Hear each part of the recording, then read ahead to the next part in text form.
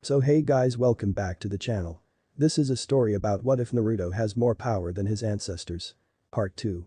If you guys enjoy this, what if? Comment down below. And let me know before I start. Please do support for more awesome content. And leave a like and don't forget to subscribe to my channel. And also share this video with your friends. And check out the description. And check out my playlist. So let's start the video.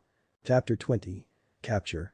Shikamaru's eyes opened slowly. His teeth gritted involuntarily against the throbbing pain in his skull. Damn, he muttered. My head. The Akatsuki had found him on a covert mission, he now remembered. Kisame had given the back of his skull a taste of his sword hilt and he'd been out like a light. This was the aftermath.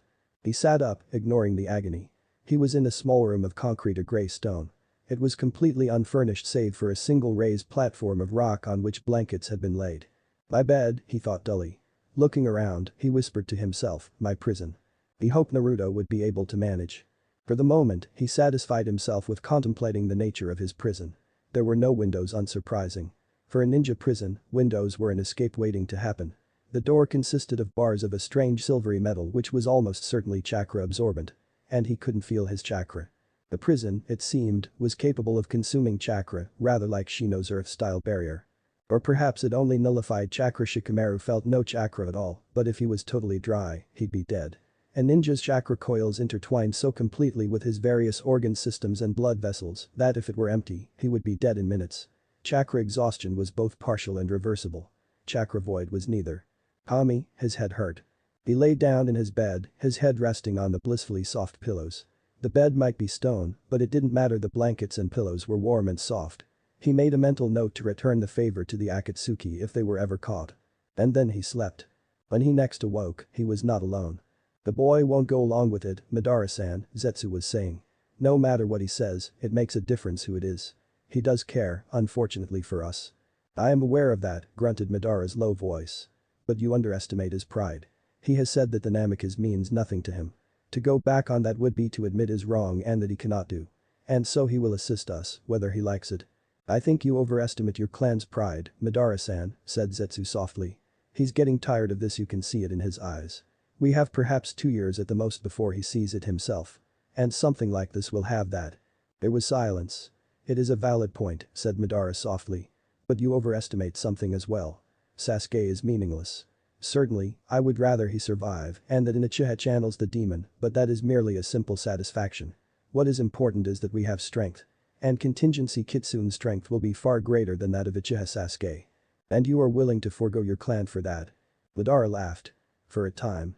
The Sharingan is derived from the Juubi. Once we call it down, I will be able to copy the gene and recreate the Uchiha in any case. It makes little difference. Very well, said Zetsu. I only ask that if it comes to it, you kill Sasuke before he kills one of us. Shikamaru watched his door intently as Zetsu's black skin and yellow eyes walked past it. There was a short pause. I imagine you heard all that, Nara, murmured Madara. Of course, muttered Shikamaru. Care to tell me what contingency Kitsune is? Contingency plan Kitsune, Madara corrected.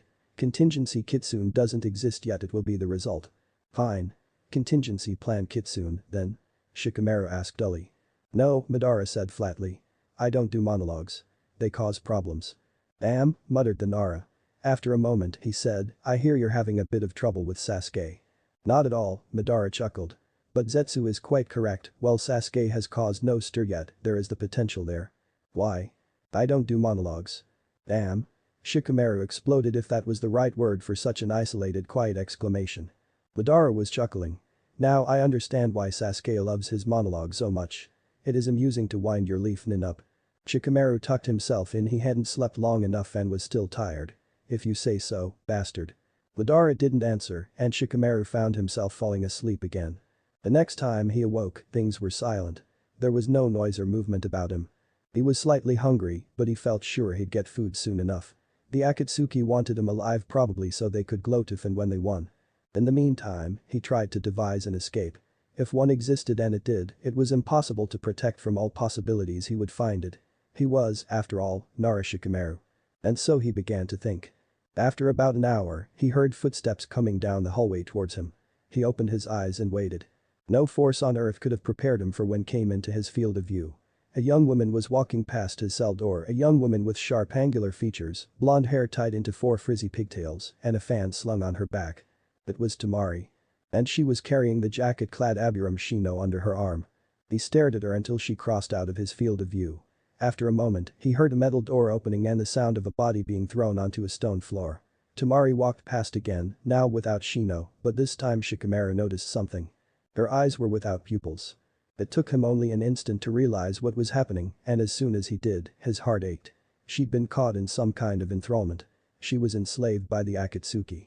He closed his eyes, looking down, trying to achieve his customary mastery over his emotions. Enthrallment was almost always irreversible except by the death of the caster, he knew. Then I'll raise Akatsuki to the ground and kill the caster, he determined. There was no loud determination in the thought like Naruto would have had with a statement of that kind. There was only a quiet conviction, a firmness born only of certainty. But first, he decided, I have got to get out of here. He took stock of his situation. Shino was here now, that changed matters. Shikamaru considered. They had very different talents. Perhaps, together, they could succeed where one might fail. When Tamari came again half an hour later, he was still in a meditative position, having still not fully built up his plans. He had several shapeless ideas, however. He looked up when he heard a scraping sound. The enslaved girl was pushing a wooden tray into the room under the door. It bore a bowl of stew, a glass of water, and a small bed of lettuce. He inhaled slightly. It smelled delicious. Odd, he'd been expecting minimal accommodations.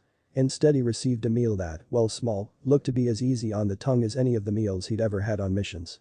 Madara-sama tells me to inform you, Tamari broke into his thoughts, and tears almost came to his eyes at the toneless quality of her voice, the fire in it was gone.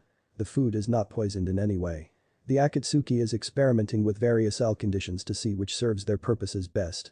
Every prisoner is in different conditions. Shikamaru almost laughed. If he and Madara weren't bitter enemies, he felt he might have enjoyed an intellectual chat with the man. As it was. Would you ask him who it was who enthralled you? He asked Tamari. I would like to know. I was instructed to relay your questions, Tamari said flatly. Expect a reply at Madara-sama's convenience. Shikamaru nodded gracefully, carefully keeping his face composed. Thank you, Tamari. For a moment, an almost confused expression flitted across the thrall's face. Then she seemed to dismiss it and walked away. Shikamaru brought the tray away from the door and knelt beside it. There were even chopsticks and not the throwaway ones one was given at restaurants. These were proper chopstick cylinders of wood, carved with the likenesses of dragons, phoenixes, and everything in between with tips of brass at the end where they were meant to be held. He only wasted a moment admiring them before proceeding to eat. He honestly believed Tamari he was already depleted of chakra and the Akatsuki clearly wanted him alive, so what could they do through a meal? He refused to let his mind go through the many possibilities. They might be numerous, but not one of them had any significant probability of occurring. No, not even all of them put together. When he was finished eating, he set himself back down into a meditative position. It would take time to come up with a plan, he knew. But given the circumstances, he had little shortage of time. Shino woke about 2 hours later, though Shikamaru by this time had completely lost track of time. Shikamaru called his name as soon as he heard his fellow Anbu agent groaning. Shino. Hawk-senpai. He heard Shino mutter weakly. So you're here too? Yes, said Shikamaru. Unfortunately. Shino groaned. Did I headbutt Sakura's fist recently? Shikamaru chuckled. My head hurt when I first came in too. I think they've taken to doing that to us. Kami knows why. They want prisoners, Shino grunted. Shikamaru, listen. Tamari-san and Kankuro-san. I know, said Shikamaru quietly. Tamari, at least, is under A. She's their slave now. Said Shino, just barely loud enough for Shikamaru to hear. My thoughts exactly, agreed with Nara. They sat in silence for a time and then, at long last, Shikamaru's first plan was finished. It seemed likely to him that it would be the only one he needed. Shino, he said. Remember bugs. Shino didn't answer. He wasn't meant to. Remember bugs was a code Shikamaru had set up for a contingency like this. If he needed to talk to Shino quickly and quietly, Shino would send an insect and it would relay the plan. After about a minute the chakra insect crawled into Shikamaru's cell and onto his waiting finger. And so he whispered his plan into it. When he'd finished, he sent it on its way back to Shino. After a moment, he heard a soft grunt of assent from the neighboring cell. Shino had received and understood the plan. Now all Shikamaru had to do was wait for Shino to finish his part. A few more hours had passed before anything changed to break the monotony. You wanted to ask me something? Madara said, stepping into Shikamaru's doorway. Shikamaru frowned. The man was silent, a very bad sign. I asked Tamari. You should know. An unfortunate oversight, said Madara. I told her to tell me if you had questions, not what they were. So I have no idea what you asked. Who enthralled her? Shikamaru asked flatly. Madara chuckled. I did, he said. And her brother Kankuro, too. But you see, you can't free them by killing me. Why not? Shikamaru growled. Madara actually threw his head back and laughed. I would never have expected such ferocity from you, Nara-san. But you see, if death is what breaks the bond between thrall and master, then I am secure in my ownership. Madara looked down, and Shikamaru glared into the holes in his mask. I am Madara-cha. I am already dead. Shikamaru blinked. What? Madara chuckled again. Oh, no. You've heard too much as it is. That's why the reanimation jutsu worked on you. Shikamaru said with a strange horror. You're not alive. No, Madara agreed. I am not. But then what are you? Shikamaru asked in bewilderment. How are you standing here? Madara shook his head at him. No, Nara. You know now as much as you ever will. The girl is mine. And that is irrevocable. You cannot change it. And he was gone. But his last words had reminded him of something he'd somehow managed to forget. Son, he remembered his father saying on the day he was named an Anbu agent, there's something our family keeps.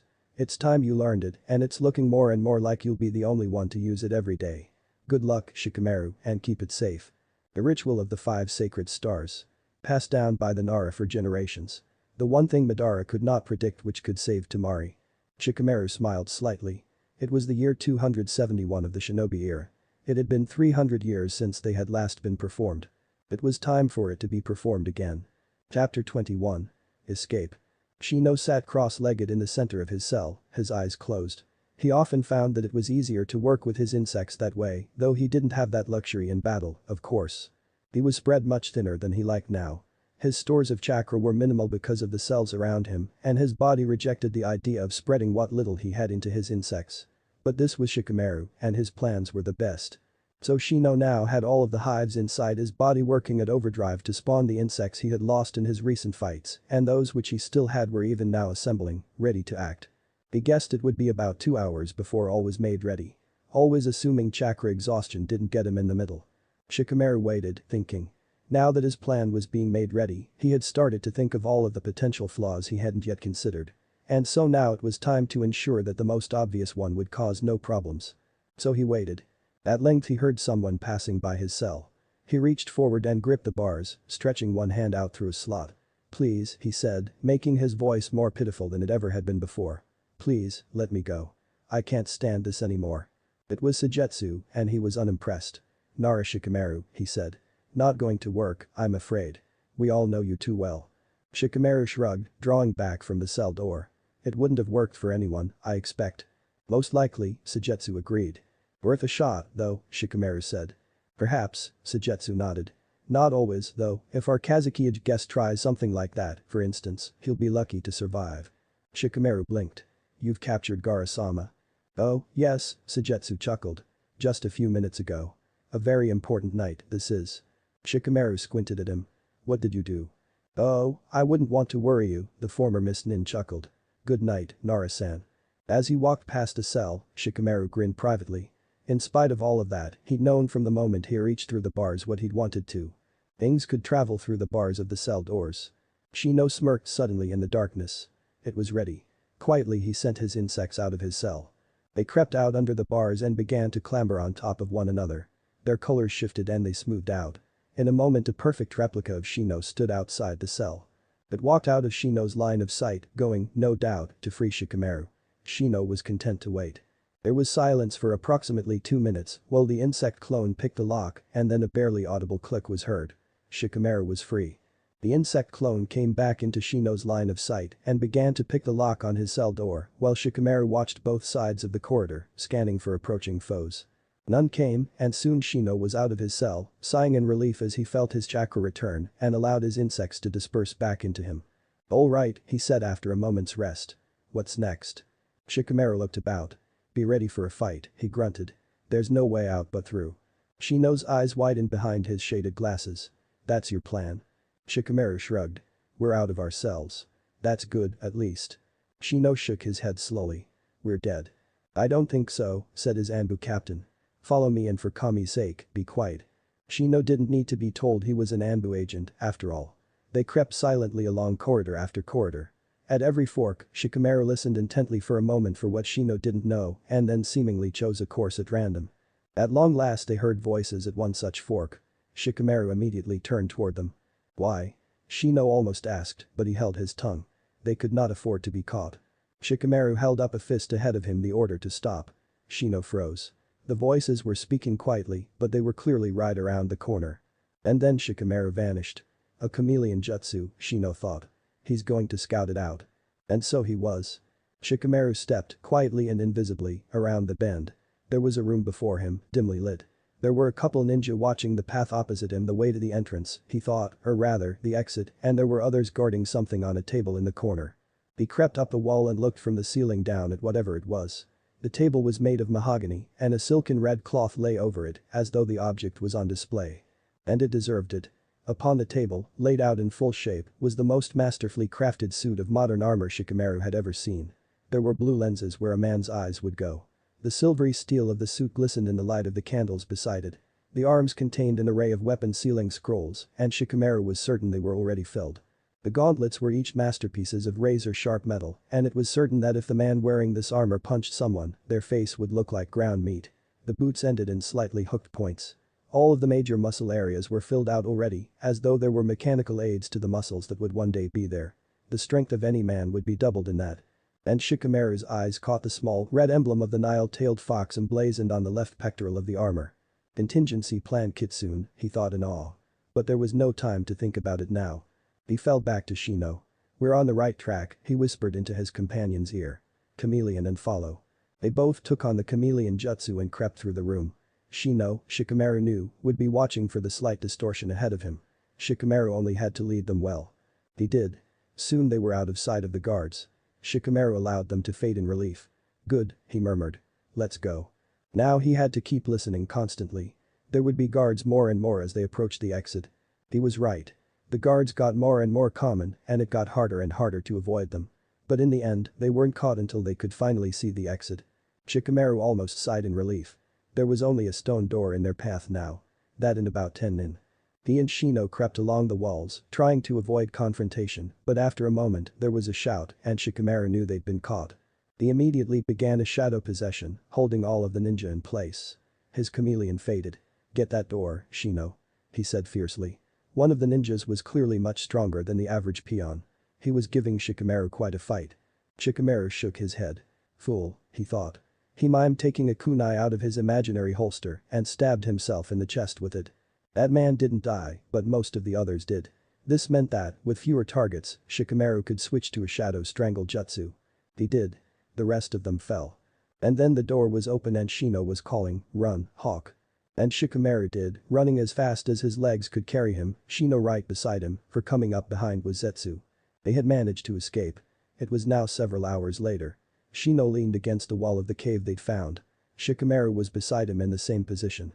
So, said Shino after they rested for a time. What's your plan? Shikamaru chuckled weakly. I'll tell you later. Too tired now. Let's get some defenses set up and then we'll catch some sleep. Shino nodded, standing. He made his way to the mouth of the cave and proceeded to lay several traps both just inside and around the cave entrance. Shikamaru was setting down a barrier behind him.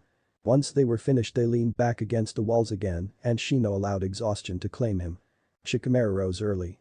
This was partly because he wanted to get up before his stiffness froze him and place rock did not make a good bed.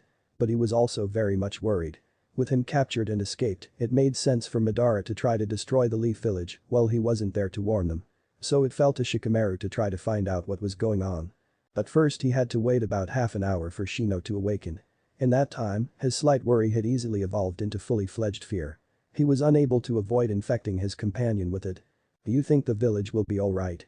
Shino asked him as they took down their traps, preparing to move. Shikamaru shook his head. I don't know, old friend, he muttered. I don't know. Once they were ready to leave, they made a beeline for the nearest village. It seemed quite empty at first, until they realized that every adult was congregated at the tavern. And Shikamaru had a good guess as to why. He was quite right, in the end. Shikamaru stepped into the crowded room. Get us a spot, he told Shino, who nodded and made a mad dash to the nearest vacant place, a cramped corner, still better than what Shikamaru had expected to find. The entire town seemed gathered here and Shikamaru wanted to know why. He and Shino had removed their forehead protectors and intended to gather information by mingling. The first step, of course, was to get drinks. Nara forced his way through the masses to the bar. "A bottle of sake and 2 glasses, please," he told the barman. Konoha brewed. The barman looked unhappy. "I wasn't intending to sell any Konoha sake," he said. "I was going to keep it till the prices rise." Shikamaru frowned outwardly in confusion, but inwardly he felt sick. He knew the laws of supply and demand better than most ninja. Why would the prices rise? "Haven't you heard?" the barman asked in surprise. Konoha fell. "Last night. The Uchiha trader destroyed it, apparently." Shikamaru only allowed himself a moment's glance downward in horror before he looked back up at the barman. "Suna brewed, then," he grunted. "And make it with 2 bottles. I could use the alcohol." The barman looked at him sympathetically before passing him the bottles and glasses from under the bar. "Had a girl in Konoha or something?" "Close enough," the now former Anbu captain grunted before making for Shino. They'd left the village behind them a few minutes ago. And now Shino wanted to know what their plan was now, with no village to protect. "What do we do now, Shikamaru?" he asked, not even bothering with the codename. "We can try to find Naruto-san. He'll probably have survived. Kurama's quite difficult to kill." Shikamaru shook his head. "No," he said. "We'll go through with my old plan. All that this means is that the stakes are higher." "And what is your plan?" Shino asked him. Shikamaru would have grinned if there was an ounce of feeling left in his heart. The cold numbness would fade, he knew, once he got to the past, but for now he felt as though he himself had died in the battle the previous night. He said slowly. "It's been protected by my clan for almost 3 centuries. It's a ritual. It will only be performable once in our lifetimes this May." "Next month," Shino acknowledged. "Precisely," Shikamaru nodded. "We'll use it, and when we wake up, it'll still be May. 5 years ago." Shino froze. "A second chance," he whispered. "We can prevent it all," said Shikamaru. "But we've got to get to work. There are a lot of reagents to gather." A little over a month later, they had the ingredients. The symbols were ready. All that was left was to wait.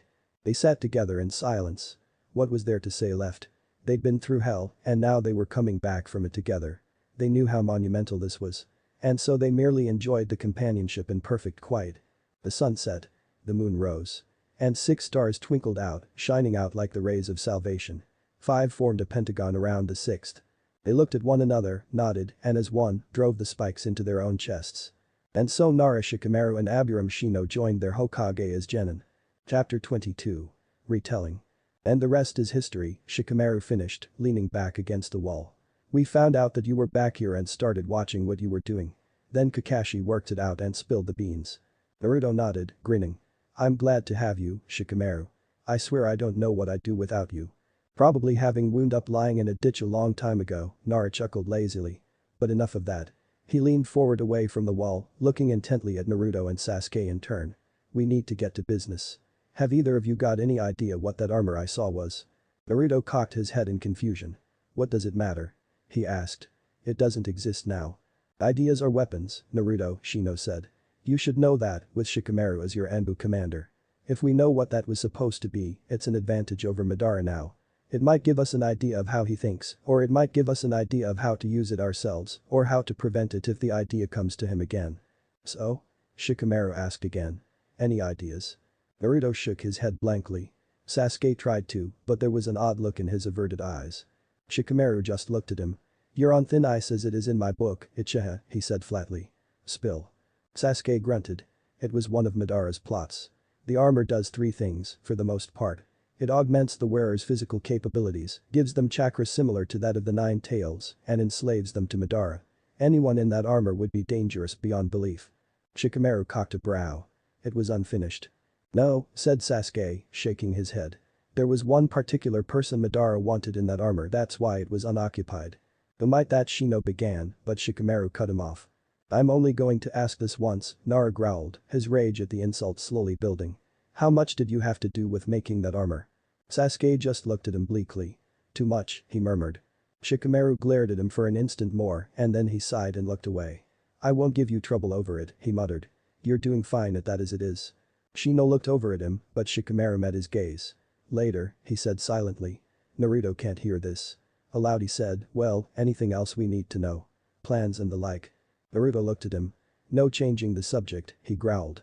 "What was that about, Shikamaru? What's so bad about that armor?" "It would have been a super weapon," Shikamaru lied simply. Sasuke's involvement shows just how loyal he was to Madara's cause. That part was even truer than Naruto knew, but Shikamaru wasn't going to burst his Hokage's bubble over this. It was all in the future now. Naruto nodded. Oh, of course. But Sasuke's on our side now. You know that, right? Shikamaru looked at Sasuke and it hit him at his eyes. And in an instant, Shikamaru saw none of the coldness and hatred that Sasuke's eyes had helped for the past 5 years. Instead he saw a horrible crushing sense of guilt. Yes, he finally said, looking back at the blonde. I know. But have you got any plans? Shino pressed, bringing them back to the original topic. Anything we need to know about? Naruto shrugged. Not really. We want Danzo dead as soon as possible, but we're not going for that one without proof. Shikamaru nodded, thinking. Any ideas as to what we can use for that proof? The Sharingan, Sasuke said quietly. They all looked at him. Danzo stole Uchiha Shisui's Manjikyu, he muttered. Itachi knows about it. If we could just get him to testify, Yamanaka could prove it. Shikamaru leaned back, a slow grin spreading across his face. Perfect, he murmured. Then our priority is retrieving your brother. And I have an idea of how to go about that. Naruto leaned forward. How? Shikamaru smirked at him. By being patient, Hokage-sama. What good will that do? Naruto asked, bewildered. It didn't work last time. Oh, we'll do something, Shikamaru chuckled. But not right now. There are things to wait for. Now listen, Naruto, Shino said. We have to work separately, do you understand? It's why we hid from you. We can cover more ground like this. Like I said, I trust Shikamaru, Naruto nodded. So we'll work separately. Got it. But let me know if something good comes up, alright. Done, agreed the Nara heir. Now I think we're done planning. Get going, you two. Shino, get back to Kurenai. And, he added, looking at the wall-mounted clock to his right, it's time for Team Asuma to meet, too. I'd best head for Chouji. Why do you guys meet at 10 in the morning? Naruto asked offhandedly as they trooped out. Shikamaru chuckled. Because Asuma and I are lazy, Chouji likes big breakfasts, and Ino needs sleep, what with not eating any food. It was mutually advantageous. Naruto stared at him, stopping in his tracks. That's ridiculous. We work later, Naruto, don't worry, Shikamaru chuckled. Good, the blonde growled. I don't want you going soft. And then they were outside. Shikamaru turned to his father, who had followed them from the door where he had been listening. Sorry we can't finish our game, Dad. Shikaku shrugged. We'll play again tonight after dinner. Shikamaru nodded. You're on. See you, Dad. He waved at his father and the rest of the genin, and then he was off, making for his meeting with Asuma. Humming around a tree, Shino saw that Kurenai was facing Hinata again. He reclaimed his position leaning on the tree as quietly as he could, but unfortunately, Kiba's nose couldn't be fooled. Shino, you're back, he said. What was that all about? Where you all closeted with Shikamaru these days? Project, Shino said. He's come up with ideas for an Aburum, and he wants me to help him out with them. This was the story they'd agreed on. Kiba just grunted. Then what was up with Naruto and Sasuke? They're working with him too, on something similar, Shino said. He's been reading a lot of scrolls on creation lately. If you say so, Kiba mutters doubtfully. Shino had already expected that, gullible was one thing that Kiba was not. But without evidence, Aburum doubted Kiba would act on mere suspicions for a while. Ah, Shino, you're back, Kurenai said. Good. It's time we got started on today's missions. Shino nodded. D ranks. D ranks, D ranks, and look. Kiba mumbled. More D ranks. Hinata stifled a giggle, and Kiba grinned at her. Poor boy, Shino thought, considering the Inuzuka. He doesn't stand a chance. As expected, he said aloud. Let's go. They made for the Hokage's tower then. Sarutobi greeted them upon entrance with a smile and a nod to Kurenai. I assume you're here for your mission. Yes, Hokage-sama, Kurenai said respectfully. What can we do?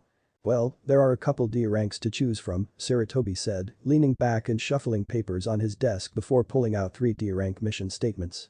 Let me see, he murmured, and then a wicked grin spread across his face. We have a mission to retrieve a cat by the name of Tora.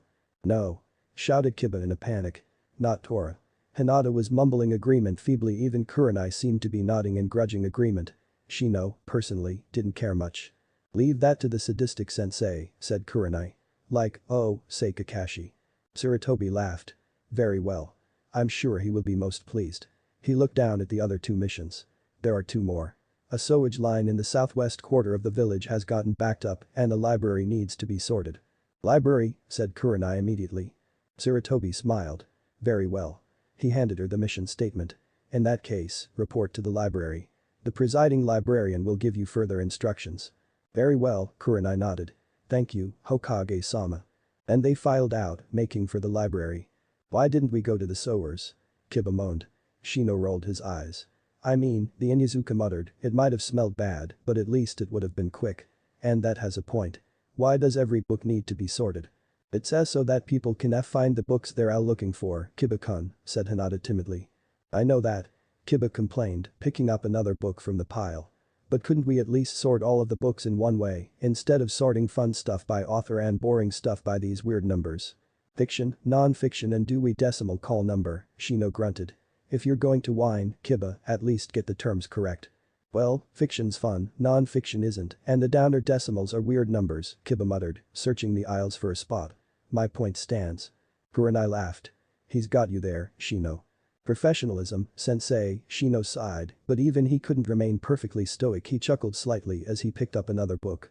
Non-fiction, 378.292, he thought, reading the label on the binding.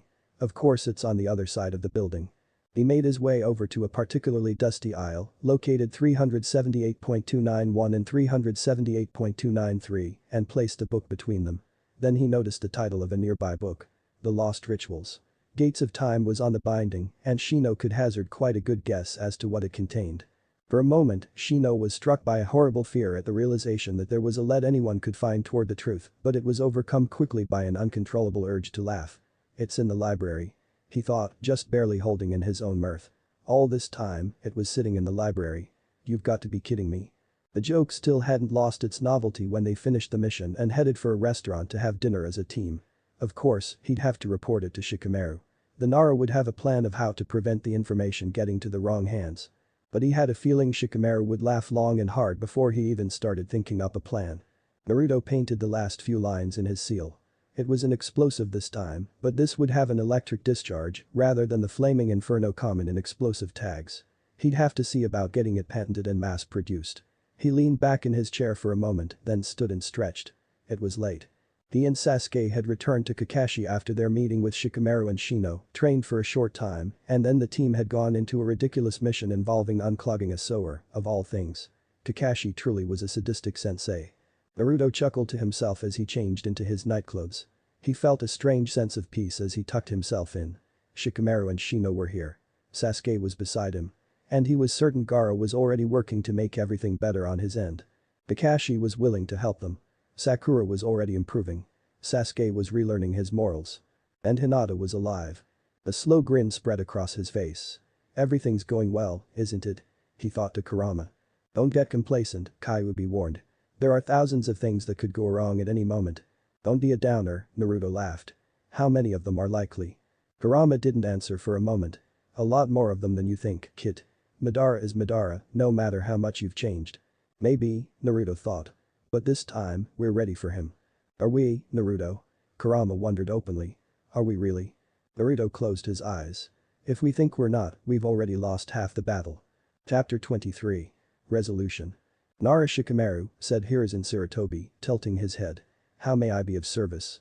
Shikamaru sighed, massaging his temples. There are two things you can do for me. First, and more importantly, you can let Hada Kakashi know that I told you all this, and second, you can forget what I'm about to say after you've done so. Sandaime cocked his head. I'm afraid I don't follow. I don't expect you to actually forget this, Shikamaru continued as though the old man hadn't spoken, but do me a favor and don't act on it without consulting me, please. The Hokage leaned forward, and there was a look in his eyes that didn't speak to a mere genin. I don't take orders from my ninja, Shikamaru, he said quietly. Centralized power is essential. Otherwise we risk civil war. Shikamaru laughed mirthlessly. Oh, like I haven't heard that before. But you misunderstand me, Sandaime-san. He was sure he saw the man's eyes widen a fraction at the unusual honorific. I don't presume to give you orders. But I'm the only one in the world, to my knowledge, who knows the full extent of our situation and can tactically analyze it. So I must request that you view my advice as valuable for all our sakes. Hiruzen leaned back. Very well. What is it that you know which I don't? Shikamaru tossed him the book Shino had found, to all their shame, in the library. That, he said flatly. Hiruzen studied its exterior for a moment before looking back at him. You've traveled through time, he murmured. You've seen our future. No, Shikamaru corrected. I've seen the future. You should hope Kami I haven't seen ours. Not a nice place? Hiruzen asked quietly. Shikamaru snorted. To say that is to call a supernova a barbecue.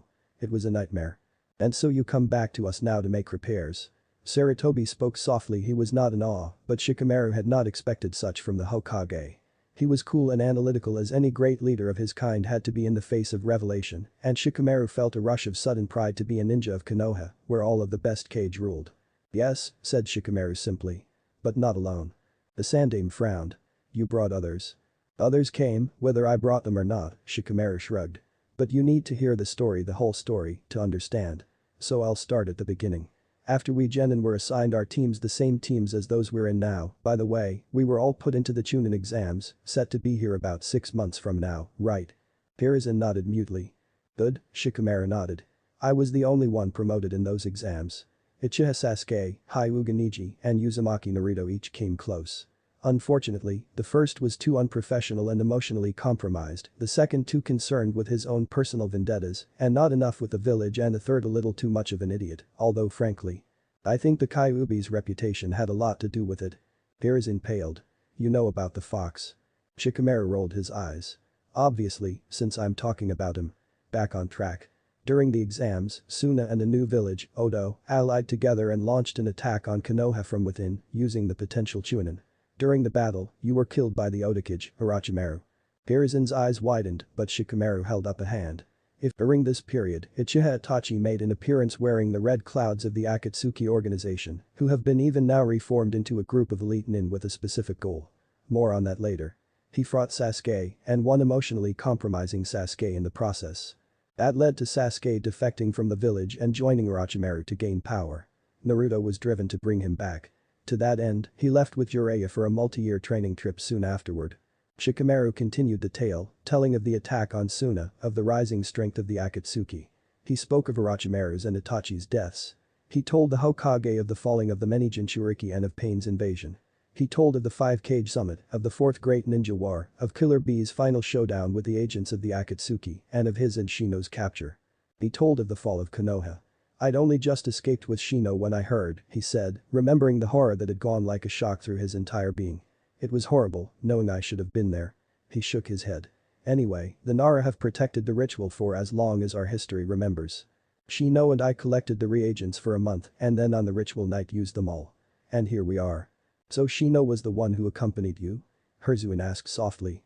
He had, after the beginning, seemingly decided simply not to interrupt and instead to allow Shikamaru to weave the tale on his own. Shikamaru nodded. But there's more, he said. Sasuke was the one who destroyed Konoha and he took the Kazekage, Gaara, prisoner Gaara was in the village at the time. Gaara apparently appealed to whatever better nature he had left or something, though I don't pretend to understand exactly what happened. The point is, Gaara knew about the ritual through Shukaku. He told Sasuke. Now they're both back. Hiruzen started to stand in alarm, but Shikamaru held up a placating hand. Sasuke's changed, he said quietly. Believe me. I'd never have thought of it, but we all had a conference yesterday. Guilt doesn't even begin to describe what consumes him. As it well should, he added privately, thinking of contingency plan Kitsune. But that's not the point. No one's had contact with Gaara yet, but I expect he's fixing the situation in Suna as we speak. And there's one more of us time travelers, too. And who might that be?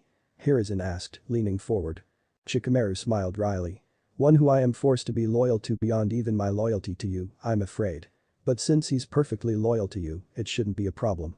Hiruzen leaned back. You're Hokage. Shikamaru grinned. Yes, Sandaime-san. Naruto survived the fall of the village. And he's not going to let it happen again. Morning, day, and evening again. Sasuke had always liked the evening. The cooling of the air had always seemed to soothe him, even in the midst of his raging. And so now he found himself sitting out atop his roof, watching the sunset. The previous day he'd done this too, considering the allies he suddenly found himself with. Shikamaru, Shino, Naruto, Gaara, and himself. Frankly, Sasuke could scarcely even imagine a more effective team. He had found it difficult to rest, thinking of all of the possibilities opening to them even now that he'd come out here to think on it all. But now the novelty had worn off and he found his thoughts drawn to a particular part of the previous day's conversation. I'm only going to ask this once, Nara growled, his rage at the insult slowly building. How much did you have to do with making that armor? Sasuke just looked at him bleakly. Too much, he murmured. Too much, indeed. Sasuke swallowed hard, the guilt rising again like bile. How had he been so blind? When had he become so twisted? He thought of himself only a month ago. Or was it 6 months from now? He thought of the cruel, driven, weak-minded individual who had betrayed all he had ever known for a misguided vengeance. And he hated him. Sasuke suddenly found that if he went to the core of his being and tried to pinpoint the person he hated most, he found a tie between two, Danzo and himself, with Madara close behind. Sasuke suddenly chuckled. If Hiruzen Sarutobi hadn't been blocked last time by his status as clan head and the prestige of the Uchiha clan, Sasuke was sure he'd have been all too likely in an asylum for a fair part of his childhood for post-traumatic stress disorder. Sasuke almost wished the man had been able to force it on him. But a part of him whispered that he had gained too much to even consider such a thing. And he despised that part of himself for its selfishness. What right did he have to friendship or camaraderie or anything good in the world after all he had done? After the deaths of so many? Nothing, said a voice in his mind, and it was his own. He put his head in his hands, but did not cry. He had cried for this once already. That was enough. But then another voice spoke in his mind. Pitiful, it said. What is this, Uchiha? Self-pity? Sasuke's eyes snapped open. That was not his voice. Kurama, he greeted softly. And then he was elsewhere. He blinked in surprise at the sudden change of locale. He was seated on a grey marble throne, and looking around, he saw a great hall, a throne room, with a floor as black as night, pillars as red as blood, and walls and a ceiling like a great silver curtain over all. But the sight was not grand. The throne's back was rented into two, one of the armrests was completely absent, and the other was horribly chipped. The entire left-hand corner of the hall as he faced it had collapsed completely, leaving a pile of crumbled masonry everywhere. Many of the pillars were cracked in ways that they were completely broken and held up only by the others. The floor looked like the earth of a wasteland, cracked into 1,000 intricate pieces. It was dotted with piles of shattered rock where bits of the crumbling ceiling had fallen down. The door was of rotting mahogany, grown over with ivy and other creeping plants. And then it opened, and in stepped a small fox.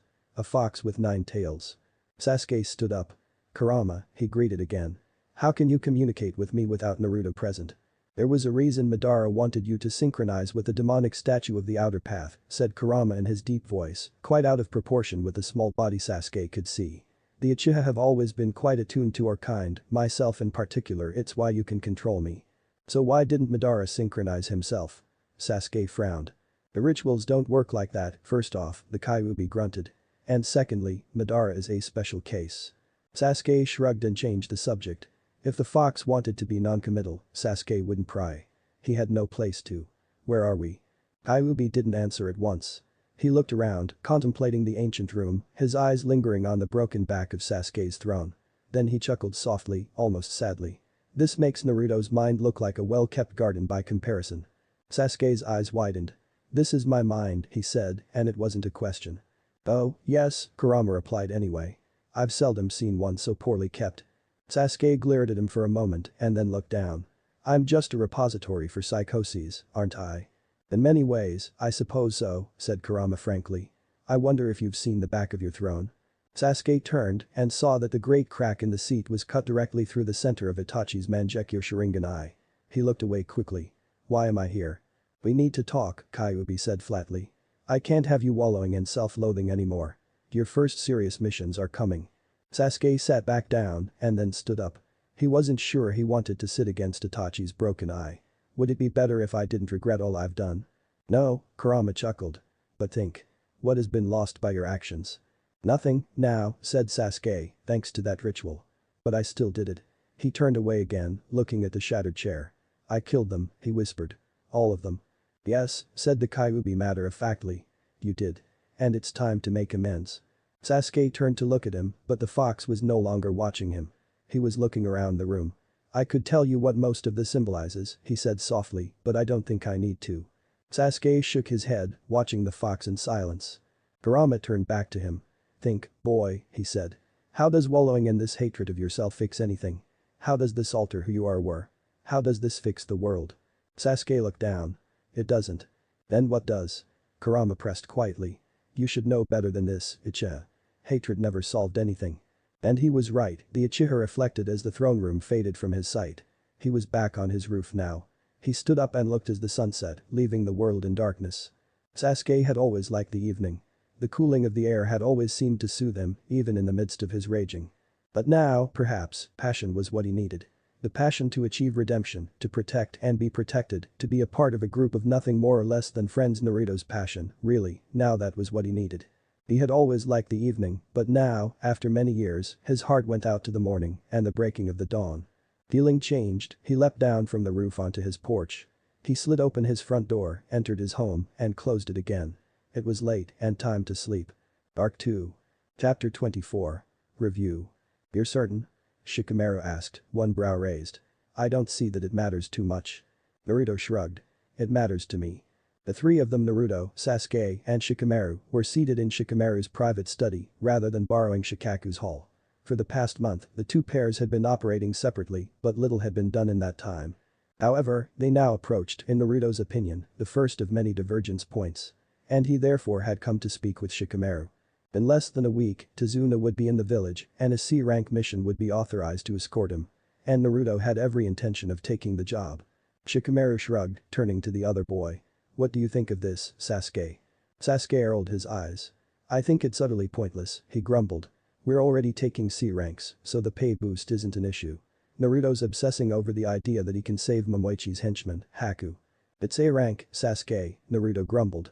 We'll get paid 3 times as much. If you'd ever bothered to pay attention last time, Sasuke countered, you'd know that the council refused to pay for that mission, more than for a C rank on the grounds that it was completed without authorization, which is true. Like I said, no pay boost. Sasuke's right. Shikamaru cut in before Naruto could answer. I remember looking into the debate when we were overthrowing the Hyuga, looking for ways to discredit Hiashi. So, he cocked his head at Naruto. Why do you want to take this one? Naruto's shoulders slumped and he looked away. It was the first real mission we took, he said quietly. It defined us, or at least me, for years afterward. I don't want to miss it. And, he looked at Shikamaru out of the corner of his eye. It'll give me a chance to succeed where I failed last time. And what happens when you fail again? Shikamaru asked softly. Naruto's head whipped to face him, glowering. Some things can't change, Naruto, he told the blonde would-be Hokage. What makes you think you can turn aside from the road at every corner? Because if we can't, then we shouldn't even be here, Naruto ground out through gritted teeth. We have to try everything we can, Shikamaru. You know this, why are you asking me? The more we change for the better our chances become. Shikamaru smirked slightly. Good, you're actually thinking instead of acting on instinct. I'll get the mission for you. Naruto blinked. What? Shikamaru chuckled. I have nothing against you taking the mission. I just had to make sure it was for the right reasons. You're right, of course. Here he glanced at Sasuke for a moment as he said, the destination is the sum of the journey. Sasuke frowned, recognizing that he was being preached to but not grasping the meaning. He'll work it out, Shikamaru thought. He's smart. Now get going, you two, the Nara heir ordered. I've got an appointment with the Sandaime to set up. Naruto nodded, stood, and stretched. You got it, he said, grinning. Come on, Sasuke. Let's leave the guy to his important work. Sasuke rolled his eyes as he stood. See you, Shikamaru, he nodded cordially. Later, Sasuke, murmured Nara. Naruto stopped just outside Shikamaru's door, rolling his shoulders. Sasuke stopped beside him, watching him. What's up? Uchiha asked. Naruto shook his head with a slight grin. That guy always puts me off my balance, that's all. You think you've got trouble, muttered Sasuke. At least he likes you. Naruto rolled his eyes. Come on. It's almost 7. Don't want to keep Sakura waiting. And the two made off down the road at a trot. They reached the training ground with a minute to spare, but their teammate was already there. She waved at them, but didn't move, and Naruto saw that she was in the middle of the form. He smiled slightly at that. Hey, Sasuke, could you watch me run through this form? Sakura asked as they came up to her. I'm not sure about one point in the middle. Hey Naruto. Hey, Sakura, he said with a grin. Sure, Sasuke told her. Naruto to jutsu spar after I'm done. On. Naruto treated the Uchiha to a thumbs up and headed off to a corner of the field to start his training routine. Sakura watched in awe as her two teammates sparred. They never used ninjutsu for some reason, but their taijutsu was stunning. She felt frankly that fate had given her an automatic victory over Ino in all competitions, simply because she could observe this almost every morning. Sasuke moved like a snake or a bird. He was never where Naruto struck, always quick and striking with a deadly precision. But if Sasuke was a serpent, then Naruto was a lion. If Sakura had been told 2 months ago that she would be admiring Naruto's skill and power in combat almost as much as Sasuke's, she'd have laughed at them. And then tried to burn them at the stake for sacrilege. The blonde boy utilized nothing like Sasuke's graceful, elegant techniques, opting instead for a much more simplistic but, for him, no less effective stratagem of simply rushing his opponent with such quick and repetitive power and stamina that even Sasuke was barely able to hold his own. And that was only for the first 20 minutes of combat. They scarcely ever fully finished a spar while Sakura was present, or indeed at all, but from those she had seen in full, Naruto almost always won. It wasn't that he was more skilled technically, quite the contrary. Sasuke's technique was flawless, while his would make any traditionalist martial sensei wince, but simply a matter of stamina. Sasuke, for all his glorious abilities, was not tireless, while Naruto seemingly was. Sakura had only seen Sasuke win one of their spars, and that had been in the first 5 minutes of combat. Any later, and Sasuke would be too tired to go on a full offensive. Sakura felt privileged to be on a team with these two. But if she had one complaint, it was simply that she felt unnecessary. She almost never took part in any sort of combat with a team that was all up to her teammates. Her only valid contribution was her mind and tactical planning. Admittedly, though, that had helped them considerably on many missions. She'd been watching for 3 full minutes, a long time by a fight's measurements, when she realized she was supposed to be working on a form. Sighing ruefully, she reluctantly turned away from the two boys and got back into her stance. "Are you sure this is wise, Shikamaru?" Shino asked his comrade quietly. He was following Nara to the Hokage's office, where Shikamaru intended to request a specific mission for Team 7. "Why wouldn't it be?" the Nara heir asked nonchalantly. Shino glared at him under his sunglasses. "Shikamaru, if something goes wrong, it could ruin everything. Why are we taking pointless risks?" "I'm not sure you understand the nature of our mission, Shino," Shikamaru said suddenly, whirling to face him. Shino blinked. "What do you mean?" Shikamaru sighed. "The very nature of our mission requires risk-taking. The whole purpose is to take all the deadly risks from before sooner, now that we're better prepared for them. In addition, we want to achieve greater success against all our more temporal risks. Such as, for instance, Naruto's mission to the Land of Waves." Shino cocked his head at him. "Shouldn't we conserve every element of surprise we have for the really important tasks, though? Shouldn't we hide our full strength from the outside world?" Shikamaru shook his head. "Impossible. We have Naruto." Hiruzen was just authorizing a massive stack of D-ranked missions when Shikamaru came in. He looked up and nodded to the Genin, though perhaps the rank was erroneous. "Shikamaru greeted me cordially."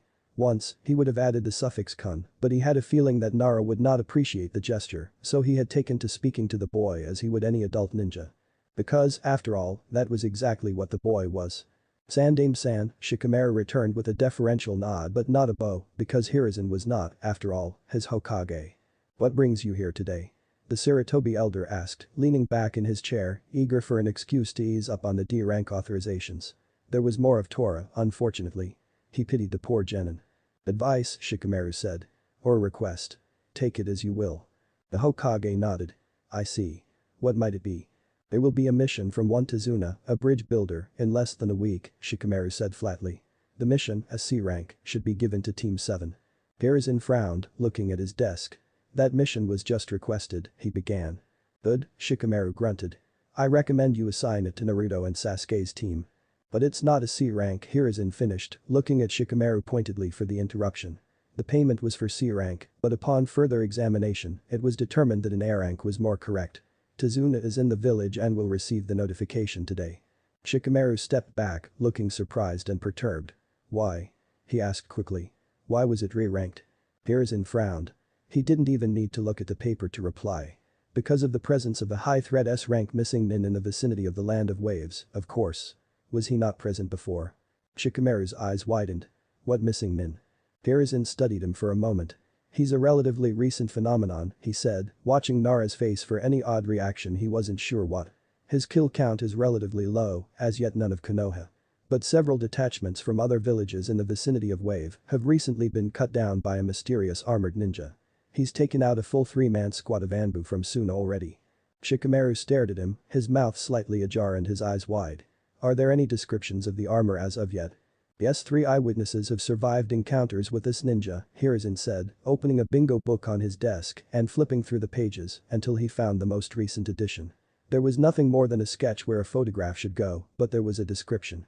He read it aloud. "Armor is silver. Mask appears skull-like. No blue lenses where the eye would normally be apparent. Small red insignia on pectoral as yet unidentified." He looked up at Shikamaru and was surprised to see the boy shaking, eyes closed. His face was perfectly blank, and Hiruzen could not tell if he was shivering from shock, fear, rage or some mixture of all three. "Shikamaru?" he asked softly. "We will continue this conversation another time," Shikamaru murmured. "I need to consult with my allies." And then he was out the door on a run. Hello, children, Kakashi said happily, leaping into their midst. Hey, Kakashi-sensei, Naruto grinned, giving the Jounin a thumbs up. They'd just been starting to work together on forms, and Naruto, who despised forms with a passion, was extremely pleased to have an opportunity not to do them. Time to get a mission. Yes, said Kakashi. Come on. Good work on the forms, by the way, Sakura, he added, treating the pink-haired girl to an eye smile. You're really improving. She blushed and ducked her head. Thanks, Kakashi-sensei. It's all thanks to Sasuke's help, though. The greatest teacher can't teach a student who doesn't want to learn, Sasuke said, shrugging. And I'm far from the best. Loving the bonding and all, said a voice overhead, but there are more important issues. Shikamaru jumped down into their midst. His eyes met Sasuke's and held them, he didn't even look at Naruto. I need a word with Naruto and Sasuke, Kakashi-sensei, he said quietly. Now, please. Fine, said Kakashi, shrugging. Don't kill them. No promises, said Shikamaru, and Naruto shuddered inside at the deadly seriousness of his voice. What was wrong? Come on, you two, said Shikamaru, gesturing with his head to the thicker woods behind him. They followed him into the trees. He led them until Naruto judged they were about out of earshot from Kakashi and Sakura if they spoke normally. Then he stopped, and they did too, behind him. Sasuke, Shikamaru said softly. I want an explanation. And then he had spun and pushed the Uchiha against a tree, their noses nearly touching, and the Nara had a kunai against Sasuke's gut. Sasuke spluttered. What? What are you doing? Hey. Naruto shouted. Get off of him. Quiet. Hissed Shikamaru, eyes flicking over to glare at the blonde. Turning his attention back to Sasuke, he whispered threateningly, you need prompting. Fine. There had better be a damn good explanation, Sasuke, for the fact that contingency Kitsune is wandering around killing people near the land of waves. Sasuke's eyes grew wide, and no one could mistake his expression for anything other than it was shocked horror. What? He murmured brokenly. Chapter 25. Reorganization. You heard me, Shikamaru hissed, real fury in his eyes. I just got back from the Sandaime office. The wave mission has been raised to B rank because of the presence of an S rank missing inactive in that area. He's already killed Asuna Anbu squad off. And he's wearing armor that perfectly matches what I saw in Madara's lair. I want an explanation. Now. I don't know, I swear. Sasuke said in what the small part of his mind that was thinking rationally realized was an almost childlike display of shocked horror. But the greater part of his mind was busy getting weak at the knees with the weight of that very emotion. They didn't have him. You know they didn't have him. It makes no sense. You didn't have him. Shikamaru snarled in his face viciously, and Sasuke felt as though his heart was tearing at the confirmation of his guilt. You're one of them. You were one of them from the moment you abandoned Konoha for Orochimaru. And then the Nara had been launched sideways by kick, courtesy of Naruto, who now stood between them, glaring at Shikamaru's prone form. I'll say this once, Captain Hawk, said Naruto, quietly and forcefully. You will not consider Sasuke to be one of our enemies again, verbally or otherwise, until he gives evidence that he is so. Is that clear? Shikamaru looked up at him with hooded eyes for a moment and then sighed ruefully. Sometimes I forget why you are our Hokage, Naruto, he murmured. My apologies. It won't happen again. See that it doesn't, Naruto grunted. Now, I'd really like to know what's going on.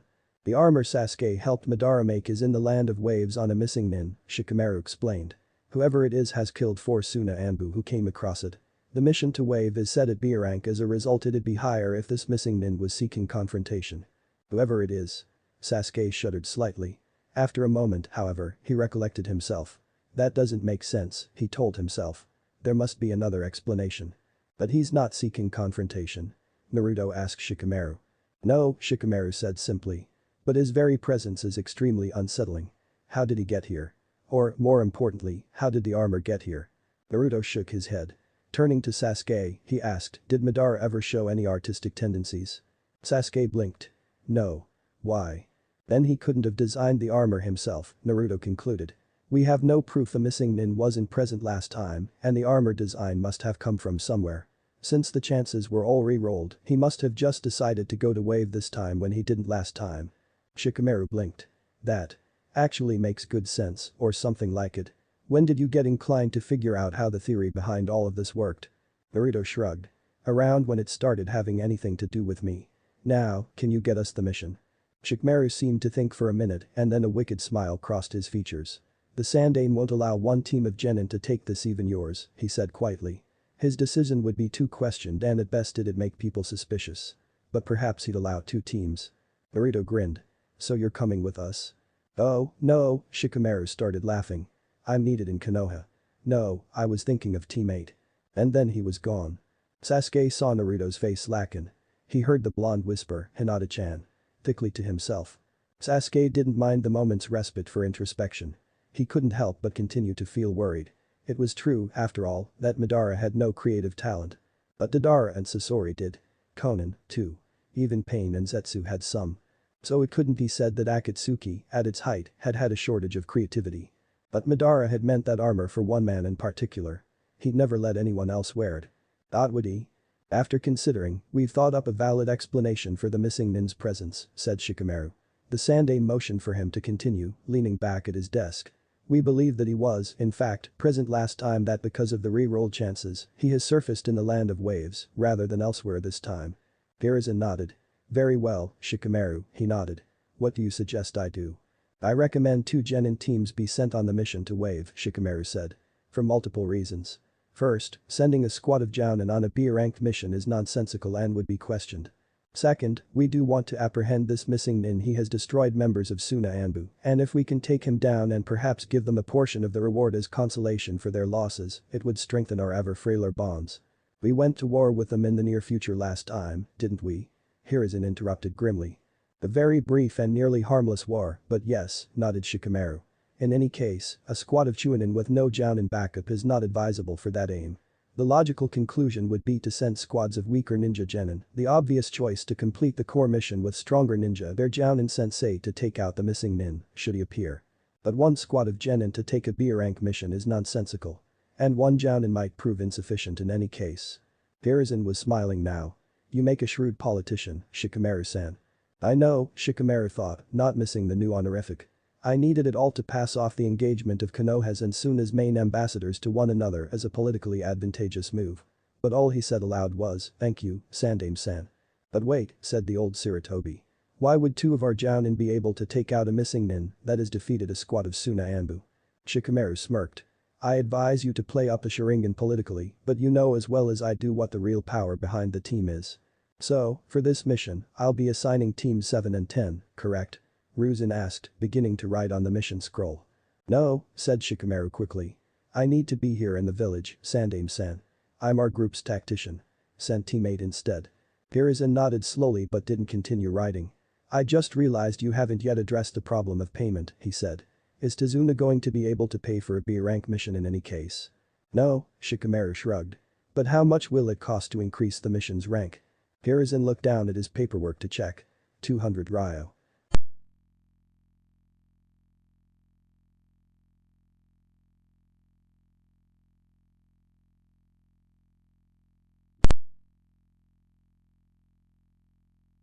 Azuna nodded, squinting at him. If he had known he'd be called back to the man's office again today, he'd have refrained from drinking any sake until the meeting was over. Unfortunately, they'd surprised him with this, and so he was already drunk to the point where he was absolutely certain he was embarrassing his homeland with his slurred speech. No problem, he mumbled. Need your help. Hiruzen nodded. Unfortunately, the mission you requested has been raised in rank to B grade on the grounds of a missing nin's known presence near Wave. Missing nin? Takuna blurted without thinking, then clamped his mouth shut hard. B rank was for the presence of a missing nin. If they knew that Tazuna himself was being gunned for, it'd be even higher. B rank, he might just be able to manage, given a little time. Yes, said the Hokage. Fortunately, a benefactor who opted to remain anonymous has paid the increased cost. Tazuna grinned. Oh, good. Then he frowned. Wait. What if someone trying to lure me to the missing nin? The Hokage smiled. Don't worry, he assured Tazuna. I know the source personally. I have complete faith in his loyalty. K. Tazuna muttered. So when do we leave? In a few days, the Hokage said. I will be sure to notify you in advance so that you can sober up. Tazuna flushed. Sorry. Hard. To be away from home for so long? The Hokage asked softly. Tazuna nodded woefully. Especially when they need me. This is most unwise, Hiruzen, Midokado Himura said quietly. The village elders were having tea with the Hokage to discuss various village affairs, including, in this case, Tazuna's mission to the Land of Waves. He and Kaharu were in perfect agreement on this point, sending 2 genin squads on a B-rank mission, paid partly by a benefactor who Hiruzen still refused to name, made absolutely no sense. Hiruzen leaned back in his chair. Allow me to explain my reasoning, then, he said quietly without looking at either of them. Amura frowned at this show of disassociation. For nearly 2 months, Hiruzen had become startlingly distant from his 2 former teammates. It was as though they'd done something to alienate him. But he simply nodded to the Hokage and waited for his explanation. Suna has recently lost multiple Anbu agents to the mysterious missing nin near Wave Country, Hiruzen said. They would be grateful were we to give them his or her head. Do you agree? Amura nodded, waiting for the other man to get to the point. Beside him, Kaharu sighed in impatience. So the Chunin squad expected for a B rank mission makes no sense if that is our unspoken aim, said Hiruzen. We need Jounin. But we cannot send a squad of Jounin on a B rank mission. It looks illogical, and other villages would think us frightened. But Genin? Kaharu asked, exasperated. Hiruzen, you're the one who is so ridiculously overprotective of the children. What are you thinking? The Genin will finish the core objective of the mission, which is little more than a C rank escort. Hiruzen spoke quietly, but his authority topped the woman's words. Meanwhile, the Jounin will be on hand to capture or kill the missing nin, should he or she appear. This missing nin has destroyed a full squad of Suna Anbu, Homura said softly. Yuuhi Kurenai only recently made Jounin. Bakashi Haddock has the precious Sharingan, Hiruzen countered. You and Danzo were so afraid of it that we destroyed all but 3 of its known bearers, and though I still think that was an erroneous decision, you were right to fear. The Sharingan is dangerous. Haddock's ninjutsu is nigh on unrivaled, and Yuuhi has similar standing in Jinjutsu. There is, after all, a reason she was able to become one of the 5 youngest Jounin sensei in Konoha history, despite the widespread prejudice against Kunoichi. They are capable. What I fail to understand, said a new voice behind Homura as the door opened, is why we should be expanding our resources to destroy an enemy of Suna. Danzo, said Hiruzen without inflection. This is a meeting between the 2 village elders and myself. I count 3 people who should be in this room now. You are not one of them. Homura's eyes widened slightly. Hiruzen had never dismissed Danzo so offhandedly before. What was happening to him? Kaharu was clearly extremely surprised as well. How dare you dismiss Danzo-san so quickly? She said loudly. He has given us valuable counsel. Counsel to war, yes, Hiruzen said, and though his voice never rose and he didn't release even an ounce of killer intent, the room seemed to grow colder. The Hokage stood, and Homura had not seen so much power into the Hokage's aged form since they were young and fought side by side in battle. How dare I? He asked softly. How dare you, Danzo? Hiruzen gestured to Homura and Kaharu. They were my teammates, he said softly. We fought and bled together. We fought and bled with you too, but if your blood is not black by now I am most surprised. Hiruzen turned away, looking out the window. They were my friends, he said, and Homura felt an odd chill go down his spine. But your eye has seen into their minds, and now those minds see out of that very eye. Homura distinctly saw Danzo stiffen ever so slightly. What are you suggesting? The old warmonger asked softly. Exactly what you know to be true, said Hiruzen, still quietly but now with a concentrated force. You cannot turn its gaze on me. I will find it. But they are open. Well, no more. I cannot prove anything yet, but I have the means to find that evidence. The only reason I have not yet utilized them is because your blood belongs to another and I will not steal what is his. Go. Do not deceive yourself into thinking my threats are empty.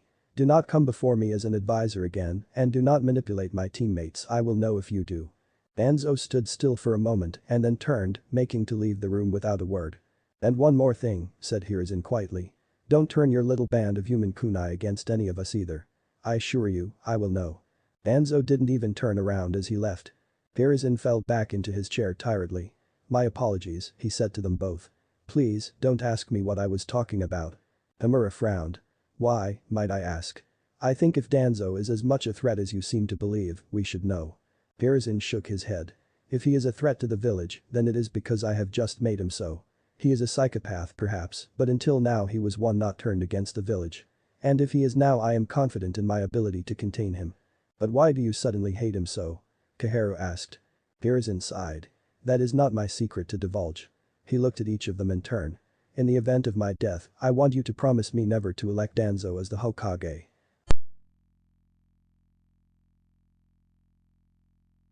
Hiruzen smiled ruefully at her. I sincerely hope I never have to. Now, the mission to Wave will be as I have said. If I have not yet convinced you, I never will, and I am quite certain on this point. I am too tired to argue further now, in any case. Is there more to discuss? Yes, said Homura, standing. But it can wait for tomorrow. He put a hand on Hiruzen's shoulder. Whatever this secret is, you don't have to bear it alone, old friend. Hiruzen smiled weakly at him, and all of the authoritative power that had been in him was gone. Homura was struck by just how old his teammate was. None of us have much longer to live, perhaps, he thought. But dying of old age is the death of a very powerful shinobi, after all. I'm not the one bearing it, Homura, he said softly. I'm just helping them out. Chapter 26. Realignment. Kakashi looked at the man blankly. Hokage-sama, if you don't mind my asking. Why? Hiruzen sighed. I've gone over my reasoning too many times in the past 2 days as it is, but if you insist. No, no, said Kakashi quickly. The old man had visibly sagged at the prospect of explaining. I'll figure it out eventually. Just tell me what I need to know. The Sandaime nodded gratefully. All right. It's a joint mission, which is why both of you are here. Here the Hokage nodded to both Kakashi and Yuhi Kurenai beside him. The mission has a very particular reason for assigning it to Genin, believe me. Kakashi nodded, willing to accept that much information for now, but Kurenai frowned. Hokage-sama. Will this be a serious threat to my team? Sandaime shook his head. Given all the circumstances, I don't expect so. The original mission was C rank. It was raised due to the presence of a relatively unassuming S-rank missing nin in the area, which is the reason for the 2 Jounin-headed squads. Kakashi raised his one visible eyebrow. So let me guess. We have our spoken mission objectives for the Genin, while the 2 of us keep our eyes open for this missing nin. Precisely, agreed the old man. Be warned, however. He's a fairly recent phenomenon, but we know he's eliminated a squad of Suna and below importance, not one of the high-profile groups. We want to be able to give them his head on a silver platter, but it's more important that everyone going on the mission survives. Respectfully, Sandaime-sama, began Kurenai, looking worried. Why am I being sent on this mission? I'm one of the newest Jounin. Surely a more experienced ninja is better suited to something like this. Hiruzen looked at her appraisingly. You're also the greatest ninjutsu specialist the village has to offer, he said. Kakashi is our ninjutsu specialist. Ideally I would send Maito-gai with you as well, thus completing the triad of ninja talents, but 3 Jounin on a B-rank mission is illogical. Perhaps after this, if the missing nin is not captured, I will send a squad of Jounin to take him down. In the meantime, this is our lineup. Surely, though, Asuma would be a better choice. Asked Kurenai. He's much more experienced than I am and he has a more powerful reputation. He's a ninjutsu specialist like me, though, Kakashi answered for the Hokage. You're a ninjutsu user. Much less expected and therefore more effective. Well, Maito-gai, then. Kurenai looked very worried. She's terrified for her team, Kakashi thought. It's her first squad and she's terrified of failing the kids. Suddenly he realized something. It's my first team, too. But then again, he should be more worried about his students failing than him. Sasuke and Naruto could probably each kill him if their stories were anything to go by. His team is occupied elsewhere, a prolonged C rank near the border with Kumo, the Hokage explained. You're the clear choice. And abide to be on a mission with me, Kurenai. Kakashi joked quietly. She glared at him, but he met her eyes steadily, trying to convey a silent message to her. Don't worry, he said wordlessly. I won't let anything happen to any of you. And nor will my team, he added to himself as he turned back to the Hokage. No, of course not, said Kurenai after a moment, and Kakashi had a feeling she'd gotten the message. I'm just not sure I'm ready for a mission of such importance. I'm certain you are, Kurenai, said Hiruzen simply. Now, on to the details. The spoken mission is as follows. You and your teams are to escort the bridge builder Tazuna to his home in the Land of Waves and protect him while he finishes his bridge there. Unofficially, you're taking down this missing nin. Do not, I repeat, do not actively seek him out, not while you have Genin. If he comes, the Genin are the priority. This is his description, or what we have of it. The Hokage passed them each a page, likely copied from the most recent bingo book. Kakashi studied it, especially the image. The man on it was about average height, but given the heavy, silvery armor he was wearing, his actual height was likely slightly less. No part of his actual body could be seen. His chest plate was adorned with a diagonal row of metal cylinders from his left shoulder to right hip, each containing a scroll. The back plate was littered with a network of spikes pointing downward, reminiscent of the Saninjiraya's signature needle Jizo. The shoulders were smooth and curved like ovals meeting in vicious points past his arms. His legs were relatively as expected, with metal pseudo-cylinders hugging the thigh and lower leg. The kneecaps were spiked, with a solitary point aimed upwards, and the toes of the boots curved down like shard talons. The arms and helm were the most remarkable features. The elbows extended outward almost to blades longer than a normal kunai by half at least. The gauntlets looked deadly, with spiked knuckles, fingers made of rings locked together, each curving into a point facing back and ending in points, and spurs on the backs. The lower arms were adorned with an array of scroll-holding cylinders like those on the chest, which looked to be able to revolve around the arm. Below these there was on each arm a smooth flat cylinder around the arm, and around this was wrapped another scroll, a storage scroll, by the seals Kakashi could see.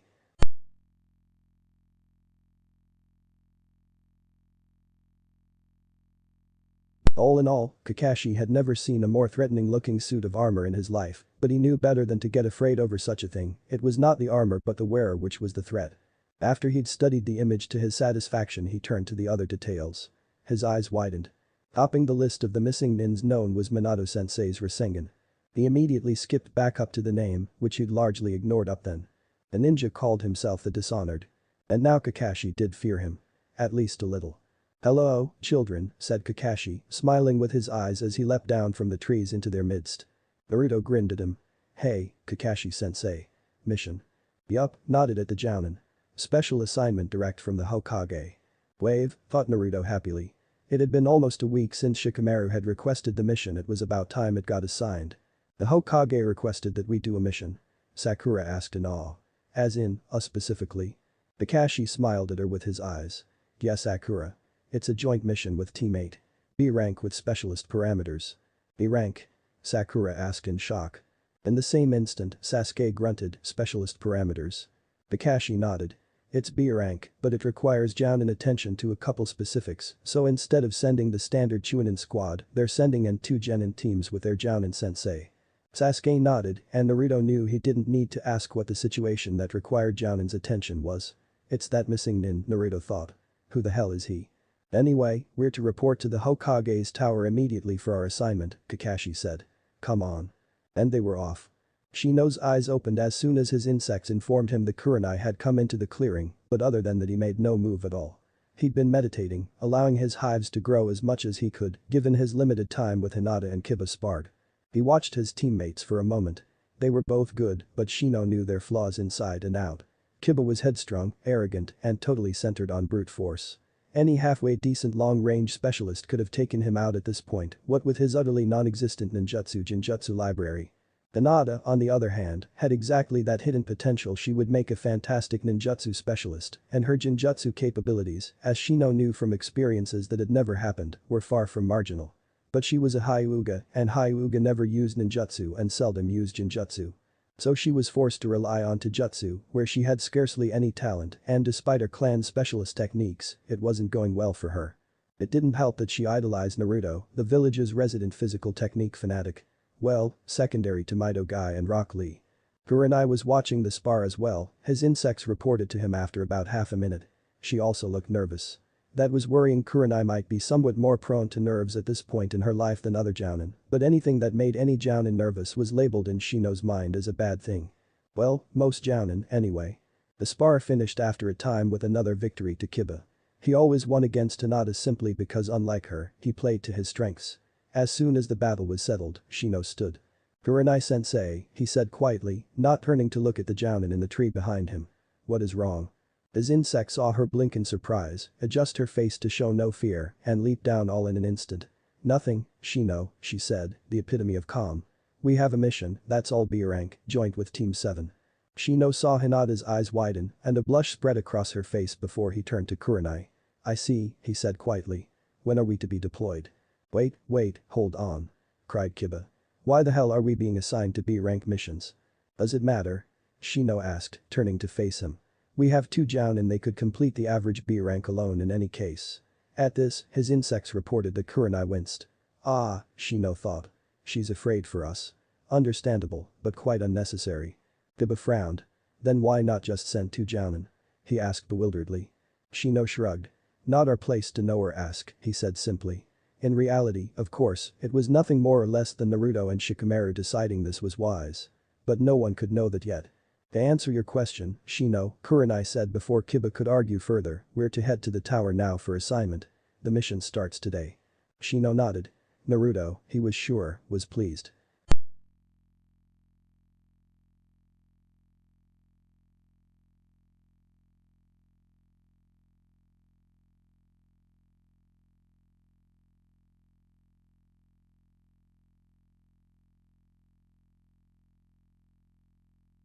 He was placing himself and Kurenai, the two most capable and alert ninja, in the rear and front.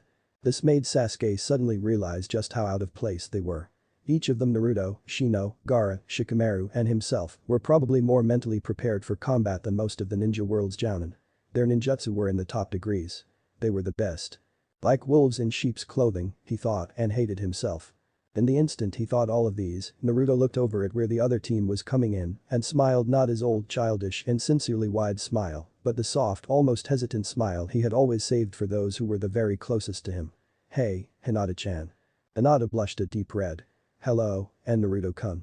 "Good, you've arrived," said the Sandaime from behind his desk then, and at once, everyone turned to him. Teams 7 and 8, your mission is as follows. You are to escort the bridge builder Tazuna to his home in the Land of Waves and protect him while he completes a bridge there. Be warned, we have received intelligence that an S-rank missing nin is in the area but is not actively seeking confrontation. Do you understand? All 8 of the joint squad's members nodded dutifully and Sasuke was struck by an odd feeling of nostalgia. He almost smiled. It was good, he decided, to be back here when things were simple. In that case, bring Tazuna-san in, said Hiruzen to the waiting attendant. The ninja nodded and left. After about half a minute of silence, he returned with the bridge builder. Sasuke frowned slightly. The man wasn't drunk. "Good day, Tazuna-san," said Sandaime. "These 8 ninja will be your escort on the way back to Wave Country." Tazuna nodded, studying them all. Sasuke remembered the last time when the drunken man had openly insulted Naruto. But this time he wasn't drunk. Sasuke didn't know why, but he supposed it didn't matter. At least this time he didn't look likely to insult anyone. "I'd just like to thank all of you for helping me," he said courteously. "I hope it doesn't inconvenience any of you too greatly." Sasuke shrugged. "You get paid to go out of your way to build bridges. We get paid to go out of our way to help you get out of your way to build bridges.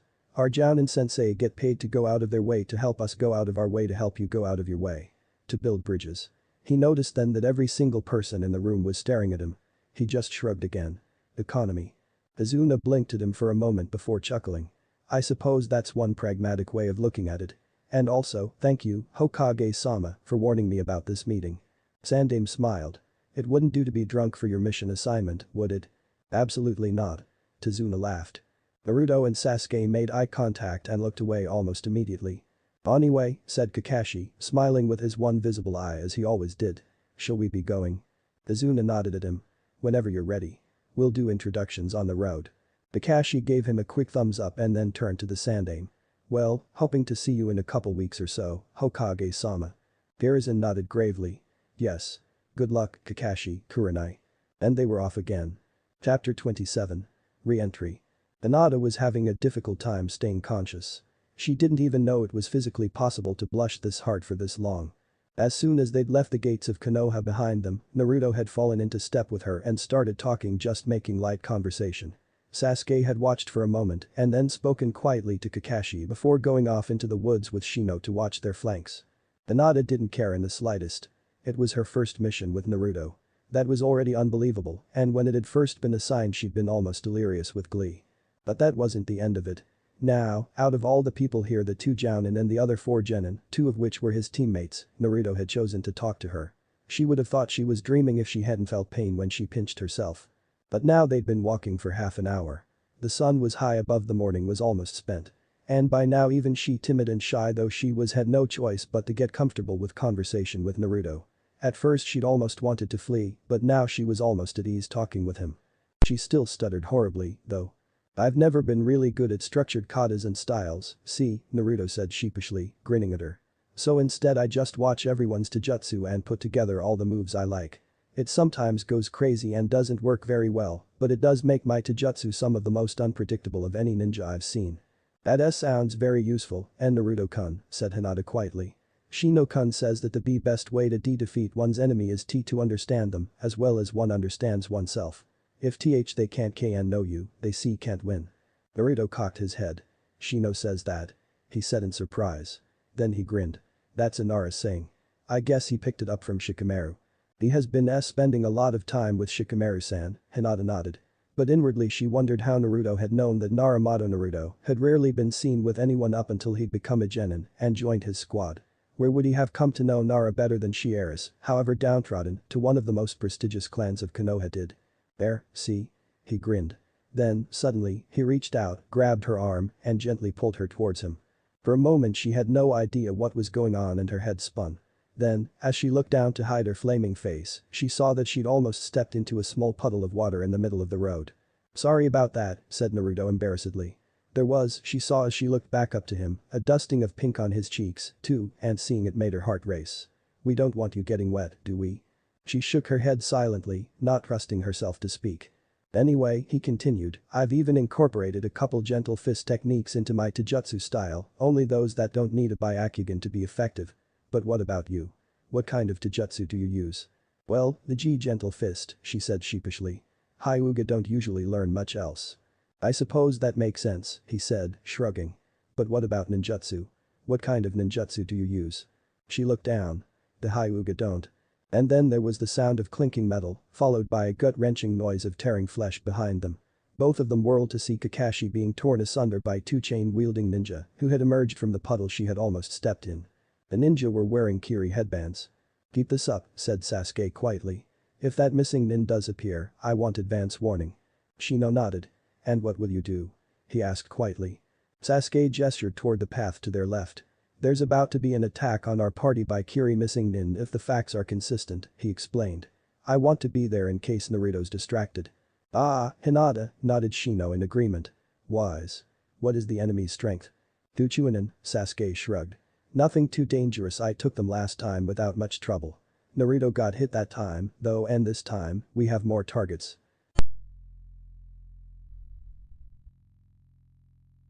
Sasuke nodded gratefully to him and leapt back towards the path. He reached the trees just out of obvious view, just as the party was walking past the puddle where he knew two missing nin were hiding. He saw Naruto pull Hinata out of the way. Good, he thought. He's not too distracted. Suddenly he met Kakashi's eye. Sasuke pointed at the puddle. Kakashi nodded and turned away without a word. He'll want to dupe them like last time, Sasuke thought. Figure out who they're targeting. And it'll get him ready for when Momochi appears, so it's good. Fine. So Sasuke curbed his famous impatience and waited for all of 30 seconds while the mist nin decided it was safe. Then they struck. Kakashi was hit. And substituted with a log right next to Sasuke. "Using substitution," hissed Kakashi softly. Sasuke understood. He formed a ram seal and was gone, replaced by the same bundle of twigs that had just replaced Kakashi. Sasuke saw the two Chunin charge toward his team. One launched his chain toward Naruto and Hinata. But there was an odd twist to it. Sasuke blinked and suddenly he saw, as though silhouetted in the air, the movement of the chain as it whipped around and struck Izuna in the heart before it happened. So he didn't move to defend his friend and teammate. Instead he leapt into action to guard the bridge builder. Just as he'd foreseen, the chain whipped around and came straight toward him. Sasuke grinned. It had been too long since he'd seen battle. He drew a kunai and hooked it through one of the holes in the chain, his eyes tracking the linked metal as it flew, seemingly in slow motion, towards him. He spun the blade around in his hand and plunged it up to the hilt into the ground. Looking back up, his eyes locked onto the other Chunin's chain, which was swinging towards him in an arc. Sasuke had two kunai in his hands in an instant and, using one as leverage, redirected it towards the Chunin whose chain he had incapacitated. The man's eyes widened in the instant he had before the poisoned razor blade shredded his gut and he was down. In that same instant, Sasuke was already moving toward the other ninja. The man was a Chunin and was therefore trained enough to waste no time on guilt for his inadvertent friendly fire, opting instead to swing his chain about at his assailant. The Uchiha could have ducked, but that would have made the chain continue its course and strike Izuna. So instead he spun, watched the chain's movement for an instant, and then tossed a shuriken. It intercepted the very tip of the chain, redirecting it into a tree. Sasuke knew this not by sight, though, but by sound, because he had continued his turn and was facing his enemy once again. He grasped the man's metal-encased arm in a vice-like grip and, using that as leverage, leapt whirling into the air until he was almost parallel to the ground, facing down. Sasuke felt a couple of ribs give way under his sandals. The kick was powerful enough that both he and the man flew in opposite directions several feet, the man's weapon coming off in Sasuke's hands. The boy flipped in the air, hooking the man's chain gauntlet onto his right arm, and landed already turning towards the man. Only to see that his services were no longer required. Naruto had caught the flying man, spun him, and thrown him to the ground on his back and was now kneeling over him with a kunai at his neck. The entire battle had taken perhaps 30 seconds. Sasuke reached for the gauntlet to take it off, the thought for a moment. This thing is far more flawed than it should be, he thought. The chain is too easily compromised, the gauntlet too hard to remove. But it's still an asset. If all else fails, I'll bring it back to Konoha to put in our village weapons stores. And it could be improved without too much difficulty. So he left it on as he walked over to Naruto. The blonde Jinchuriki was interrogating the prisoner, not that there was any real need, they both knew most of the information the man could give them anyway. But for the sake of appearances they had to appear unknowing. "Who hired you?" Naruto growled furiously. "Why were you attacking our client?" "I'll never divulge information about an employer," hissed the Chunin. "You underestimate me, Leaf Genin. I always knew your village was soft. I bet you'd tell anyone that in this situation." "Do I seem soft to you?" Sasuke asked quietly, stepping into the man's field of view. The defeated shinobi looked up at him and shuddered. "No," he muttered noncommittally. "Then when I tell you that my teammate here could kick my ass twice before I hit the ground, I want you to know what I mean," said Sasuke. Well, you tell him," he nodded to Naruto. "I'm the Jinchuriki of the Kyuubi," said Naruto softly, leaning into the man's ear so the other genin who were coming toward them wouldn't hear. Sasuke saw the man's eyes widen in terror. "And it gets better. See, Kur the Kyuubi and I have an understanding going. There's no seal over him. If I need his help, I can call on every ounce of his chakra in a moment. I can even speak freely," said Kurama softly, transmitting his thoughts outward to both Sasuke and the Chunin. "So tread carefully, mortal. Now, who hired you? Talk." "All right." The man screamed, his voice breaking. "All right. I'll talk. Just get away from me." Naruto stood up and Sasuke stepped away from the man. Kakashi came up next to them and so did Kurenai as the man began to speak. "We were hired by the shipping tycoon Gedo," he began. "The two of us in our group led by Mamachi's Abusa, the demon of the hidden mist." Sasuke nodded. "He's a member of the Seven Swordsmen, right? Or a former member? Does he stay a member after defecting from the village?" "The membership is embodied by the blades," said the Chunin, eager to change the subject. "As long as he wields Kubikira Boucho, he is one of the Seven Swordsmen." Sasuke nodded. "I see. All right, why are you working for Gedo and why does he want Tazuna dead?" "Gedo has enforced a full trade monopoly on the island nation of the Land of Waves," said Chunin. "He controls the water and thus controls everything in something close to a dictatorship. And if Tazuna's bridge is completed, he loses his embargo," said Kakashi. "But I thought Gedo was a relatively upright businessman." Chunin shook his head. "Gedo's ships are used for more than just simple transport, I've stocked up a few of them myself. He uses his merchant marine to move and sell massive amounts of contraband all over the world. And he intends to use the Land of Waves as a base of operations for that purpose." Sasuke shrugged. "Crime fighting wasn't in our mission parameters, nor was going against one of the 7 ninja swordsmen. But I can't help but feel guilty leaving Tazuna like this. What do you say, Kakashi-sensei, Kurenai-sensei?" "Let's talk about it with the genin and Tazuna. We still don't know why he duped us," said Kakashi. Kurenai nodded. "Good idea. What about the prisoner?" Sasuke shrugged. "We should probably send him back to Konoha somehow, but who'll take him?" "I can," said Shino's voice, and suddenly Sasuke's eyes locked onto a tiny insect flying past him. It hooked onto the man's neck and he went limp. "I will send an insect clone to Konoha carrying him. I'll deliver him straight to T&I." "Good," said Kurenai, nodding at her genin behind them. Sasuke turned to face the Aburam just as he was creating his insect clone. "Make sure you get him there safely," said Sasuke. Shino nodded. He seemed about to say something when Sakura ran up to them and, staring at Sasuke, exclaimed, "What happened to your eyes, Sasuke-kun? Are you okay?" Sasuke froze. Slowly, he halted the flow of chakra to his eyes. He'd had the Sharingan active during that whole battle. The 3 Tomo Sharingan he wasn't supposed to have yet. "Don't worry," Kurama said quietly. "It's not too much of a problem, there have been similar occurrences." "Did they happen against 2 simple Chunin?" Sasuke thought back. Kurama didn't answer. This wasn't good. Chapter 28. Rephrase. Damn it, Kurama thought. This is Shikamaru's boys' arena. Now I have to salvage this. He took a tiny fraction of time to think. Then a little longer because nothing came to him. And then Sasuke started speaking. "It's the Sharingan," he said quietly. "The Uchiha clan's Kekkei Genkai." Through Naruto's eyes, Kurama watched as Hinata nodded. It was unlocked now, then it said that combat stress activates it. Sasuke cocked his head at her. "How did you know that?" he asked in surprise. "The Sharingan's workings are a clan secret." Hinata blushed, looking down embarrassedly. "The Hyuga understand the Sharingan better than most," she replied. "We can grasp the workings of most Taijutsu with more ease than others, given the Byakugan." Sasuke nodded, accepting the answer. "Not like there's a clan to keep a secret now, anyway," he shrugged. "But you're right. It awakens in combat stress. And you're activated here," Kakashi decided. Kurama raised a spiritual eyebrow. Kakashi must not know exactly how the Sharingan awakens, he surmised. I suppose Uchiha Obito was one of those rare cases where full awakening is achieved all at once. Sasuke nodded. It was. Interesting, he said quietly. I could see the chain's paths before they'd moved. Well, enough about Sasuke, said Naruto suddenly. We should move.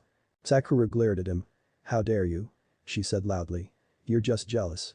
Sakura, Sasuke said, quietly but forcefully. You're better than that. Kurama sighed as the girl froze in surprise. Clearly she wasn't. You saw her last time, Naruto told him. You know she is. I know she can be, Kurama shot back. Right now she's little more than dead weight from a tactical standpoint. Naruto sighed inwardly but didn't bother to argue. What do you mean, Sasuke? Asked Sakura, turning slowly to face the Uchiha. Sasuke sighed. What was our first lesson as a team? She didn't answer. Teamwork, Naruto said finally. Unbiased teamwork, Sasuke corrected, looking at Sakura. Naruto was right, we should get moving. We can talk about the Sharingan on the road as well as we can here. You should have seen that. Sakura looked down. I'm sorry. Don't be, Sasuke said, turning to the bridge builder who was off to the side, watching the proceedings. Just improve. Tazuna-san, are you alright? Yes, thanks to you, said the man, but he looked ill at ease. Because now we know he's lied to us, Kurama thought. Fool. It takes a shinobi to trick a shinobi. That's good, said Kakashi, coming up to him. Now, I think we should talk about this. Tazuna sighed and explained. The land of waves is poor, especially given Gato's exploitation. Even the daimyo hasn't got much. Given what little money I could get together, all I could afford was a C-rank mission. Someone else footed the bill when it rose to B rank. Kakashi nodded. I see. But I'm not sure you understand. He studied the bridge builder for a moment. You do realize you've essentially performed an act of aggression on Konoha, don't you? The man's eyes widened. How? You deliberately gave their ninja a mission above their expected capability to handle, Kakashi said smoothly. If any ninja on this mission dies as a result of something you hid, it's on your head. Azuna shuddered visibly. Naruto blinked in surprise. Kurama snorted at his host's amazement. Oh, come on, kid. This never occurred to you. How did you become Hokage exactly? Oh, shut up, furball, Naruto snapped childishly. In that case, maybe we should head home, Sakura put in nervously. I mean, we're genin. We shouldn't really even be doing B-rank missions, let alone A-rank. Kakashi just laughed harshly. Shino, wait a moment, he said quickly to the Aburam, who had hung about prepared to step in should Sasuke bungle covering his mistake. I remembered a question I needed to ask him, wake him up. He turned back to Sakura. Depending on the answer to that question, Sakura, Kakashi said quietly. This mission may have jumped to S rank. All of the genin were totally silent. Even Naruto felt worried. We'll be fine, kid, said Kurama. But in the confines of his private mind he added, I hope. Suddenly the man gasped as he awoke. Kakashi turned to him. One last question, he said, smiling at the man with his one eye. On your missing nin force is there a ninja who calls himself the Dishonored? He wears full body armor in a signature style. Junin was already shaking his head. Never heard of him. Good, Kakashi sighed, nodding to Shino. The insect user incapacitated the man again and was off. All right, Kakashi said, looking around at them all. As long as that answer holds true, this mission is A rank. I don't like leaving a mission totally inconclusive, so we'll at least take you to your homeland, Tazuna-san, if that's alright with you, Kurenai-san. Ooh, he looked worried. If you're sure it's a good idea, Kakashi-san. I'm worried, honestly. Kakashi smiled at her. It'll be fine, at least that far. They'll want to see if we leave him there before attacking again in any case. Kurenai nodded. Alright. So once we reach wave, we'll decide whether to continue. Kakashi nodded. Everyone agree? There were no objections, though Hinata and Sakura looked worried. I wonder if there is validity to the argument that Kunoichi is weak, Kurama mused. No, I think not, they're simply more cautious, and among humans. Alright, Kakashi finally said. Then let's go. The oars slipped in and out of the water in almost perfect silence. The mist was thick about them. The team of 8 was split into 2 groups, 4 of them sat in the boat with Tazuna and the boatman, Kaji, while the other 4, those who both could get away with walking on the water with the greatest ease, namely the 2 Jounin, Naruto, and Sasuke. The boat wasn't big enough for the 8 of them. Naruto had looked at him questioningly when he had stayed in the boat, but Sasuke had explained to him quietly. The reasoning was obvious to the Aburam. Naruto and Sasuke were far and away higher profile. Compared to their other activities, walking on water was minute in importance. Shino, on the other hand, was a hidden trump card. The longer he kept his abilities hidden, the more effective he was. The water walkers were immediately beside the boat. The thick mist made it advisable to stay near the client. Naruto was taking point immediately in front of the boat. Sasuke was to the right and Kakashi brought up the rear, leaving Kurenai walking right beside Shino on the left. She looked worried, Shino mused as she looked up at her. It was unfortunate. Caution was wise, but fear did not befit a jounin. Contingency Kitsune might be problematic, but after all, it was no Jinchuriki. Naruto would protect them if it came to blows with a mysterious enemy. But Kurenai had no idea about Naruto's ability to wield Kurama's strength. For all she knew, the Biju was sealed totally, allowing for no chakra passage into the boy. It would never occur to her that perhaps there was no seal at all. But regardless of the reasons, a frightened jounin was less helpful than a confident if cautious one. Kurenai-sensei, Shino said quietly into the thick silence. She looked over at him in surprise. What is it, Shino-san? You must calm yourself, he said softly. Team 7 is unworried and Kakashi is more experienced than you are at this sort of mission. Kakashi chuckled. It's not every day that a genin tells his sensei to follow another jounin's example. It's simply the truth, Shino countered. Kurenai-sensei is worried and her fear dulls her effectiveness as surely as it does for any other ninja. If there is a serious threat, we must be ready to meet it optimistically or risk failure. Shino-san's right, said Sasuke from the boat's other side. Any force of arms must go to battle prepared to lose, but intending to win. So cheer up, Kurenai-sensei, said Naruto loudly, grinning back at them. Shino winced at the sudden increase in decibel level, but it was sensible. Naruto knew where the original threats were positioned, and if contingency Kitsune was nearby, he already knew the team was passing. Of course, Kaji the boatman did not see it that way. Be quiet, brat. He whispered furiously. We're in grave enough danger as it is. If Gato catches us, we're dead. Don't bet on it, murmured Sasuke, but shut up, Naruto. Fine, mumbled Naruto, pouting childishly. Shino was struck by the blonde boy's immaturity. He's enjoying the second childhood, he thought in mild interest. Well, it lasts in the end, though, we're already at war. That thought surprised him, but it was true. Akatsuki was out there and was ready to harvest the Biju.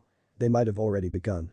Orochimaru was still alive, building up Odo even as they prepared to face him. This is already wartime, Shino mused. And we few who have lived it already are the only ones who know it. Thank you, Shino-san, Kurenai said suddenly, breaking into his thoughts, and he looked up at her in surprise. She was smiling at him. You're right, she said. Defeatism never helped anyone. He nodded slowly, but said nothing. They all knew it was true. And then the mist was suddenly behind them, and the day was bright. All arrayed before them was a bright little port town, small, quiet, and almost quaint, even to someone who had come from Konoha, and not one of the massive cities the daimyos of the 5 great nations resided in. They landed and Kaji bade Tazuna farewell, speeding away on the motor that had been too dangerous to use a moment ago, while Tazuna was there. Come on, said the bridge builder, turning from the water. My house is in another hamlet, about 2 miles away. We can rest and eat there when we arrive. The ninja silently formed up around him as he led them away, through the cluster of buildings and into the trees. There's the lake, Naruto thought. Zabuza should be here any minute. Not nervous, are you? Kurama chuckled jokingly. It's just Mamachi. We could kick him into next week with our eyes closed. Naruto smirked inwardly. Not really. Although, Hinata-chan. Ah, Kurama said flatly. We've got 2 jounin and 3 of you human time travelers, one of which has me inside of him. The Hyuga will be fine. Naruto grinned. You're right, of course. Then his smile faded for a moment. Still, though, I think it's wise if we split up the 2 teams for the battle. Team 7 can fight Zabuza, and Team 8 will escort Tazuna away. I agree, Kyuubi grunted. Get it to happen when the fight begins. And then the fight began. Bet down. Kakashi said, suddenly and forcefully. Naruto was already moving, having heard the sudden whooshing of air that signified Kubikiraboucho moving through the air. But he did not simply duck. He dove toward Hinata and pulled her down, holding her with his arm across her back as the massive word whizzed overhead. Of course, she'd already been going down when he reached her, and in the moment he felt guilty for underestimating her. Sorry, Hinata-chan, he said quietly and quickly. I should have trusted you to go down yourself. It's fine, and Naruto-kun, whispered Hinata. Her face was bright red and so close to his. He blinked, shook himself, and stood, giving her a smile. Zabuza was already watching them from his vantage point on his sword. Kurenai-sensei, Naruto called. Take your squad and get Tazuna-san out of here. Naruto could hear the worry in Kiba's voice. What's going on? Who's that? Zabuza Mamachi, Kakashi said flatly. A rank missing nin from Kiri. Head of the outlaw force, Gato's employed to get rid of Tazuna. Naruto, who was beside Kakashi, saw the man turn to face Kurenai behind them. Naruto's right, Kurenai-san. Get your team and go. Shouldn't you Jounin face him and we Genin can get to Zuno way? Sakura said softly and worriedly. This is an A rank mission, Sakura, said Kakashi flatly. We cannot allow Genin to move about on their own. Stay behind Naruto, Sasuke, and myself in this battle, alright. Go, Kurenai. Naruto turned to the now standing Hinata for just long enough to smile at her again and give a quick wave before turning his narrowing eyes to Zabuza. I'm surprised Izuna was able to afford 2 squads, Zabuza said, chuckling. Even if they are Genin teams. Genin teams, maybe, said Kakashi as Kurenai led her team away at a run. But they have Jounin. And Naruto saw him raise his headband and the Sharingan shone red. Chapter 29. Reintegration. Ah, muttered Kurama in scorn. Jounin are nothing. It's us the fool should be afraid of. Maybe, Naruto agreed. But remember, we don't want to kill him. Haku would never forgive us. And in all honesty, Kurama said, I'd rather this moron was Mizukage than the puppet we have now. Naruto agreed inwardly, knowing Kurama would sense it but didn't reply with words. Instead he looked over at Sasuke. The Uchiha caught his eye and in the instant exchange of 2 men bound more closely than kin, they had a plan. Naruto grinned and turned back to Zabuza, who had been speaking through the past exchange, which had taken all of 3 seconds. Oh? I get to see the infamous Sharingan so early? He said mockingly. I'm honored, Kakashi. Really? Sasuke snorted. 1 Sharingan's fine, he said loudly. 2 are better.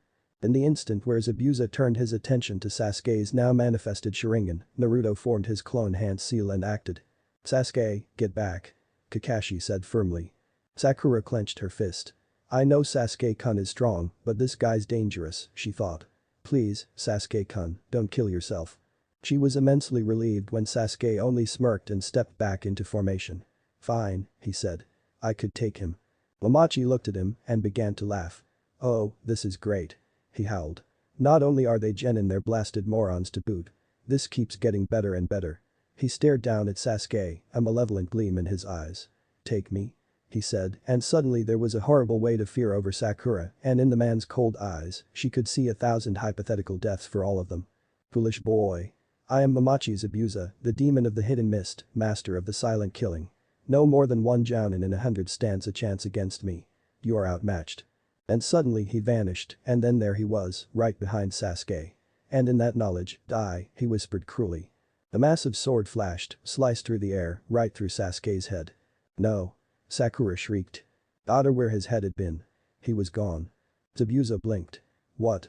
Suddenly there was a quiet mirthless laughter all about them. You're the fool, Momochi, said Sasuke's voice quietly from all directions. The Sharingan is powerful, more powerful than you. Zabuza looked around wildly. The entire team had vanished. What is this? He said furiously. Then his eyes widened. Jinjutsu. He thought, gritting his teeth. But in that case, his body was in grave danger. Hi. He shouted, breaking chakra flow. Nothing happened. It's useless, said the Uchiha's voice silkily. I don't think you understand your predicament. This is not Genin's Jinjutsu, Zabuza thought wildly. And I won't be able to get out quickly. But how did a Genin learn this? It means either he's not a Genin or… Otter, it's not a Jinjutsu. His eyes widened, then closed. He reached his chakra out of his body, into the world around him. The natural chakra that was ever present in reality was still there, which was something none but a top-level Jounin could replicate. He grinned. Hidden Mist Jutsu, he said, forming the hand seals. For a moment, the air about him thickened, and then, suddenly, there was a light gust of air. The fog vanished. Useless, said Sasuke again. Zabuza's eyes widened. Hidden Mist Jutsu. He said, louder now. Again the mist appeared. Again the wind blew it away. But this time, he felt in the wind with his limited chakra's sensory capacity. In doing so, he learned 2 things. First, the wind was charged with a chakra so powerful it cowed even him, who had once stood proud alongside the walking chakra tank that was Hoshigaki Kisame. And second, it came from his right, the very direction in which Haku was hidden. He leapt into action. Damn it. He said to himself furiously. They've got the kid. They had. And as he felt himself kicked to the earth and a cold steel blade placed at his throat by a steady hand, he knew they had him, too. But they hadn't.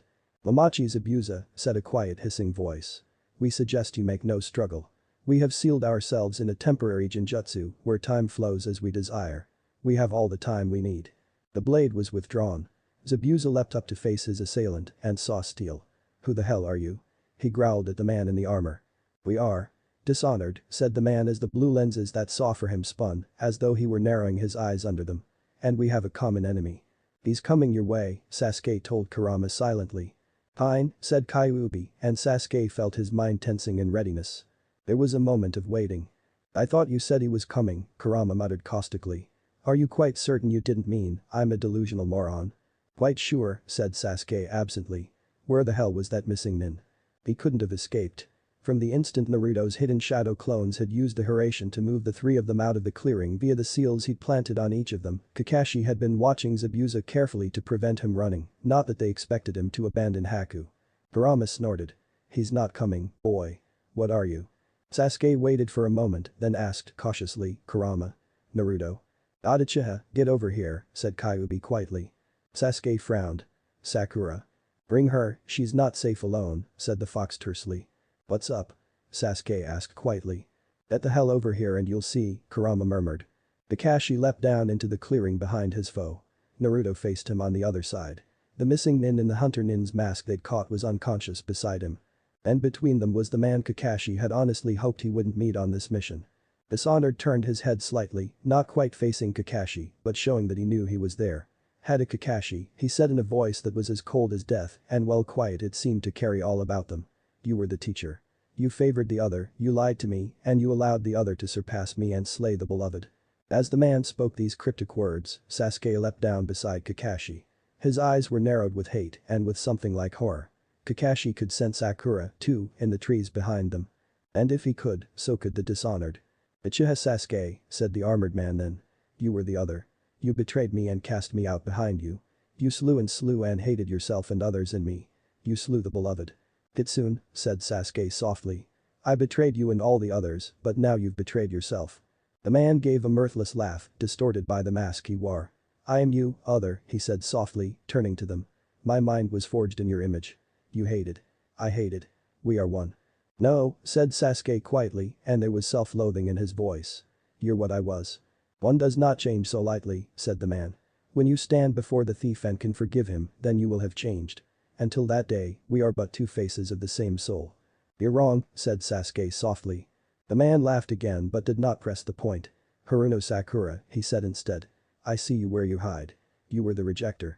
"And Naruto?" Sasuke interrupted blandly, and Kakashi wondered if he was trying to get the masked man to say something in particular.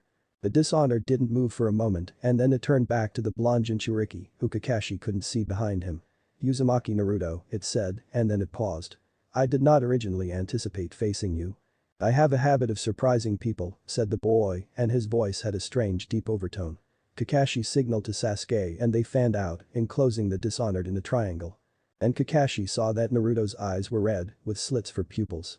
"I concede the point," said the Dishonored softly. "I will revel in your death. You were the fool."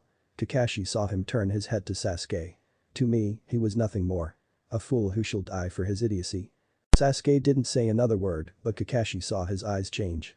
His pupils changed their shapes, extending into his blacker eyes, growing red. In a moment, there was a blood-red six-pointed star in each of his eyes, with a three-pointed shuriken residing within each. Then Naruto formed a ram seal, and Kakashi was swamped by an overload of chakra all about. Naruto was exuding the stuff in tidal waves. Indeed, he was starting to glow golden. The Dishonored laughed. "Peace," he said. "I will not battle you today. I have that which I sought." And then he was gone, vanished into thin air. And Kakashi realized that their missing nin prisoner was too. "There," Zabuza said as the Dishonored reappeared beside him. "Thank you, I suppose I owe you one." "No, you don't," said the Dishonored flatly. "Our interests coincide. I want my vengeance, you want the bridge builder. It is logical that I should join with you." Zabuza shrugged. "I suppose so," he said. "Still, I don't see how helping me save Haku helped you." While the Dishonored was keeping Konohanin's attention, Zabuza had utilized his intensive knowledge of stealth and his deadly speed to hastily spirit Haku's still form away from the boy guarding him. It was a mystery how the child had taken Haku out the ice style. "That is the flaw of missing nin," said the man beside him softly. "They do not understand the power of teamwork. It is what makes the Dawn so superior." "Dawn? Akatsuki?" Zabuza asked curiously. "I thought that group was destroyed in the last war." "They are reborn," said the Dishonored quietly. "I was forged to serve them." He turned his mask directly to Zabuza. "Your sword brother, Hoshigaki Kisame, is among them." Huh. Zabuza had never been particularly familiar with the shark-like member of the Seven Swordsmen, but he clearly remembered the man's deadly strength. if that was an indicator of the group's skill. "Mind if I ally with your lot?" he asked casually. "If I know Kisum, we might still have similar interests." Dishonored didn't reply for a time, and then he shrugged. "I doubt you would find it to your liking," he said in his quiet voice. "For one thing, we have the very Mizukichi you seek to overthrow in our pocket." Zabuza whipped his head around to stare at the man. "Akatsuki controls the fourth," he spluttered in shock. The armored man nodded gravely. His days are numbered. In any case, the Mist Village is already starting to realize that he is not quite his own man. "I intend to suggest that we dispose of him on our own terms when I return to the outpost. I will bring your opinion if you like, and I will put your name forward for membership if the others agree." "But not if they don't, right?" asked Zabuza. "I don't much like the idea of fighting to keep the Mizukichi I tried to depose in power." "Of course," said the Dishonored. "But for now, we have a mission. I have a plan." The 4 Konoha ninja were gathered together in the clearing where they faced the Dishonored, seated in a circle together. They had all wordlessly decided that they needed some rest before heading on. "Respectfully, Sasuke," said Naruto after a time. "If you're at liberty to say." What the hell was that?" Sasuke, who had been looking down into his lap in silence until Naruto spoke to him, looked up at his teammate. Naruto saw that his eyes were slightly red and that his lip was raw, as though he had been biting it, but there were no tears. Still, anything that could affect the notoriously aloof Uchiha this much was dangerous. "That was," Sasuke said softly, and then he almost seemed to choke on the words. "That was a shade of a future," he said quietly. "A future neither of us want." Naruto's eyes widened. "It's one of us," he realized. "Oh, it's a hell of a lot more than that, kid," grunted Kurama softly. "Then what is it?" Naruto asked, exasperated. "I may tell you later," said Kyuubi quietly. "If I have to. But telling you now would complicate things. If you figure it out, let me know. Until then, stay ignorant and be glad of it." "I wouldn't like the truth?" Naruto asked softly. "I don't even know how you'd react," said the nine-tailed fox simply. "But no. You most certainly wouldn't like it." Chapter 30. Recovery. Hinata bit her lip hard. "I will not cry," she thought with feeble determination. "I will be strong. Naruto-kun can handle himself." The 5 of them, teammate and Tazuna, were moving as fast as they could, which was not all that fast, given Tazuna's age and lack of ninja training, in the direction of the village where Tazuna lived. They'd been moving for about 10 minutes, but they still had twice the distance they'd already traveled before they arrived. And Tazuna, it seemed, could not keep up this pace. He suddenly stopped, breathing heavily. "I can't go on like this," he murmured hoarsely. "I'm not as young as I was." "Fine," said Kurenai, moving over to him. "I guess I'll have to carry you." She turned to the team. "We move in the trees." She lifted the old man up piggyback style and allowed him to clasp his arms around her neck. "Up, now." And they were off. They moved a little faster now, but Hinata was still worried. "How much longer until we reach the village, do you think?" she asked aloud, to no one in particular. "Soon enough," said Shino, falling into a steady pace beside her. "But listen, Hinata-san.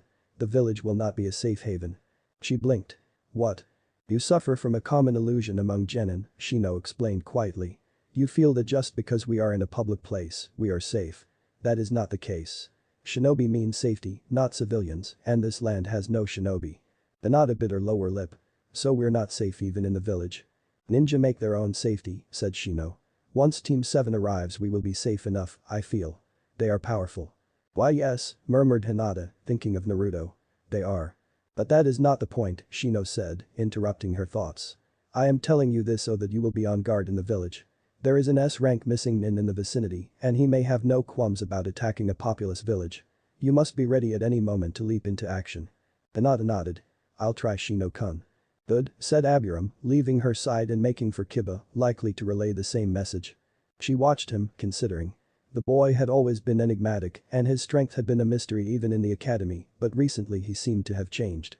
It was hard to tell. Hinata had not known him well enough in the academy to be certain, but that observation seemed to her one that no genin would, or should, understand. It showed experience, which in the child of the shinobi world amounted to little more than trauma. "Shino-kun," she thought. "What happened to you? Was that a body flicker, Naruto?" Kakashi asked quietly as they leapt through the woods. "The technique you used to get us out of the battle." The blonde boy beside him didn't answer for a moment. Kakashi looked over at him, but it was impossible to identify his expression in the shadows of the trees. "No," he said finally. "It wasn't." Kakashi felt his right fist clench involuntarily. He forced it to relax before asking, "It was Hiraishin, wasn't it? The flying thunder god?" "Yes," said Naruto flatly. Kakashi felt a hand slip into his kunai pouch and pull out a blade he hadn't seen in years. I planted one of these on each of you, said Naruto quietly, handing the three-pronged kunai to Kakashi. I thought it'd be wise to have an emergency means of assistance. Kakashi was silent for a moment, not trusting himself to speak. You were right, he eventually said, his voice carefully cool and detached. But he saw Naruto grin sadly at him and knew it was pointless.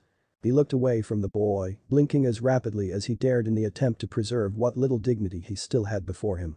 You really are your father's son, he murmured at length. I know, said Naruto quietly. I'd be dead otherwise. They moved on in silence until they reached the village and there was Team 8 waiting for them. Well, most of Team 8. Where's Kurenai? Kakashi asked the three genin quickly. She went ahead to escort Tazuna-san to his home, said Shino, nodding respectfully at each member of Team 7 in turn. She left us here to guide you when you arrived. Good, said Kakashi, nodding. It made sense they didn't want one of the teams wandering aimlessly when they could be useful, and while leaving genin alone was normally unwise, in a civilian village it was at least a little safer than out in the wild. Lead on, then. Well, Kurenai-san, would you like some tea? Asked a woman in the kitchen happily. She had introduced herself as Tsunami just minutes ago and had already thanked the young Jounin many times for helping her father home. Yes, thank you, said Kurenai, trying to match the civilian woman's cheer with her own slightly forced smile. She was sure, though, that the woman saw no hint of the mask she was, after all, a civilian. But Kurenai was worried. Her genin were alone now, and Team 7 was occupied with Momochi for all she knew, or might have even been defeated, though she doubted it. Kakashi was, after all, more than capable himself. Do you think your team will be alright? Tsunami asked eventually, bringing 2 cups of tea and sitting across from the Kunoichi. You said they ran into a rogue ninja. Will they need help? Kurenai shook her head immediately. No, she said firmly. Kakashi is one of our best jounin. They'll be fine. I hope so. And my duty is to stay here and protect Azuna-san regardless. Kurenai-sensei. Came Kiba's voice from outside. The Jinjutsu specialist stood and turned to the window. There was Inyazuka, grinning and waving, and behind him were his 2 teammates and Team 7. Kurenai barely suppressed a relieved sigh at the sight. Everything went well? Kurenai asked quietly. Kakashi nodded. We need to talk, he told her. Walk with me. You 6, here he spoke to the genin, stay here. Naruto, Sasuke, keep the conversation calm. You know what to talk about. Sensei, Sasuke said, nodding at the masked jounin. Kurenai took a last sip of her tea, it really was good, thanked Tsunami, and left the house as the genin entered. Kakashi beckoned for her to follow and then turned onto the streets. She jogged up to him and soon fell into step at his side. What happened? She asked quietly. Momochi wasn't working alone, Kakashi said flatly. He had 2 others working with him besides the 2 we captured. One assassin type, disguised as a hunter Anbu, and a dishonored. Kurenai clenched her fists. You met the dishonored? Yes, said Kakashi with a sharp nod, and Kurenai suddenly noticed how tense his stance was, not at all like his usual overly relaxed act. He knew us, I think. Kurenai frowned at him. What do you mean? He called me the teacher and had names like that for my whole team, said Kakashi. Sasuke was the other, Naruto was the fool, and Sakura was the rejecter. Kurenai shook her head. What the hell? Naruto's name I can see, and yours is obvious, but the others? And why make up these titles anyway? That's not what's important, said Kakashi tersely. What does he know about us? And I was just an afterthought, Kurenai the kids were his focus. He was focused on my genin. Why? What does he know about them? Maybe he just likes picking on kids. Kurenai suggested. The thought was not humorous. No, that's not it. Kakashi was firm. He had some kind of connection with my team, at least in his mind. Kurenai bit her lip. If he's going to target us actively, this mission's risk just doubled. Kakashi nodded slowly. I know. Kakashi, we have to go back to Konoha, she said after a time. Our mission was to escort Tazuna on the understanding of the dishonored's presence. He wasn't supposed to go after us. With that knowledge, this mission is almost certainly S rank. Easily S rank, yes, said Kakashi quietly. But we can't leave. She spun to face her colleague. Kakashi, you know better than to get emotionally invested in a mission. She said, quietly they were, after all, in the middle of a public street, but forcefully all the same.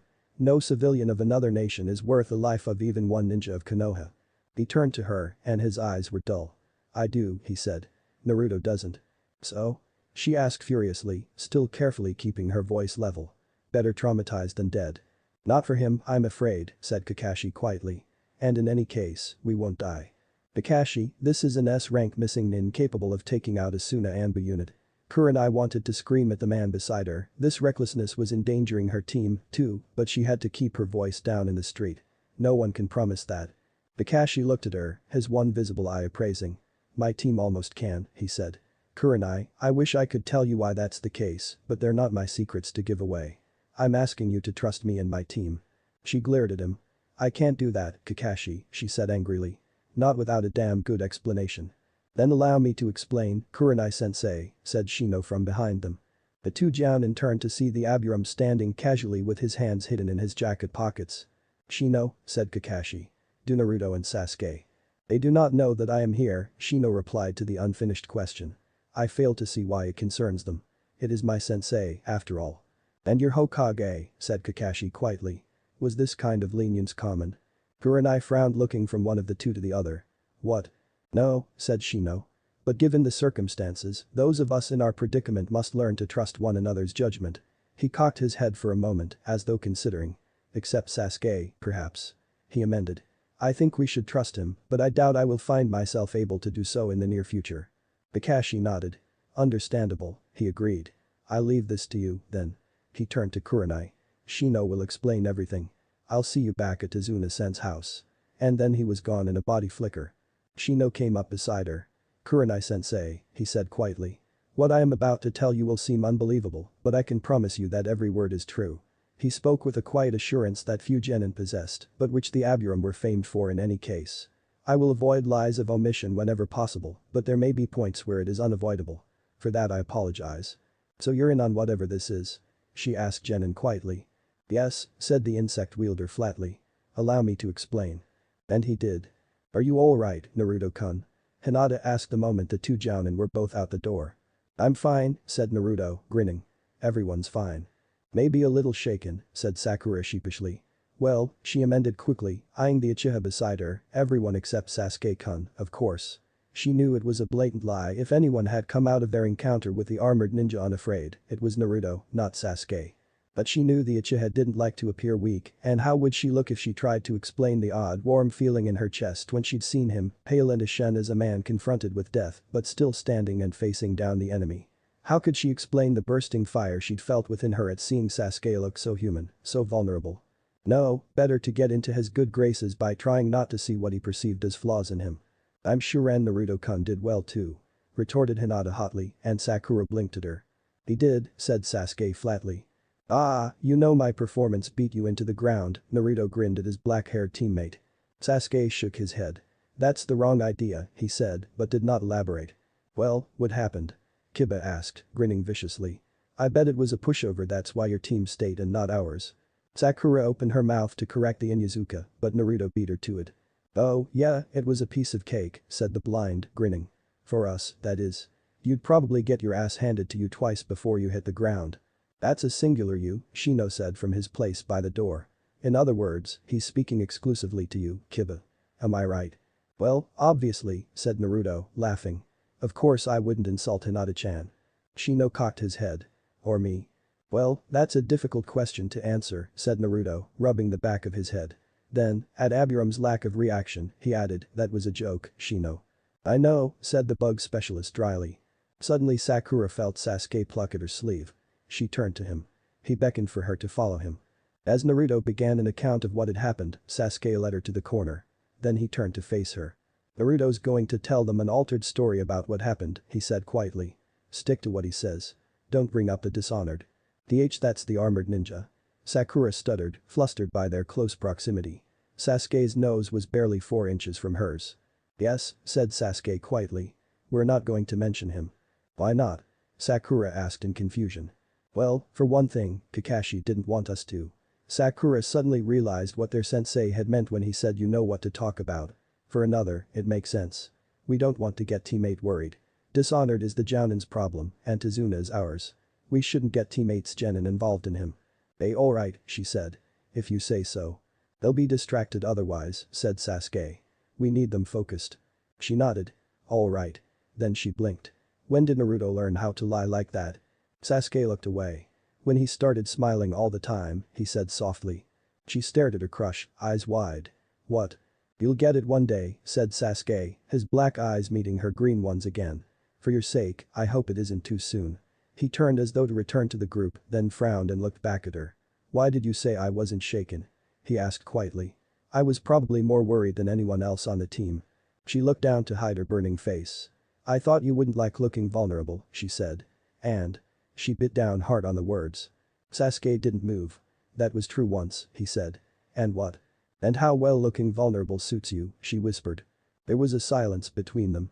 After a moment, Sakura risked glancing up to find Sasuke looking at her oddly. "I'm not sure I follow," he said. "But now's not the time. We'll talk later." She nodded, relieved, and followed him back into the group. Chapter 31. Reconvening. "Wait, what?" Naruto said loudly. It was dusk. The sun had just set over the ocean in the west, and the sky was a deep blue, just tinged with pink in the western horizon. All about them, the trees seemed fuzzy and indistinct in the twilight, as little more than silhouettes. The air was cool and moist, and smelled faintly of the salty sea. The three comrades sat together on the grass, already damp with dew, reporting to one another the day's events. Shino had just explained that he had explained their past to Kurenai. Sasuke had simply nodded and was now fiddling with the stalks of grass around him, while Naruto was staring at Aburame, stunned. Sasuke thought his own reaction was easily the more warranted. "Why did you tell her, Shino?" Naruto asked, lowering his voice, remembering that it was, after all, getting on tonight. "And why didn't you talk to us about it?" "Kakashi-sensei was having difficulty convincing Kurenai-sensei to stay here," said Shino quietly. "Had I held my tongue and returned to speak with you, I might have been too late to prevent Kurenai-sensei from telling my squad to pack their bags." Naruto blinked. After a moment, he nodded. "Fair enough," he said. "But if that happened, we'd have agreed to tell her and she'd have withdrawn the order, right?" "Perhaps," Shino agreed. "But then Hinata-san and Kiba-san would have wondered what I had told Kurenai-sensei. We do not need them to be curious. Hinata-san least of all." Here he nodded to Naruto. "It might be psychologically detrimental in ways we cannot predict, as well as compromising our secrets." Naruto looked down with a grunt of assent. Sasuke watched him for a moment before sighing. "Maybe we should tell her," he said. "Do you think it'd help you to get it out in the open?" Sasuke was now out of his area of expertise. He distinctly remembered a time when his entire repertoire of conversational words and phrases was made up, largely, of various grunts.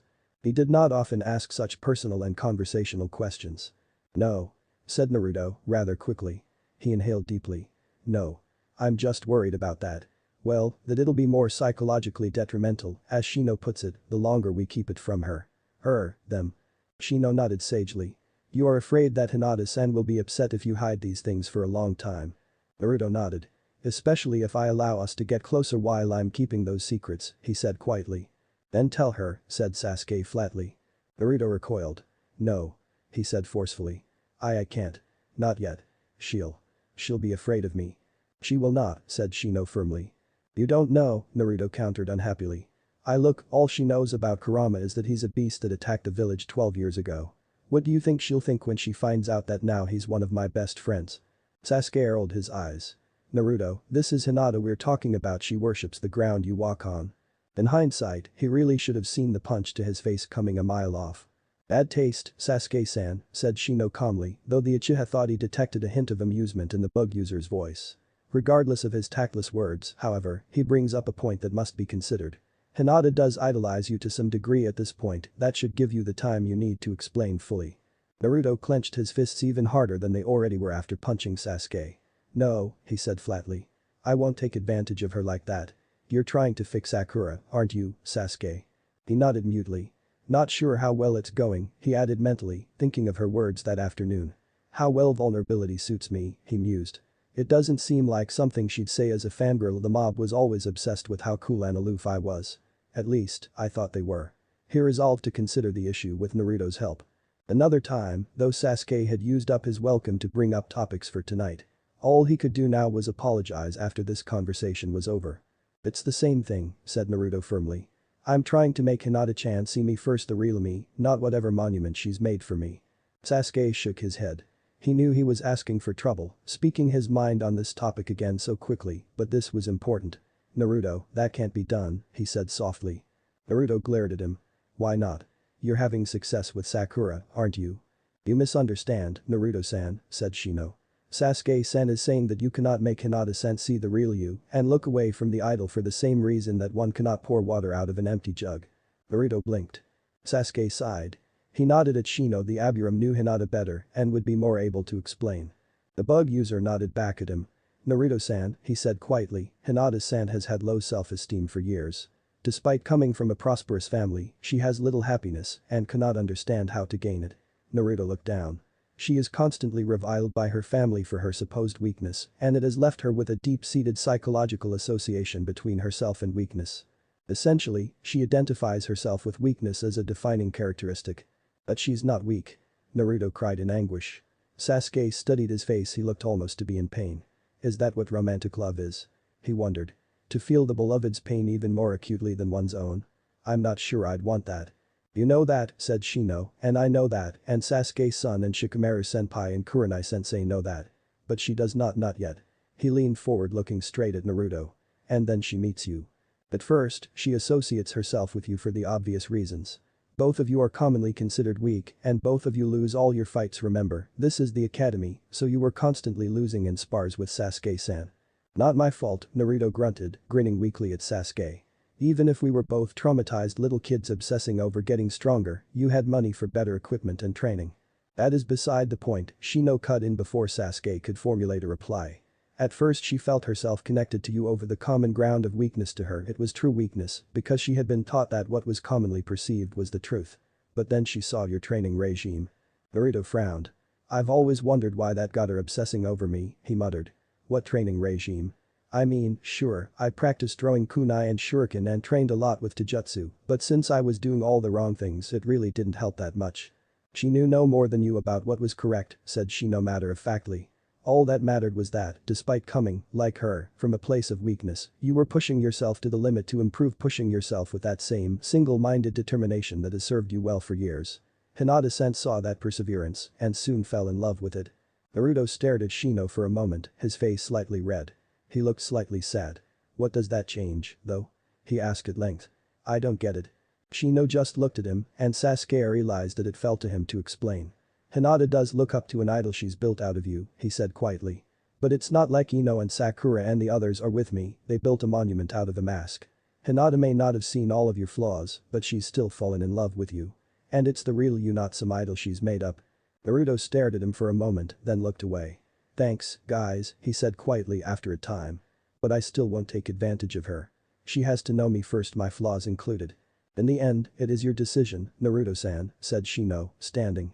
I think our conversation is done. I've heard what you two did today. Sasuke nodded, also rising. Naruto followed suit. Then let's head back, said the blonde boy, before they all get worried.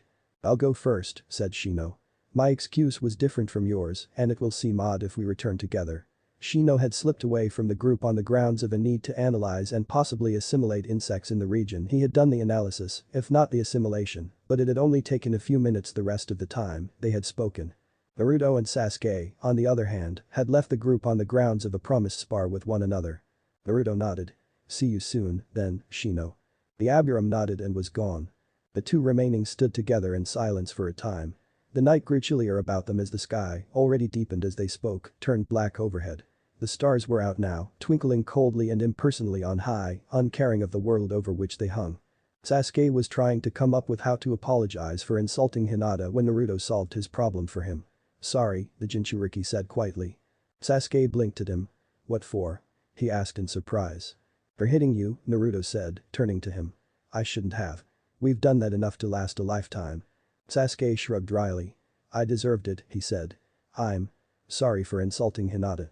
It's fine, said Naruto quietly, looking away. Sasuke watched him for a moment and then continued, Shino's right, you know. She's not like the fangirls. Naruto didn't answer, but Sasuke saw the slight smile on his face. They waited for a few minutes more and then, by unspoken agreement, began the jog back to Tazuna's home.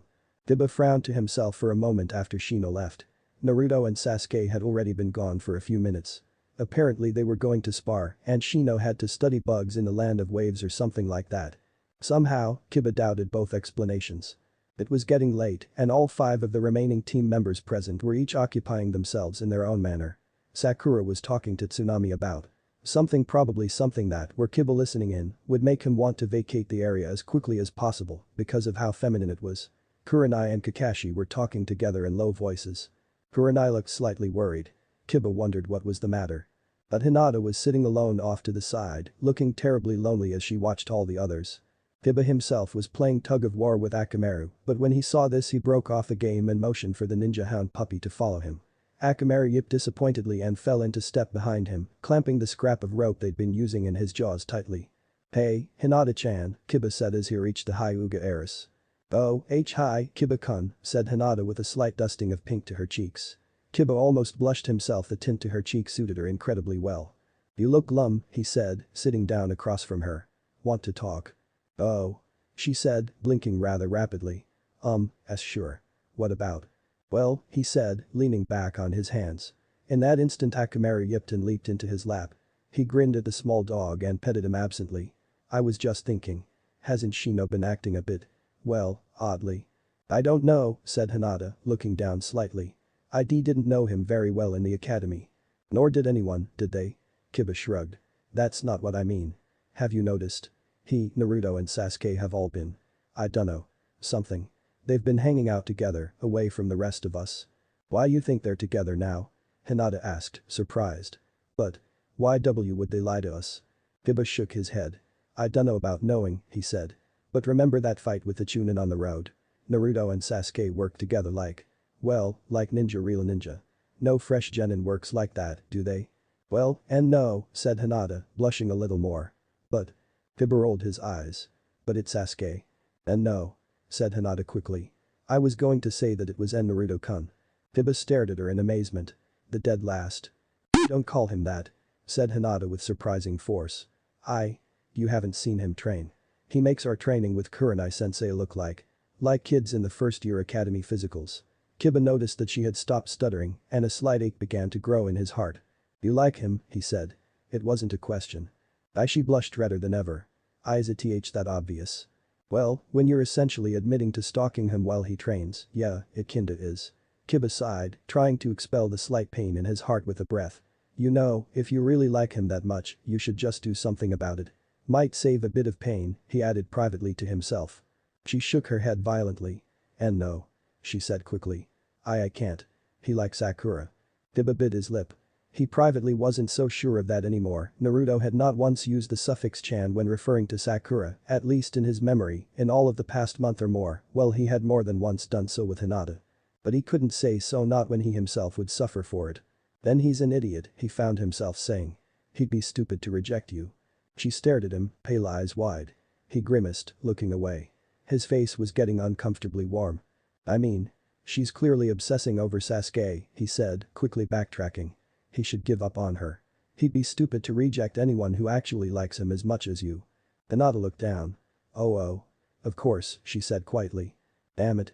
Kiba knew perfectly well that he had royally screwed up. "Look," he said, scooting away from her slightly to give her space. This jostled Akamaru on his lap, who yipped in surprise and jumped off to snuggle up next to Hinata.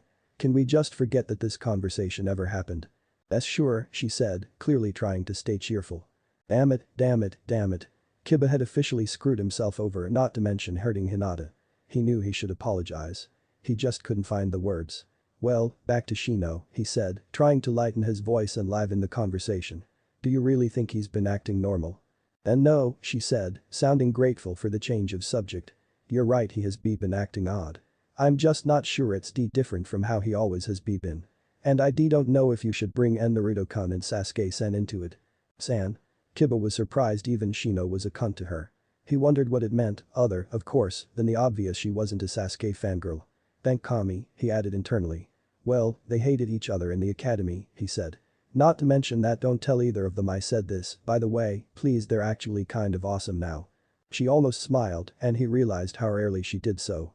"Even Naruto-kun?" she asked. He grinned back. "Tell him, and I swear." She giggled slightly. "I won't." "Good," he said. "But what do you think?" She shook her head. "I don't know. Maybe you're right. But what do you think it means?" "That's just it," he exclaimed. "I don't know." "Don't know what?" It was Shino. Kiba turned to face the Abiram behind him. "Shino," he said quickly. "We want to know. What's up with you and Naruto and Sasuke?" Shino didn't move for a moment. Then he sat down. "It's a long story," he said flatly. "And one I cannot tell you." "Why not?" Kiba asked angrily. "I know you're an independent guy, Shino, but we're your teammates." You have no idea how aware I am of that fact. Shino's voice was deadly serious, almost grim. Kiba blinked at him. This was not the answer he'd expected. After a moment, Shino sighed. Kiba-san, I would tell you if I could, he said, sounding almost unhappy. But the secrets I'm helping to keep aren't only mine. I can't tell you. Not until the others agree. Then Naruto-kun and Sasuke-san? Hinata asked, sounding quite nervous by all of this intrigue. Kiba was just getting angry. Not exclusively, but yes, said Shino. Listen to me, Hinata-san, Kiba-san, he said quietly. I am more aware of my teammates than most Chunin. And I promise you, I cherish that three-way bond. But this secret is about more than us. It's about more even than our entire village. And I cannot compromise it for myself or my team. You must trust me. Kiba sighed. You're just making me more curious, he grunted. But what the hell? He slapped Shino on the shoulder. I may not know you as well as I should, he said, but I know you enough to know that you're not going to endanger us, whatever this big secret is. So I'll trust you. So will I, Shino-kun, said Hinata softly. Shino looked at them each in turn. I am. Surprised, he said, though there was no hint of the emotion in his voice. And also grateful. Thank you. I will not betray your trust. Good, grunted Kiba. Cause if this hurts Hinata-chan, you're dead. Shino looked at him for a moment, or Kiba assumed he was looking in his direction, since it was hard to tell with the goggles. There's already a queue forming for that, said the Abiram dully. Get in line. Chapter 32. Retraining. The 8 ninja were congregated together in the dining room. Naruto was wolfing down breakfast. He'd woken up late while the others chatted in groups. Sasuke and Shino were talking quietly in a corner. Naruto wondered what about. The rest of Team 8 was making small talk together quietly. Sakura and Kakashi were right beside him. So, what are we doing today, Kakashi-sensei? Sakura asked conversationally. All the fear and doubt of the previous day had washed away from her overnight and she seemed as fresh as ever. Naruto almost smiled at it but kept himself in check. I was that young once, he thought, and a wave of something like sadness swept over him. When did I grow so old? Training, Kakashi was replying simply as his blonde student came back to himself. We have no idea when Zabuza and that dishonored person will show up again, but we have to get as ready as we can. Naruto nodded in agreement, wondering idly what he, Sasuke, and Shino would do with themselves at this point. The tree climbing exercise didn't even count as showing off. After everyone had finished, Kakashi and Kurenai led the two teams out to the forest. Naruto knew where that was going. Fortunately, Kakashi and Kurenai had agreed that it would be mind-numbingly foolish to leave no one to guard Tazuna not when the threat was so present. So they'd chosen the 3 most skilled genin and left them with the bridge builder under strict orders to contact their teachers at the first sign of trouble. So Naruto, Sasuke, and Shino were left to guard their client. Alone. How convenient, mumbled Sasuke once their teammates were out of earshot. One might almost think this was planned. Naruto nodded sagely. We owe Kakashi and Icha books for this, he said.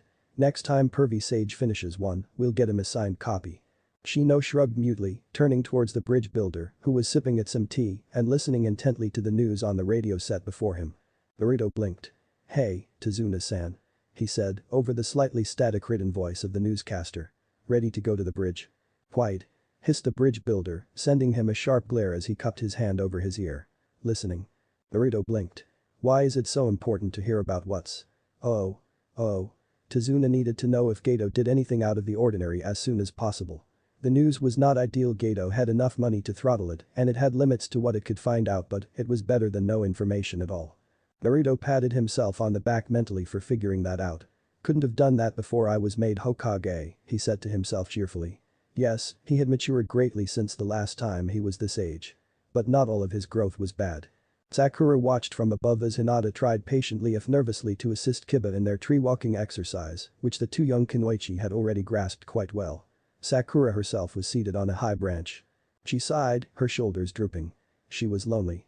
Hinata and Kiba kept her company, and Kakashi and Kurenai were conversing off to the side of the clearing as they watched their students, but who did she have to talk to? Answer. No one. She would even have welcomed Naruto's overeager manner now if it meant she could just talk to someone.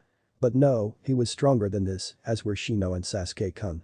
Her lips twitched into a rueful smile. Naruto, strong on Sasuke's level.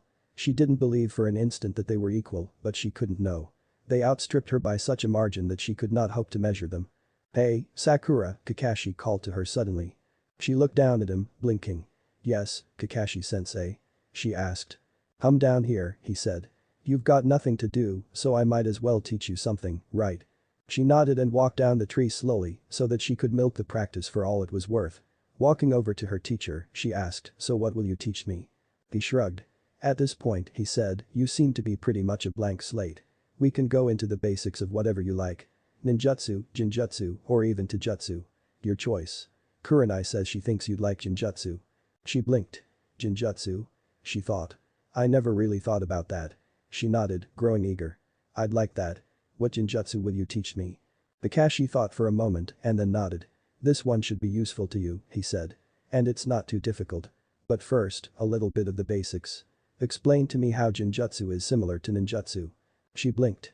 "This is like an academic textbook question," she said to herself, surprised. "I thought Kakashi-sensei was more of a learn-by-doing sort of teacher." She shrugged off her astonishment, though, and answered, "Both Genjutsu and Ninjutsu generally utilize hand seals and always manipulate one's chakra for use against the enemy." "That is actually only as a general rule," corrected Kakashi, smiling at her with his eyes. "There are many Jinjutsu and Ninjutsu both which are used on oneself or one's allies to gain an advantage in combat. But for the purposes of this lesson, your definition satisfies. Now, contrast the two. What is the difference between Ninjutsu and Jinjutsu?" This time she wasn't so surprised this question was expected. Ninjutsu are the manipulation of chakra to affect things physically, while Jinjutsu are purely mental attacks. "Again, there are exceptions," said Kakashi, surprising her. "There are attacks both ninjutsu and jinjutsu that break those rules, and the actual definition is a bit more complex. But it will still do for now." He looked at her gravely. "This jinjutsu is standard in that it uses hand seals, attacks the mind and leaves the body unmarred, and, like most jinjutsu, requires eye contact. It is non-standard in one way." She cocked her head. "How is that?" "Well, I'll tell you the jutsu's effects and you try to figure it out," he said. "The technique completely scrambles the target's visual input, making general shapes distort slightly and making every color except black become painfully bright and shift in rather nauseating ways. Now, guess how it is non-standard." She blinked and thought about it for a time. At length, she shook her head in defeat. "I have no idea, Kakashi-sensei." He shrugged. "There was a time when the academy went into chakra theory like this. I always wondered why it's useless to anyone but a Jinjutsu specialist or a Jounin sensei teaching one, and the Jounin can just pick it up. I'll explain, sit down." They both lowered themselves onto the grass as he elaborated. "Most Jinjutsu operate purely on the spiritual level. They focus on the transcendent aspect of the mind, that part of us from which the spiritual part of chakra is drawn. That is what they target, turning our very spiritual entities against ourselves." She nodded slowly. The problem was starting to make sense. She decided to try a guess. "I think," she began, going off of her only basic knowledge of human nervous systems, "I think the target's the physical impulses in our brains, scrambling nerve transmissions." "Precisely," said Kakashi, sounding proud. "I knew you'd get it. This technique is almost a lightning style, except for one point: you never actively change your chakra nature. Instead, the chakra forms channels inside the retina and brain for the existing electricity to travel along."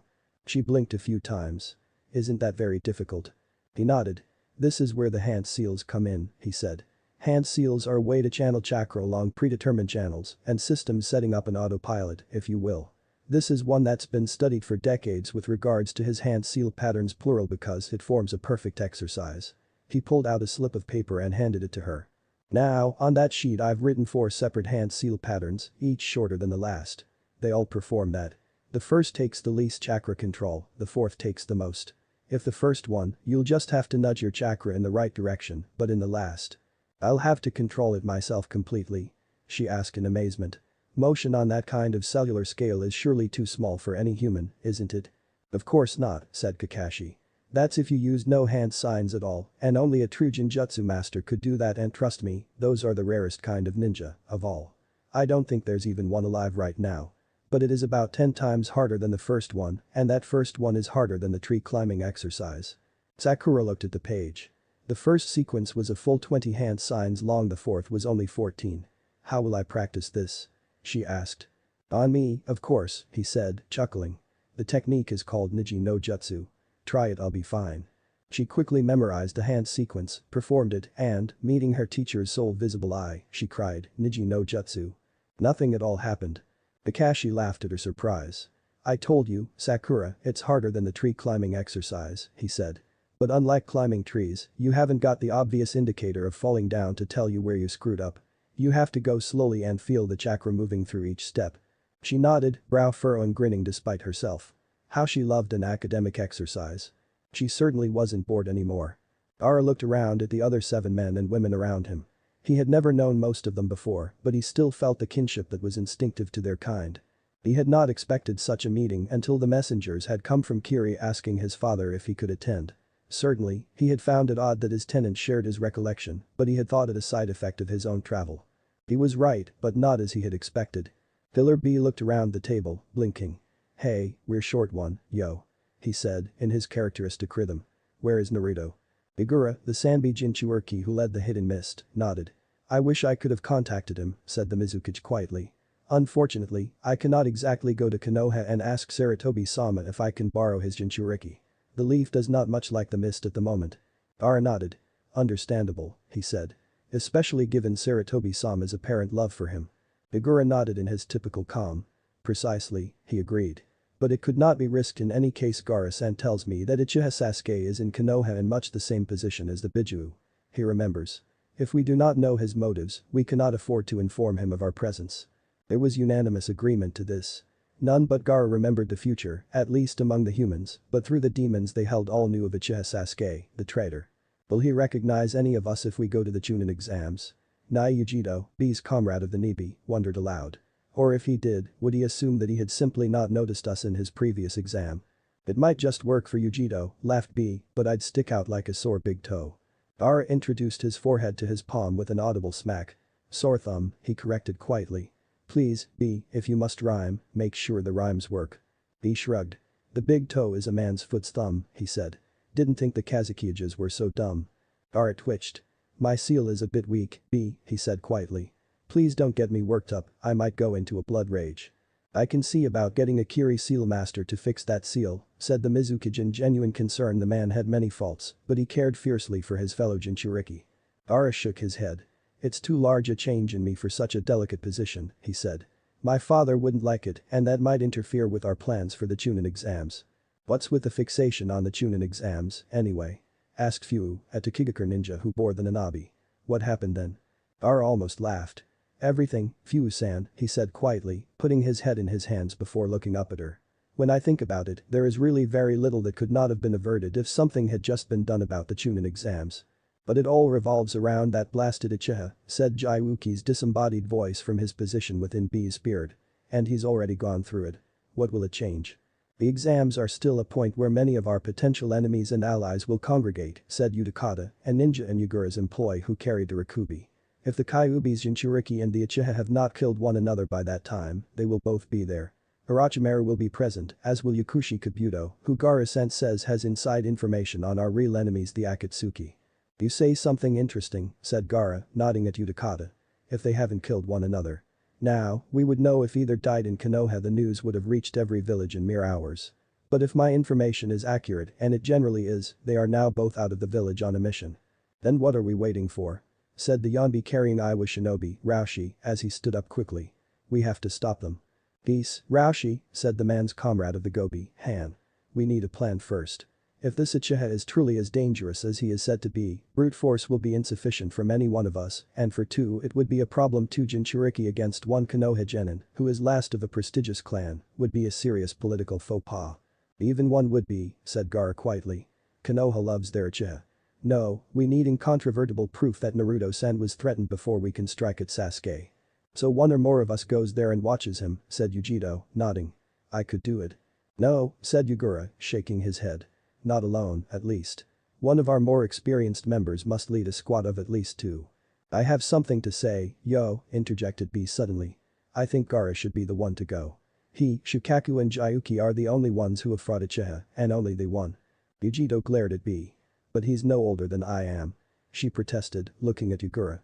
"Why should he go when I can't?" "Who said anything about that?" Gara said, raising an eyebrow at her. "You're coming with me." There was a moment of silence as every Jinchuriki looked at him. He sighed. "The Biju are each representative of an animal," he said quietly. "Yujito-san carries the Nibi. Cats are notorious for their stealth. Is she inadequate in that department?" he asked B, almost sardonically. B grinned. "No sir, not at all," he laughed. "She's silent as the sky is tall." Yujito looked down at the praise. Ara nodded. "I expected that." He looked around. I doubt I need to explain this to you, Yagura-sama, he said with a deferential nod at the Mizukage, but here are my reasons. Konoha is at odds with every village save Suna at this point. But that is not an equal dislike across the board. Iwa hates Konoha, and so Konoha deeply mistrusts Iwa. Kiri Konoha considers to be, at this point, little more than a tribe of bloodthirsty barbarians meaning, no offense, of course, he added with another nod to Yagura. The Sanbi Jinchuriki just shrugged apathetically. Taki is, well too small to be a concern, still exactly that small enough that my being seen by its known Jinchuriki would be far too strange for Konoha's liking. What if Taki were acting as a proxy in negotiations with a larger village? That is what they'd think. It's a common political stratagem. But Kumo? Konoha doesn't like Kumo in the slightest, but their relationship isn't so marred by either tragedy or bigotry, if you will. Igura nodded. So it is wise to send a Kumo shinobi with you. It is less suspicious than the alternatives. Precisely, Gira said in affirmation. But there is another constraint. Uchiha knows of him well enough to know of his relationship with Naruto-san. If both he and I made an unscheduled appearance together, so close to Naruto-san's position, it would be a foolish risk. So I'm out for today? B asked. At Gaara's nod, he clapped Yujito on the shoulder. Tell me all about it, okay? Yujito nodded, giving him a deadpan look. Your rap could use work, B-sama, she said. He just shrugged. So that's it, said Utakata. Gaara-san and Yujito-san will go to watch over Naruto-san and Uchiha to prevent any unpleasant surprises. Yes, said Gaara, standing. Yagura-sama, you told my father to expect me back. When? In 10 days more, said the cage crisply. I thought it best to give us ample time. A very wise choice, Mizukage-sama, said Gaara. Naruto is currently in the land of waves. If we travel light and quick, Yujito and I should arrive in 3 days. Yujito nodded, standing up as well. She watched him warily. Don't you think of trying anything on this trip, she warned. Won't stand for it. Gaara sighed. Still the old obsession with village boundaries, he mused. There should be no borders between us. We're in much the same boat wherever we are, aren't we? Don't worry, he said aloud. Far too much is at stake for me to jeopardize it. Chapter 33. Reminding. Sasuke leaned back on the low wall, propped up on his elbows, his eyes closed. Anyone who didn't know him might have thought he seemed bored, but it was rather the reverse. He was trying to block out the immediate noise and feel of the bridge workers around him and of Naruto, Shino, and Sakura, who had learned a Jinjutsu, it seemed. And been sent to guard with a man. Focus his attentions outward. He could hear no sign of any threat nearby, but that was no certain guarantee. It wouldn't be especially difficult to sneak up on them. Hey, Sasuke, stop looking so glum. Naruto said from the other side of the bridge. It's like a break. Sasuke frowned at his teammate. Surely Naruto was aware that he was just on lookout. Naruto nodded imperceptibly and crossed his fingers in the hand seal he used for the shadow clone jutsu so quickly that even Sasuke almost didn't see it. Ah, Sasuke thought. He's running recon, then. The Uchiha slowly allowed himself to relax. Naruto would give him fair warning. Just trying to rest, he said casually. Have to keep up my strength. Oh? Naruto teased. Did Sasuke-chan have trouble sleeping? No, Sasuke grunted. But I'm going to have a rough night tonight. Why? Sakura asked concernedly. He shrugged. I'm going to be up late knocking the stuffing out of the idiot. Bastard. The four of them stood in companionable silence for a time. Then Naruto spoke again. I'm bored, he said matter-of-factly. Short attention span, much. Sasuke muttered dryly. Sakura giggled, but he wondered if it was because it had been funny or because he'd said it. Hey, I can focus on something for quite a long time, said Naruto, glaring at him. Attention span isn't the issue. There's just nothing to focus on. Sasuke shrugged. Should I get you a babysitter or playmate? He got a poke on the forehead for his trouble, but it didn't bother him as much as it once might. You're a bastard, Sasuke, grunted Naruto sourly. You've mentioned, Sasuke nodded sagely. Oddly enough, though, no one else ever does. You're a bastard, Shino said with perfect poise. Sasuke turned his eyes skyward. Really, Shino? I am quite within my rights, said Shino without inflection. It is beyond true, if… Shino? Naruto exclaimed, pointing off to the distance. Look. An interruption. Sasuke nodded gratefully at Naruto. He couldn't expect Shino to forget all he'd ever done, and he had put it behind him, which was enough, but it didn't change how the words had wounded him. Sakura, however, didn't understand Naruto's motives and hit him. You little… she muttered. Don't be a jerk just because you're bored. The Uchiha winced on his friend's behalf but said nothing. What, after all, could he say? Sakura-chan. Naruto whined. Don't hit me. I thought our relationship was mutual, no abuse. Sakura froze. Sasuke put his head in his hands, but in that safe darkness, he hid a smile. Naruto, you idiot, he thought fondly. But Sakura didn't hit the blonde. She took 3 deep breaths and turned away, leaning back on the railing. Guess I need to get used to this if I'm going to be on your team, she muttered. Don't be stupid if you can avoid it, Naruto. Sasuke looked over at the girl, surprised. She was looking up towards the heavens, breathing deeply. Naruto leapt up on the railing beside his raven-haired teammate and studied their fellow students as well. You've grown, Sakura-chan, he said quietly. Both the girl and Sasuke looked over at him in surprise, though hers was greater. His eyes no longer held the playful twinkle of a moment before, but now seemed a deeper blue, and though he was sure Sakura couldn't see it, Sasuke recognized something like pride or happiness in them. Naruto was glad that Sakura was becoming the teammate he remembered once again. Suddenly the blue eyes widened and shifted again, becoming a blaze of cerulean fire. Sakura, go, he ordered flatly. Tell Kakashi-sensei that they're here. Sasuke's eyes widened and, straining his ears, he heard the splashes of ninjas' feet on water behind him. He whirled as Sakura began to run. Shino, go with her, he ordered. Abiram didn't even bother to reply. Sasuke heard his retreating footsteps behind him. Civilians. Naruto called all of the building crew. The enemy's shown up. Go, we'll contact you when it's safe. Izuna. Sasuke called over the sound of panicked workers. You stay here, we can't have them following you to town and bypassing us. Izuna nodded and fell into place behind the two of them. The bridge was almost empty. Blind style. Said the cold voice of the dishonored Great Breakthrough. Sasuke had half expected the entire bridge to be thrown instead, all of the civilians still on it flew off as though thrown by a great hand, landing in the dust behind the Konoha ninja. Naruto turned, looking at them in surprise, but Sasuke nudged him there, at the very point where the bridge ended, 3 figures had landed on the stones. The dishonored skull-like mask faced directly towards Naruto, and despite the distance, Sasuke knew the lenses and the eyes behind them were focused directly on the Uzumaki. For a moment there was perfect silence. Then the dishonored moved. He drew out one of his many sealing scrolls and pulled out of it a number of knives. Sasuke's heart sank. He would know those 3-pronged blades anywhere. I'd hoped he wouldn't have any. He thought grimly. Wishful thinking, I suppose. The kunai were thrown all over the bridge, embedded in the stone all around them. Naruto stared at Sasuke in alarm, but there was no time to speak. In less than an instant, the armored shinobi was to Sasuke's right. Sasuke blinked, his eternal Mangekyo whirled. There was the lightning-fast action of drawing 2 kunai. The blade unsheathed from the scrolls and twined around his enemy's wrist. Sasuke had expected that, he'd known the design. He blocked. The dishonored had teleported away. He stood by Zabuza again, so perfectly poised that Sasuke almost thought he had imagined the moment of lightning-fast combat.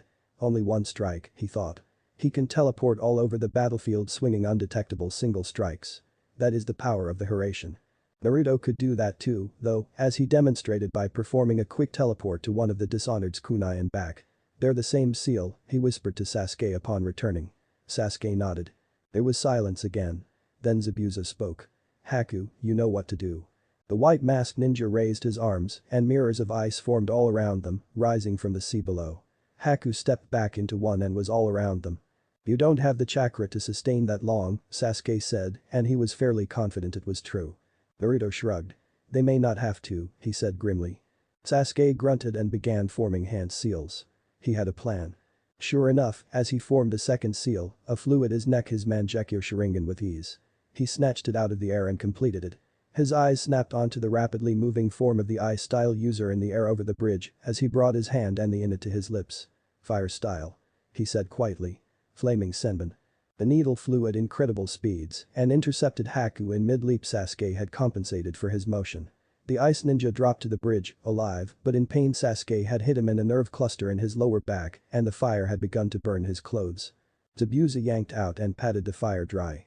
Damn it, he muttered. Sasuke's trained ears picked it up, even over that distance. Didn't expect it. Dishonored. Sasuke's left eye widened, his right closed. The dishonored had vanished in the moments he'd been focused elsewhere. He blinked.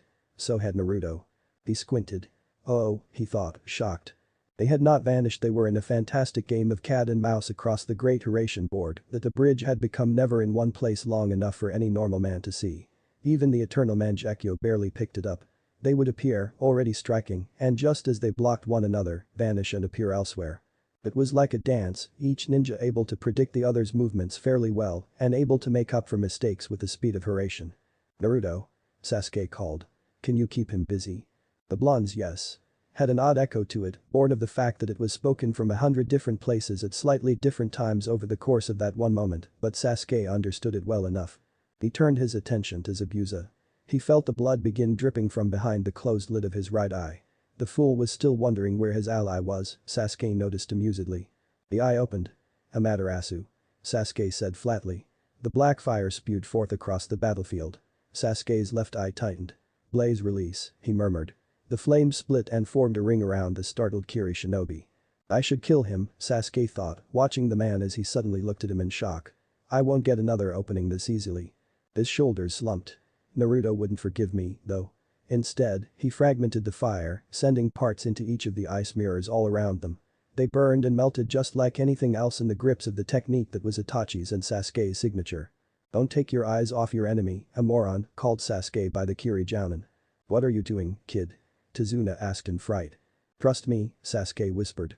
Zabuza glared at him. "Okay, little genin," he said, spitting with fury. "You asked for it. Last time I underestimated you. Not this time." Kubikiraboucho was out in an instant and Zabuza was moving with a speed that Tazuna found quite impressive, judging by his gasp. Sasuke knew better. Zabuza was no faster than he had to be. He was a heavy hitter, primarily. Sasuke, on the other hand, used speed as another weapon. He wasn't as fast as he had been, though he couldn't have matched Lee by any means, but he was, though not faster than Zabuza expected. That would have to be enough. Sasuke drew two kunai out again and leapt to his left, channeling chakra to his feet to stick to the railing of the bridge. Timed perfectly, he leapt back, arms forward, and kunai pointed. His outstretched limb slipped through the hole in Kubikiraboucho. He flipped the kunai outward, bent at the weight to plant his feet in the earth and spun. Kubikiraboucho was torn out of Zabuza's hands and flew skyward as Sasuke released it. In an instant he had translated his spin 90 degrees and was stabbing towards Zabuza's side with his twin blades. The former Kirinin leapt away in shock. Sasuke tossed the two kunai after him, caught the falling sword, and swung it into a classic stance all in one fluid motion. He channeled his immense stores of yin chakra into his arms in order to carry the sword better, he noted with slight pride, than Suigetsu had ever managed. He and Zabuza glared at each other across the field of Horatian knives. The sounds of Naruto and the Dishonored colliding again and again echoed all around them. Then Sasuke's Sharingan saw Zabuza channel his chakra quickly. "Water style. Hidden mist jutsu," the former mist ninja said forcefully, releasing the energy outward. Sasuke's Sharingan went haywire. The mist being formed and maintained by Zabuza's eyes, it appeared to his Dijutsu to be an extension of the man's chakra system. To the hypersensitive Eternal Mangekyo, it was rather traumatic to be breathing in parts of the enemy's chakra. Sasuke sighed, releasing the Sharingan. For now, at least, it would be easier to fight without it. Chapter 34. Recursion. "This is useless," muttered the armored shinobi. Naruto heard the words in the intermittent moments as they transmitted with unrivaled speed across the field repeatedly. "Horatian is too fast." Then it was over and Naruto was standing next to Sasuke in front of Tazuna. The mist was thick around them. Sasuke had seemingly disarmed Zabuza. The massive broadsword was held out before him in a standard defensive neutral stance. "Nice to see you're done." Yellow flashing for the crowds, grunted Sasuke by way of greeting. Naruto chuckled. "You know me too well, Sasuke." "Plan?" Sasuke shrugged. "Can't use the Sharingan in this mist." "Senjutsu?" Naruto nodded. "Cover me," he said as he lowered himself into a meditative full lotus position. He breathed deeply in, and repeat. The perfect stillness, even in the thick of combat, was calming in a way which was exactly what made Sage Mode work. He opened his eyes and saw chakra. Zabuza's chakra was thick in the surrounding mist, but Sage Mode saw things in more depth than the Sharingan on that level, though the Sharingan's other abilities were not inconsiderable. At any rate, despite the shrouding mist, Naruto saw two shapes off in the mist. He recognized the water of Zabuza and the ice of Haku. Wait a moment. He thought for an instant. Where's? Dishonored was right behind Tazuna, swinging his blade, and Naruto still could not feel his chakra. It was unnerving. But the battle cry, Naruto leapt into action. Flipping onto his hands and spinning, he kicked backward with all his strength. The strike connected with the Dishonored's chestplate, flinging him back a ways, but before the man had even hit the ground, he had used Horatian. Now he was striking a powerful blow at Sasuke. The Uchiha only just parried it with Kubikiraboucho and then he was gone again. The mist remained. Naruto glared into it. "That's one speedy bastard," he muttered. Sasuke nodded, looking grim. "Can you lift the mist?" Naruto laughed harshly, already forming hand seals. "Wine style," he roared. "Great breakthrough." The rush of air blew the mist back and off the bridge. Zabuza, Haku, their armored ally, became clearly visible. It was only for a moment then Zabuza's mist began to creep in again. "Oh, no, you don't," Naruto thought viciously. With a quick hurration he was beside Zabuza and kicked him into the wall at the side of the bridge. This effectively broke his concentration. The fog immediately lifted. Naruto quickly whirled to parry a strike at his side from the Dishonored's blades, which emerged again from the scrolls at his wrists. He used the impact to push himself away from his foes, back toward Sasuke then, with another hurration, he was on the other side, still flying in that same direction. He spun in the air and plowed into the armored ninja, kunai out, intent on prying off the mask and taking out the shinobi beneath, but the armored man was having none of it. The man dropped his legs out from under them and performed an effective aileron roll so that the two landed with the crushing weight of the armor and the shinobi within was all on Naruto. "Lamachi, go intercept the Uchiha," the Dishonored ordered coldly. Naruto didn't see whether the former Kirin obeyed, being otherwise occupied with a way to top him. There was a momentary grapple, and then the Dishonored had pinned Naruto's hands and feet under him and away from his chakra core, making an escape by hurration impossible. "There," hissed a skull-like mask with a chilling laugh. "Effectively neutralized." "Idiot," said Kurama's voice in Naruto's mind. In the next moment, the fox lashed out with pure chakra at the foe above them. The red gold energy flowed out of Naruto's body and pushed the enemy ninja off immediately. Naruto used the opportunity to leap up and settle into a combat stance, eyeing his foe warily. But the damage was already done. Even as Kurama tried to retract the arm of chakra he created, the Dishonored grasped at it. The metal fingers made contact and pulled. In the open cage where Hiras eyed, Kurama began to scream. Naruto's eyes grew wide with shock and horror. Dishonored was pulling Kurama's chakra away from them. "Cut it off." He screamed inward to the Biju. "Cut off the tail, it'll grow back." Kurama wasted no time. In an instant, the massive chakra, a full ninth of Kurama's available energy, was emerging from Naruto and entering the Kyuubi-shaped red emblem on the Dishonored's chestplate. Once the red energy had all been absorbed, the Dishonored slumped for a moment and then he laughed. The sound was cold and cruel. "Contingency Kitsune has begun to fulfill his mission," he whispered. He looked into Naruto's eyes and the blue lenses spun. "You cannot defeat me without Fox's aid, fool," he said. "But if you use his strength, it becomes my own." "You have only one tail's worth of chakra," Naruto hissed furiously. Kurama had become oddly silent. The boy feared for his friend. "It won't regenerate." "No," said Dishonored, "but it doesn't need to." In the momentary hurration, the armored man was mere inches from Naruto. His hand grasped at the boy's stomach, where the remains of Kurama's seal and the connection his chakra had to the outside resided. Naruto was ready, though. The hurration away, back to be in front of Tazuna.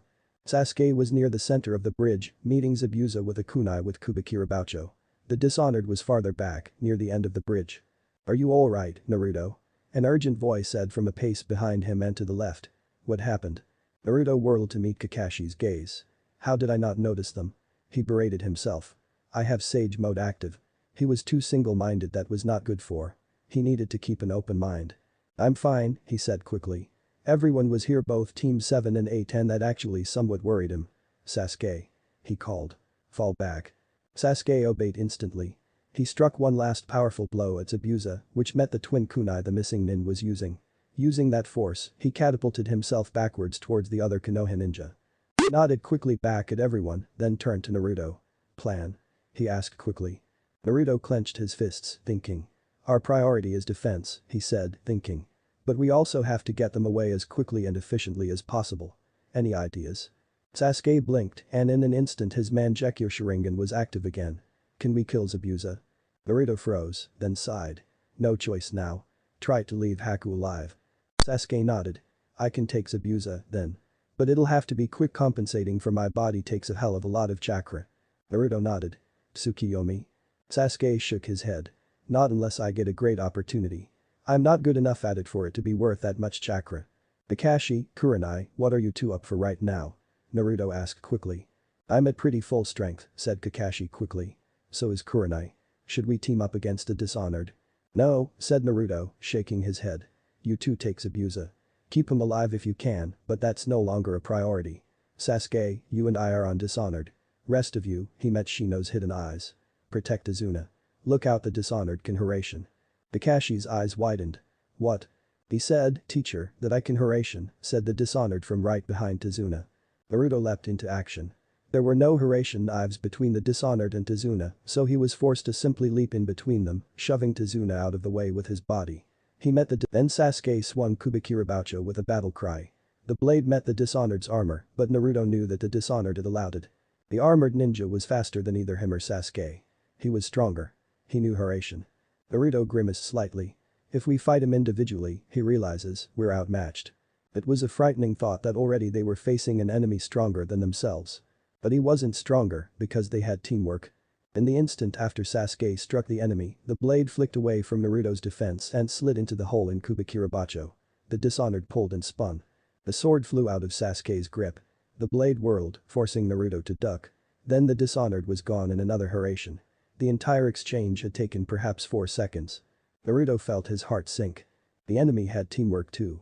His eyes met Sasuke's, and he knew his friend had come to the same realization. Sasuke shrugged grimly. Naruto nodded, eyes narrowed. They had no choice but to fight him. "How are you doing on chakra?" he asked Sasuke quickly. Sasuke shrugged. "I've got enough, but it won't last forever. I'm going to have to try Sage Mode." Naruto looked at him worriedly. Sasuke had never mastered the Snake Sage Mode as fully as Naruto had mastered the Toad. It was all too possible that he would be turned to stone, as Naruto often had nearly done while training. But Naruto had been with Fukasaku. Sasuke had no such luxury. Or did he? "Try summoning them, then," said Naruto. "You're not using it alone." Sasuke shrugged noncommittally. "They're all too likely to turn on us," he said. "You sure?" Naruto growled. "They've got no choice but to help," he said, putting his hands together and popping his knuckles. G watched the Dishonored across from them as Sasuke performed the summoning. The man looked as smug as metal could just watching them in what seemed like amusement. Naruto wondered if he felt that he would lose nothing by letting them do this. What was he playing at? His eyes flitted over to the water. Kakashi and Kurenai were fighting Zabuza there, and Zabuza was doing remarkably well. Kurenai's was not particularly effective against him, and Kakashi's abilities held no surprise. As Naruto watched, Kakashi was forced to leap back as Zabuza swung Kubikirabacho around in a deadly arc, nearly bisecting the white-haired Jounin. Beside him there was a puff of smoke. Naruto looked quizzically at the small, wizened old serpent at Sasuke's feet. It was black and, though clearly old, still sleek as any snake. Its eyes were a bright venomous green and shadowed in purple, reminiscent of Orochimaru himself. The snake blinked a few times and then lunged at Sasuke, who snatched it out of the air by its neck. His other arm, his left, then grasped its tail firmly, likely to prevent it from being used in any sort of taijutsu. "Stop whining, Hebika," muttered Sasuke. "Don't recognize me?" "No," hissed the snake, Hebika, in serpentine fury. "Who are you, boy?" "The Snake Sage," said Sasuke flatly. "Long story. I need to go into Sage Mode, and I can't be certain I'll be able to keep stable. I need your help." "And why should I help you? Who do you think you are?" spat Hebika. Sasuke glared at him. "I am Uchiha Sasuke," he growled. "I was trained by you and the White Snake Sage in Snake Senjutsu a little less than 5 years from now. Before that I was Orochimaru's you-know-him apprentice and then his killer. I've returned here from the future to right my wrongs, and you will help me." Naruto saw his friend's eyes shift into the eternal Mangekyo. "Tsukiyomi." The snake screamed as best a snake could, but could not break eye contact with Sasuke. The Uchiha held its gaze for a full 10 seconds before letting it fall limp. "I'll help you," it whispered. "Kami, what are you?" Sasuke glared at its black length. "I don't know or care," he said flatly. "Swear on your fangs." "I swear on my fangs that I will aid you in Senjutsu for this battle," Hebika whispered. "Good," said Sasuke, placing it on his shoulder. He glared at the Dishonored with red eyes, whose pupils were beginning to develop a vertical slit superimposed over the Mangekyo sigil as he held still. "What are you waiting for, anyway?" The Dishonored shrugged. "Much the same as you, other," he chuckled. "Gathering chakra." Naruto focused his senses on their foe and found himself blanching in horror. "Sasuke," he murmured worriedly. "He's got Sage Mode active." "And Kyuubi Chakra Mode," Sasuke observed as the Dishonored flashed golden. The Dishonored eased himself into a frog-kata fighting stance. 2 against 1, such unfair odds, he snickered. "I had to even the odds somehow, no?" Naruto's eyes narrowed. "Kurama?" he asked within himself, quietly. "Are you alright?" "I'll be fine," murmured Kurama, voice tight with pain. "Kami, it's been a long time since I felt real pain. But I have no time for self-pity, do I? Take my chakra, Naruto." Naruto nodded. "Thanks, furball. I'll see what I can do to help as soon as we're out of this." He clapped his hands together and all about him gathered the golden chakra of the completed Kyuubi Chakra Mode, the form that came with his friendship with Kurama. The chakra garment it formed flapped about his neck as his eyes containing both the slit of Kurama's chakra and the horizontal bar of Toad Senjutsu glared into the blue lenses behind which his enemy hid. Beside him, Sasuke slid into a nearly alien taijutsu stance Naruto had only seen it once before when he faced Sasuke in the ruins of Konoha at the end of the future, which the Jinchuriki recognized as that of the dragon kata, the snake sage's equivalent of the frog kata. This honored skull-like mask was, of course, expressionless, but Naruto felt instinctively that he and Sasuke were being appraised. "Very well," said the armored ninja in an almost pleased voice. "If you are both quite finished pulling out the stops, we will begin in earnest." Chapter 35. Return. Naruto made the first move with Hiraishin. Transferring himself to a kunai behind the Dishonored, he brought his arm about in a chakra-infused claw to the man's side. The Dishonored didn't dodge doing so would have opened the way for the frog kata's range enhancement. Instead, he whirled, grasping Naruto's wrist, and tried to fling the Jinchuriki to his right. Sasuke would have none of it. In the short time these two moves took, he had rushed forward, Sage Mode enhancing his speed. He raised himself up poised, serpentine, to strike, but the Dishonored merely continued his spin. Sasuke leapt upwards to avoid Naruto being thrown at him and dove, ready to hook his fingers into the place where the man's mask met the back of his helm. Take off the mask and he dies, Sasuke thought desperately. He would deal with the painful aftermath of the revelation after the mask was off. But the armored shinobi was well aware of that weakness. He released Naruto, sending him flying down the bridge's length, and used a Hiraishin of his own to follow. What followed was yet another battle of Hiraishin from which Sasuke was excluded, but this time he had a plan. "What now?" Hibika muttered, "Who didn't? You're useless here." Sasuke didn't answer, instead keeping his Sharingan focused intently as he looked towards the wave side of the bridge. The other genin were watching him intently, worriedly. They couldn't see what he saw. The Sharingan couldn't follow Hiraishin, there was no real motion, in the usual sense, to follow, but it could see the locations of the fighters while they remained there. And Sasuke knew Naruto and the Dishonored both. He knew how they thought and fought. The Sharingan recognized patterns, and he was expecting them. After a lull of only moments as Naruto occupied their foe, Sasuke charged, not at where the Dishonored was, but at where he would be. His gamble paid off well. The Hiraishin moved so quickly, and the Dishonored was already so close to its limits, that when Sasuke struck him with a snake punch to the solar plexus, he had no time at all to react. The armored ninja flew back and Sasuke followed, unwilling to let the advantage go, but the man vanished. Sasuke swore. "I should have aimed for his mask." He whirled. The Dishonored was standing at the other end of the bridge, quite unharmed. Even the armor was without a scratch. "What the hell is that suit made of?" Naruto gasped beside Sasuke. Hiraishin took a great deal of chakra, and though Naruto's reserves could handle a great deal more, it was taxing enough that he was breathing very heavily. "Goro no Hagain," Sasuke said flatly. Naruto turned to face him. "Black steel. It's the material used in chakra demodulators." Naruto nodded. A Rasengan could break that, though. He turned back to Dishonored, but Sasuke shook his head. "Not when it's reinforced by the best Huinjutsu the Akatsuki had access to," he said grimly. This was the super weapon. He turned back to their enemy, who was watching them impassively. It was very difficult to be sure of the facial expressions of someone who hid behind a steel skull. "This was meant to be Akatsuki's greatest enforcer," he said quietly. "A stronger ninja than any other that could ever be born or bred or made. I doubt anything could break that armor short of a direct hit from A." Naruto's eyes widened suddenly, and he flung a shuriken. It phased through the Dishonored as though he wasn't there, which, Sasuke realized furiously, he wasn't. They both whirled. Their enemy had sealed their genin allies, snoring, in a Jinjutsu. He was facing them now, and Sasuke's eyes widened as the man finished his sentence as he struck. "Tailed beast ball." The words were spoken without emotion, and the back orb rushed towards them too quickly. From that, yes. Naruto could escape through Hiraishin, but if he tried to grab at Sasuke, the movement would cost him his life. Sasuke registered all of that and knew it with the cold certainty that comes in the instant before death. He shook his head as quickly as he possibly could, shouting, "Go." Trying to get Naruto out in time, but it was no good. Naruto had always been an idealist. The blonde stretched time, trying to grab at his friend, and Sasuke, knowing the futility, leaned towards him to grasp his hand. Sasuke wondered idly as he channeled chakra into his eyes, the energy moving sluggishly compared to everything else, if this was how dying always felt. Did everything slow down constantly until it eventually just came to a stop? The eternal Mangekyo Sharingan formed slowly. The Biju Dama edged closer. The Susanoo inched toward solidity. The Biju Dama was already inside its guard. Hibika dispersed, along with Sasuke's Sage Mode, the permission unspoken but granted. Sasuke gave in. His red eyes shut. Itachi's voice whispered in his ear, though Sasuke couldn't tell which side of his eardrum it came from. "Run, run, cling desperately to life." "Sorry, Nai-san," Sasuke's mind whispered, but there was no time even for his lips to form the words, so he didn't try.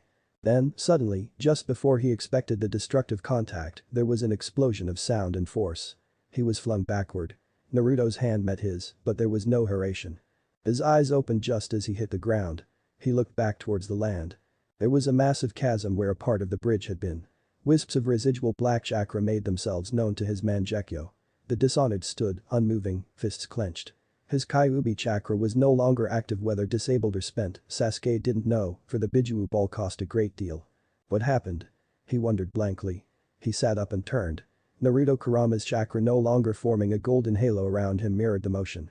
There, behind them, was Gaara, sand forming a cloak of power about him, hands still outstretched from the Bijuu Dama. Kakashi dealt Zabuza one final blow Rikiri through the chest. The battle had been longer than he expected. Zabuza had been ready for most of his tactics and Kurenai's Genjutsu. Kakashi suspected the Dishonored, though how their armored foe knew their skillset so well was beyond him. Zabuza coughed blood. Damn, he whispered. I guess 2 of Konoha's brightest was a bit much, nah? Kakashi meets his gaze with iron and Sharingan. I guess so, he said flatly. He pulled his hand out of his enemy's chest cavity as the former Mist Nin began to sink, fluctuating chakra keeping him from dropping all at once. Kakashi dispassionately grasped the still gasping missing Nin's arm and turned towards Kurenai. You alright? He asked. She was breathing heavily and his Sharingan caught every detail of how interestingly her chest moved, which caused him at once to privately bless and damn Jiraiya's soul, but she nodded. He nodded back, relieved. Zabuza was a dangerous man and they'd taken him down with nothing worse than a slash across Kakashi's forearm. The former Anbu turned to the bridge where his students most likely stronger than he was were fighting an even worse foe. He was worried, he would admit. He froze as he saw the 2 black orbs collide, one coming in at an angle from above, the other moving directly along the bridge. He saw the massive flux of chakra as 2 of one of the densest possible masses of the mysterious energy crushed one another. He saw the portion of the bridge literally disintegrate under them. Definitely stronger than me, was his only thought amidst a sea of fear for his pupils. Without a word, both he and Kurenai leapt up onto the bridge in a single, chakra-infused bound. When he saw his students alive and unscathed, though grounded, he sighed in relief. Then he noticed the other 2 behind them. The red-deeded boy's eyes found his, held them for a moment, and then he looked back at the Dishonored. The blonde of comparable age, a year or 2 older than Naruto and Sasuke, on the other hand, glared at him defensively, as if challenging him to say something about their presence. He blinked and turned to the Dishonored. The man didn't even look at him, occupied as he was by the red-deed. Fine, he said flatly. You are fresh, and I am not. I am outmatched. He snapped his fingers and the Genjutsu that Kakashi had subconsciously noticed over the other genin and over to Zuna lifted. The Dishonored turned to Zabuza, whose breathing was wet with blood. I am sorry, Zabuza-san, he said quietly. I would help if I could. Zabuza bared red teeth but nodded painfully. The Dishonored looked around and then formed a ram seal. You may have triumphed on the field of battle for a day, fool, he said, and Kakashi knew he was speaking to Naruto. But there is no victory for you. There cannot be, not while you can't even answer your own question. The red-deed sighed and the sand at his feet stirred about him. The question of peace. The Dishonored nodded. Well, you and yours have no answer, he said flatly, we will always triumph. And so we will always triumph. How do you figure it out? Naruto asked, standing and glaring at the armored ninja. The Dishonored chuckled coldly. Because there is no answer. And then he was gone with an unmistakable hurration. Gaara. Naruto embraced his old friend. It's been forever. Gaara frowned slightly and nodded. Indeed. I have missed you, Naruto. Naruto saw Sasuke watching the girl on Gaara's left. He looked at her himself. Then his eyes widened. Naruto. He said, laughing. Last time I saw you, you were dead. This is great. Now Gaara was staring at him, an unreadable expression on his face. It seemed like a surprise. The last time you. Vegito snorted. Kurama's likely been assimilating his memories directly. It makes sense, even if it's not exactly the best solution. Vatatabi, said Kurama's voice inside all of their heads. Then I'm not the only one back here. One of 9, said the silky feline voice of the 2-tailed cat. How have you been? Well, said Kurama courteously. Naruto laughed at the sharp change from his treatment of humans. Now, please rein in your Jinchuriki. That was, however unintentional, an insult to me and to my relations with Naruto. I don't appreciate the remark. So the boy used the ritual too. The voice was high-pitched and rasping, just as Naruto remembered, but it seemed to have gained some new semblance of sanity. Yep, said Naruto, maintaining the mental conversation. So you're Shukaku? Does that mean you're, sane? Said Gaara with a dry internal chuckle. We've been trying. Suna has a tradition of horrible seals where the personalities of Jinchuriki and Biju merge and blend together. They begin to drive one another mad and Shukaku has come out of it quite the worse for wear. I've been trying to work through it with him. Cool. Naruto said, laughing aloud. Biju therapy, huh? Hey, Kurama, why don't we try that with you? 2 reasons, growled at the fox.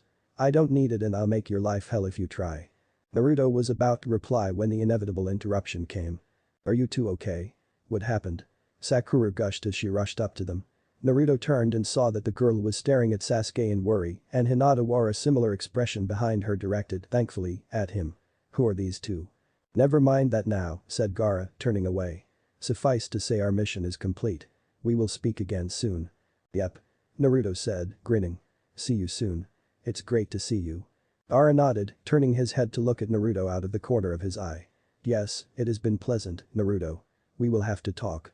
There is much to do. But not now, Yujito muttered, glaring balefully at Sasuke.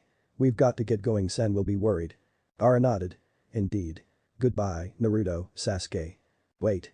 Who are you two? What are you doing here? Kakashi was only doing his job, Naruto knew, but this really wasn't the place. Gaara turned back and looked at him. Neither of us is here in the most strictly official capacity, he said flatly. Please, do not think of us as agents for a village. We are agents now only for ourselves and our kind. Your kind? Kurenai asked cautiously. Jinchuriki, Yujito spat. Let's go, Ichi. Gaara nodded. Good day, he said. And then he was gone. There was a moment of silence as the knowledge of a victory sank in. Then Naruto turned back towards the land. Stood Gato and his men, just as he remembered with the exception that a lot of them looked absolutely terrified. He looked at Zabuza's dying body and Haku's unconscious one. Perhaps it's for the best, he thought. Haku can learn to be his own man now. He turned back to Gato. Screw you, he called. He tensed, ready to leap. And then slowly, like an origami crane being crushed by an unstoppable weight, collapsed. The battle, really, was over. Chapter 36. Revitalization. Sasuke blinked as Naruto fell. Nothing had hit him of that Sasuke was certain so what. Then it hit him, too in every sense. Exhaustion. He found the strength to call out as he fell to his knees to call out, everybody. Take care of this. Thank you. Then he remembered nothing more for a while. When he awoke he found himself back in Tazuna's house. It was evening, which annoyed him. It was hard to return to a normal sleep cycle after waking up at dusk. He and Naruto lay side by side on cots raised slightly over the floor. No one else was present. Sasuke sat up and stretched. Dim bluish filtered into the room from the window at his right, illustrating the twilight outside. There were voices coming from outside the room. He stood and quietly opened the door, leaving the room and shutting it behind him, keeping quiet so as not to wake Naruto, who was still fast asleep and snoring lightly. He made his way out into the main room, a mix of sitting room and dining room. There were Kakashi and Sakura. Kakashi was reading his signature orange book. Sasuke privately snorted Kakashi might be a great ninja and a paragon of the qualities the Leaf Village sought, but he was also, in many ways, a very degenerate human being, and Sakura was sitting by the window. Looking out with a melancholy expression of her young face. Sasuke took the rare opportunity to study her unobserved for a moment, realizing that in all the time he had been around her, he had never really looked at her with the intention of understanding her appearance. Her vibrant pink hair still long, in this time framed her face, and her green eyes seemed to glow slightly in the reflected twilight as it mixed with artificial light from the ceiling fixture. Didn't she have a problem with her forehead? He mused vaguely. Wasn't she teased about that? And Ino called her, what was it, billboard brow? He grinned at the thought. Then he looked at her again. I'm not really seeing the problem, he thought. He shook off that train of thought. A high hairline should be the least of her worries, anyway. He smirked, almost nostalgic. We were all like that. Immature. And are again, except for us few. Sasuke, you're awake, said Kakashi, not looking up. Or are you? You've been standing there quite a while. Sasuke turned to look at him just as Sakura jumped and turned towards him in surprise. No, I'm sleepwalking, he said flatly. Sleep talking, too. And sleep telling you to get your nose out of the porn. Is that even legal when Sakura's the only one in the room? You could be nailed on charges of some sort of child molestation with the right lawyer. Kakashi shrugged, snapped his book shut and looked at him. Now that's not very nice, Sasuke, he said, voice perfectly level and devoid of any amusement. But no, it's not illegal. Read up on Akuryu v Haddock. Sasuke froze, staring at his teacher. You actually did go to court for this? Kakashi shrugged. Jury ruled in my favor as long as everything is kept as well away from minors as can be expected. I have a right to my freedom to read literature of my choice. What the hell happened? Said Sasuke in near horror. Kakashi shrugged. I was in the hospital, shell shock from a really powerful paper bomb and I wasn't exactly fully aware of what was going on around me. I was just reading to relax and recuperate and this little girl sneaks up on me I couldn't hear properly and starts reading over my shoulder. Kakashi sighed. Of course I was just getting to one of the really good parts, the bit where. No descriptions necessary, Sasuke interrupted, and no, I don't want an illustration either. That is sick. When you say little girl. Sakura asked in a small voice, how little are we talking? Kakashi grimaced. Exactly the wrong age, old enough to get what she was reading, too young to appreciate it. About 8 or 9. Sasuke closed his eyes as Sakura made a gagging noise, calming himself in a meditation exercise he'd had to learn while learning Senjutsu. Moving on. He said, slowly. When are we headed back to the Leaf Village? Kakashi shrugged. As soon as you and Naruto are both ready. Sasuke frowned. Why wait? We didn't need to be conscious upon return. Kakashi grinned and winked at Sakura, who was pouting slightly. Sakura's idea, he said. I told her you would prefer we move quickly. Sasuke shrugged. Doesn't matter, really. Changing the subject, what happened after I blacked out? Kakashi shrugged. Not much. I intimidated Gato a bit, he surrendered. Teammates brought him back to Konoha with them for questioning and all his mercenaries either ran or tried to attack. And got themselves killed. Sasuke asked disinterestedly. Yep, said Kakashi.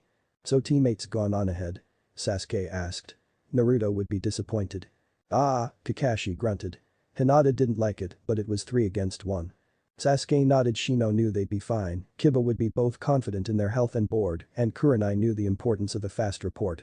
Hinata, on the other hand, would be less inclined to leave Naruto's bedside. What about Momochi and his apprentice? This Sasuke wasn't particularly interested in, but Naruto was.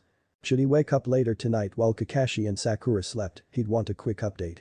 Momochi died, said Kakashi. Not that there was much question about that. His head's headed back with teammate Big Reward. It'll be split among both teams. His sword's here. Kakashi pointed at the corner where, yes, Kubikirabucho was sitting innocently. Sasuke cocked his head. Why not just take the sword? He interrupted before Kakashi could continue. That's sufficient evidence, isn't it? One of the 7 ninja swordsmen never lets his sword out of his side until he dies. Kakashi grinned. You're good at Kenjutsu, aren't you? Sasuke's mouth literally dropped open as that registered, staring at the sword. It really was a beautiful blade, but it was, unfortunately, far too large for him. He shook off his surprise.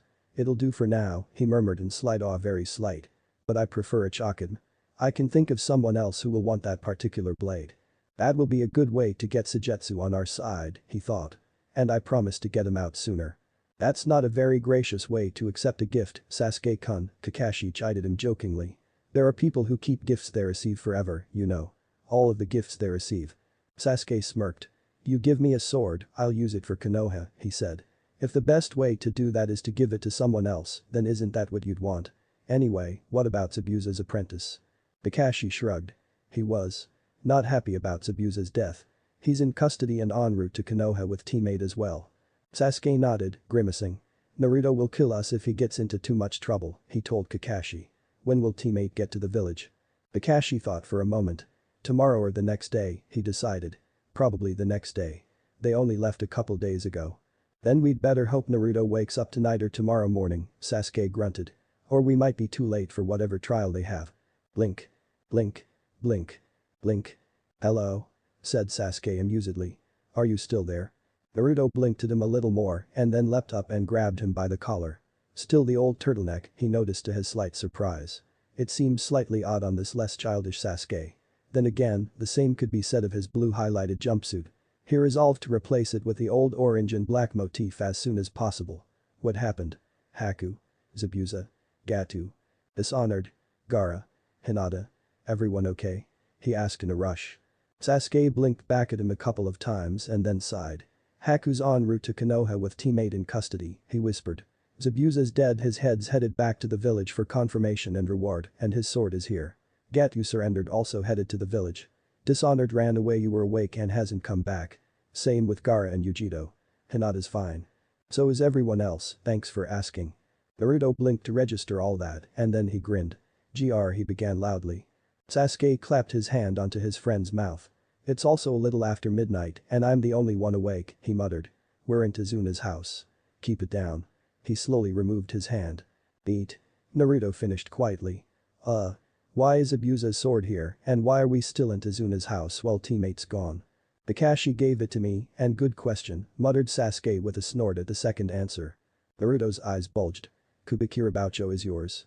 He said, voice hoarse with the effort of containing his volume. Sasuke chuckled. My thoughts exactly, he replied. Kakashi knew I needed a sword and, well, it's a sword. You used a chakram? Naruto sounded slightly strangled now. Is this a joke?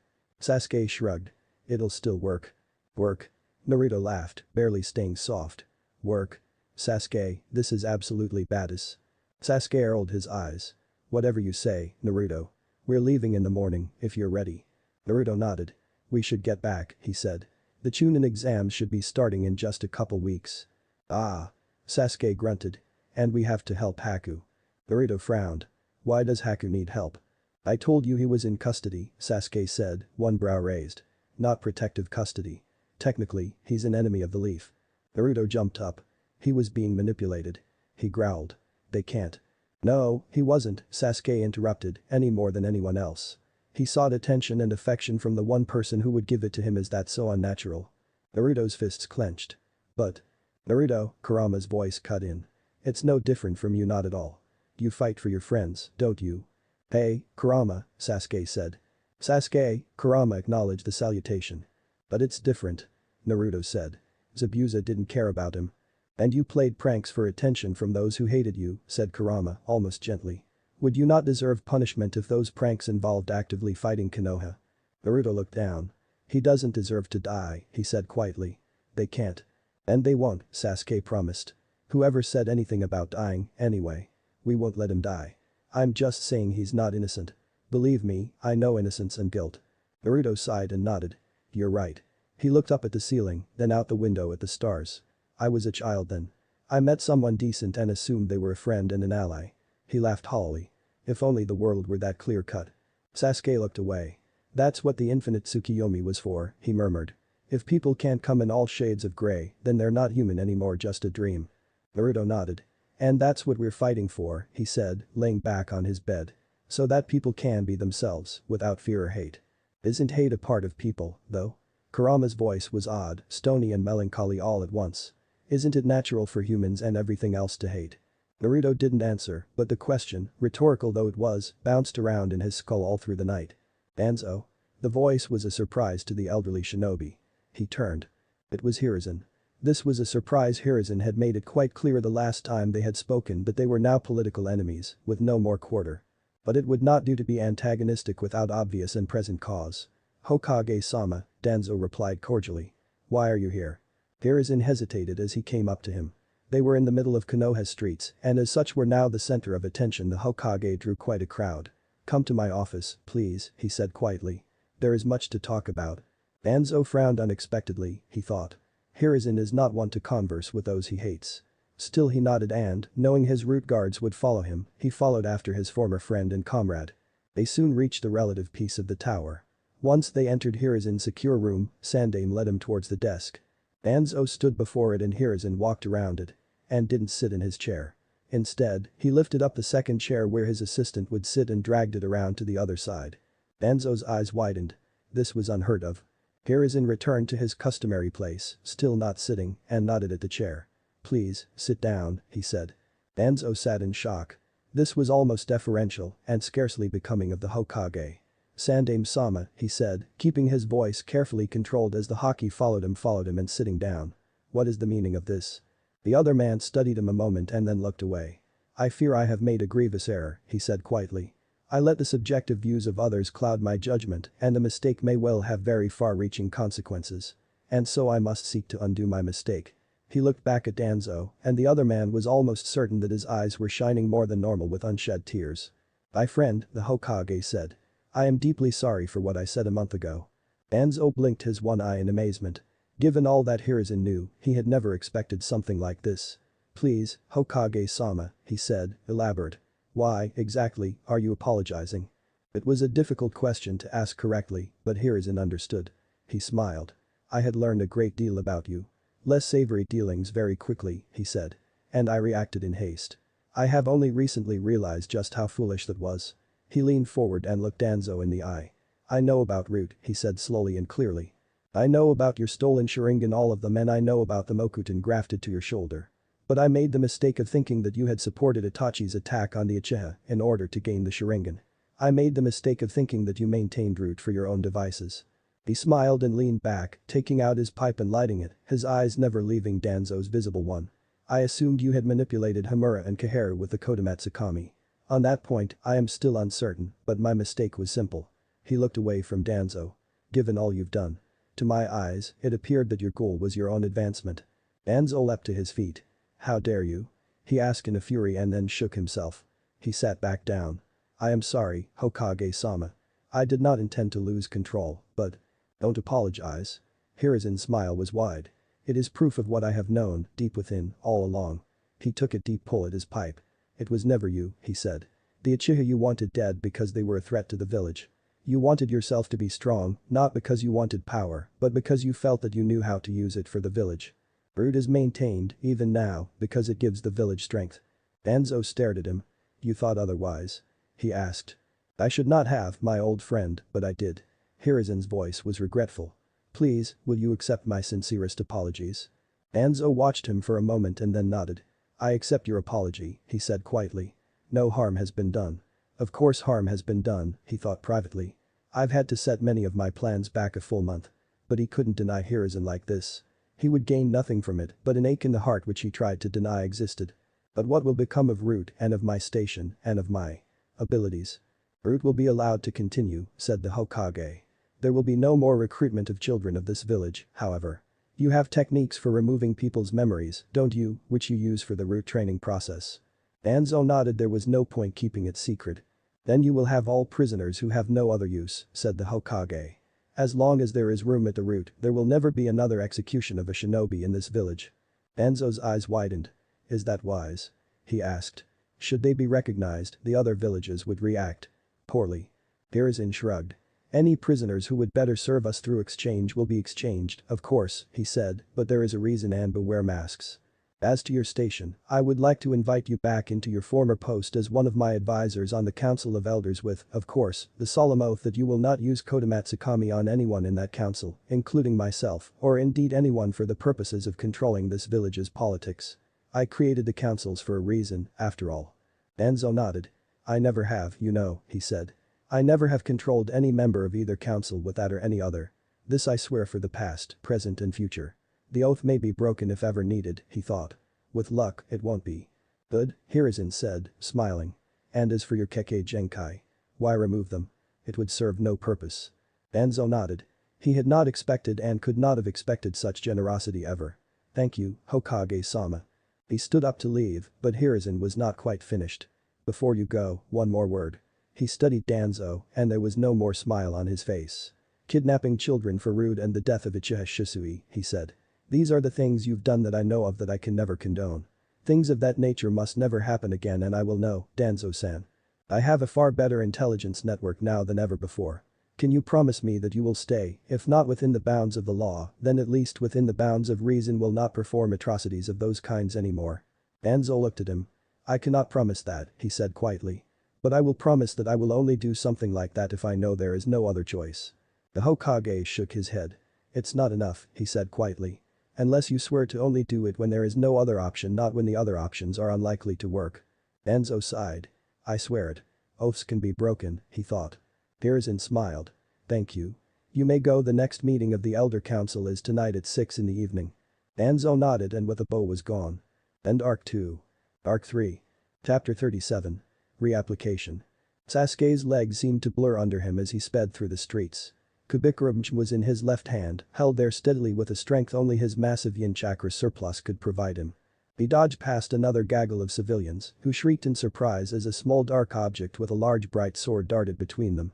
By the second squeal that followed soon after, he guessed his pursuers were not far behind. He caught his footing and spun as he skidded, the dusty earth accommodating to his momentum. Kubikurumch came up.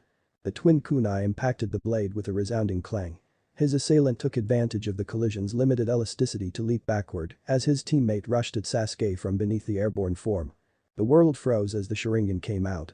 The one in the air won't be a problem for about a second and a half, give or take, Sasuke's mind supplied calmly. I can run the calculations and get an exact number. He didn't bother. Instead he focused on the motion of his second foe. The quick calculation told him that his foe would almost certainly arrive at his current position in about a quarter of a second. Not long enough to do much, but enough to do something. Sasuke examined the position of the man's single kunai. He compensated for the man's slashing arc in his head and proceeded to move. The man's charge almost ended with the loss of his right hand as his wrist came within a hair's breadth of Kubikurum before he realized his error and spun so that he swept past Sasuke like a whirlwind. No fair, Sasuke. Naruto cried as he landed. No Sharingan. That was the whole idea. Sasuke smiled thinly at his teammate. As Kakashi recovered from the near miss behind him. No plan ever survives first contact with the enemy. Naruto's eyes narrowed. Sasuke whirled to block Kakashi's attempted backstab and quickly leapt up and backwards, landing on the charging Naruto's head and using his blonde teammate as a trampoline to propel himself to the rooftops.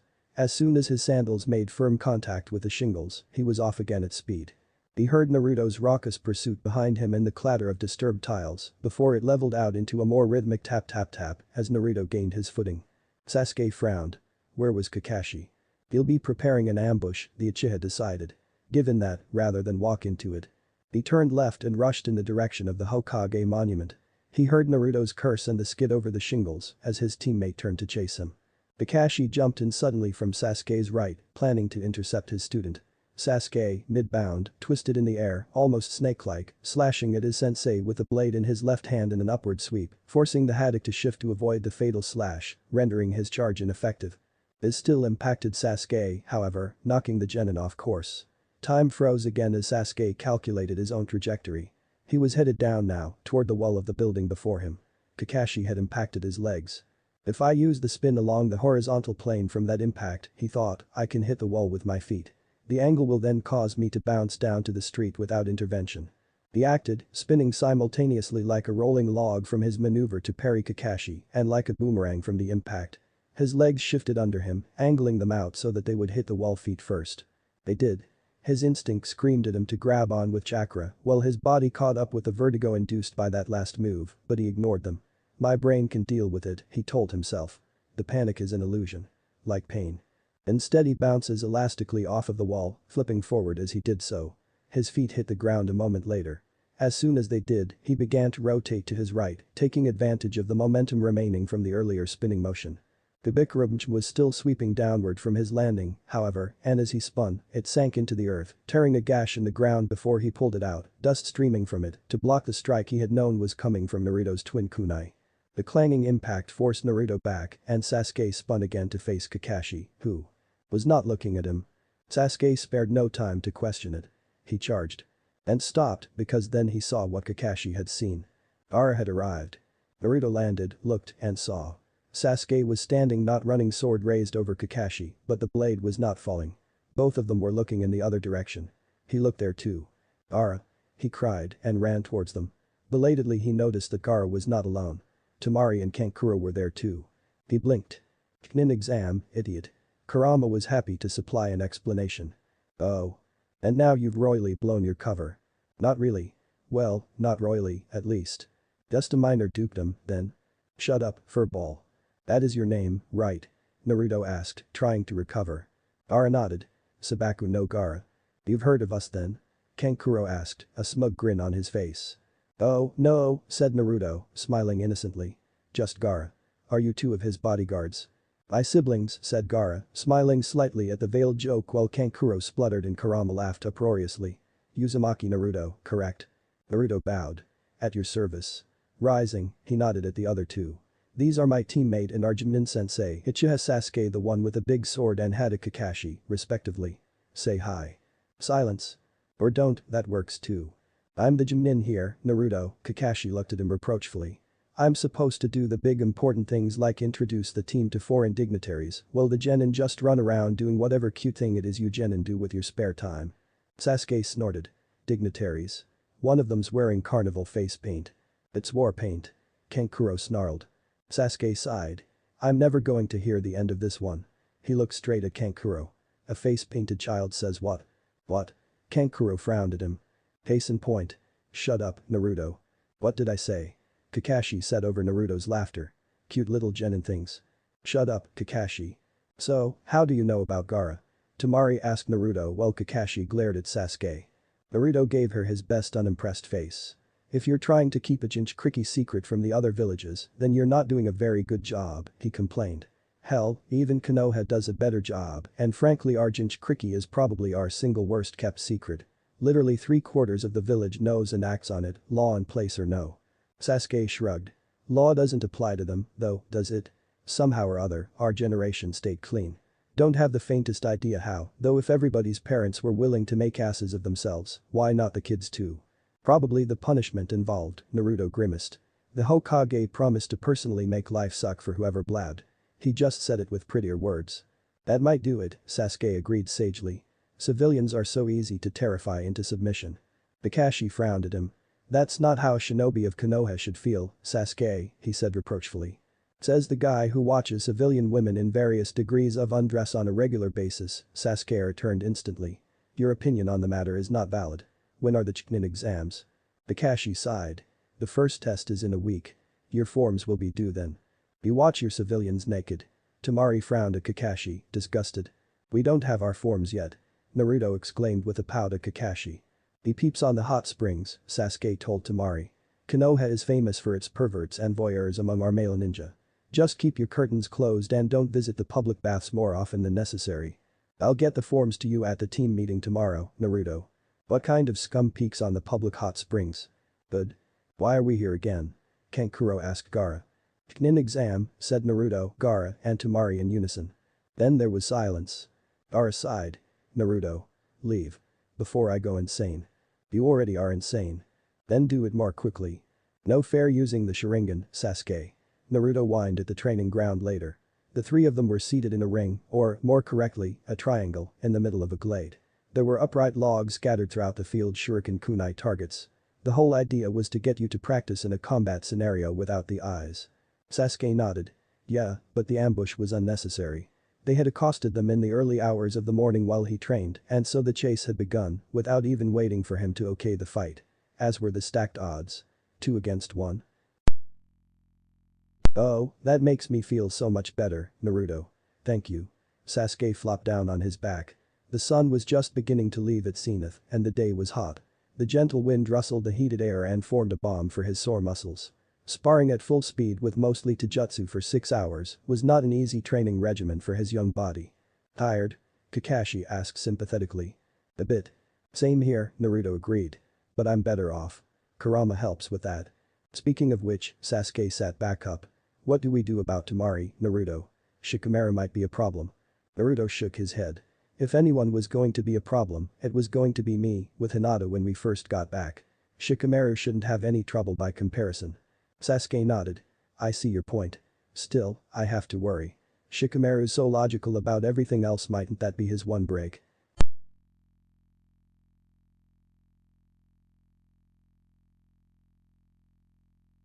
Your call. Sasuke sighed. Laying back down and closing his eyes. Kami, it's hot today. Silence met that statement, as no one saw reason to reply to such a universal truth. I wonder if Gaara has a plan. Naruto's voice seemed to be coming from far away. And I wonder if he'll run it by us. Bei-chen. Sasuke didn't bother to verbalize. Kakashi chuckled. Sleepy. Bei-chen. You'll get a rash from the grass, you know. I've got a bomb at home, mother. Don't say I didn't warn you. Spar, Naruto. Sasuke didn't even hear the blonde's reply. Who were those three earlier? Temari asked Gaara. They were in the team's hotel suite, a fairly large, 3-bedroom affair originally booked, so no one had to sleep with Gaara. As it was, Baki and Temari would now be the ones with their own rooms, with Gaara and Kankuro sharing. The Jinchuriki thought this a notable victory, all things considered.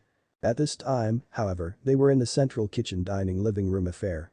Baki was preparing a meal at the counter on one end of the room, Temari and Kankuro were seated on the couch at the opposite wall, and Gaara was in his own armchair at right angle to them. Better question. Who did they think they were? Kankuro was still angry. I'll cream them in this exam if they don't wash out first. Don't try. Gaara spoke flatly. He didn't really care what his brother wanted on the subject currently. It wouldn't be a problem in the first 2 rounds, and if he came against one of Naruto's forces in the third, then he would simply lose, no questions asked. Still, it is better to at least try to steer Kankuro away from self-destruction. Uzumaki is a Jinchuriki, like me. Temari's eyes widened. So he's almost as strong as you are? Gaara chuckled dryly. Stronger. He did not fail to notice that Baki had stopped chopping the onion he'd been working with. But he was so. Well. Temari's voice trailed into sheepish silence. Sane? Gaara finished gently. No. Temari's forceful denial came as a surprise. No. You're not insane, Gaara. Maybe you were, but not anymore. I just meant that he was weirdly upbeat. Well, the other one, then. Kankuro seemed quite determined. He was annoying.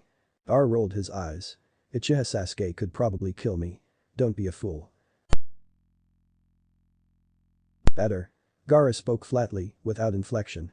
It was true. Where did Konoha get all these prodigies? Kankuro wailed, despairing.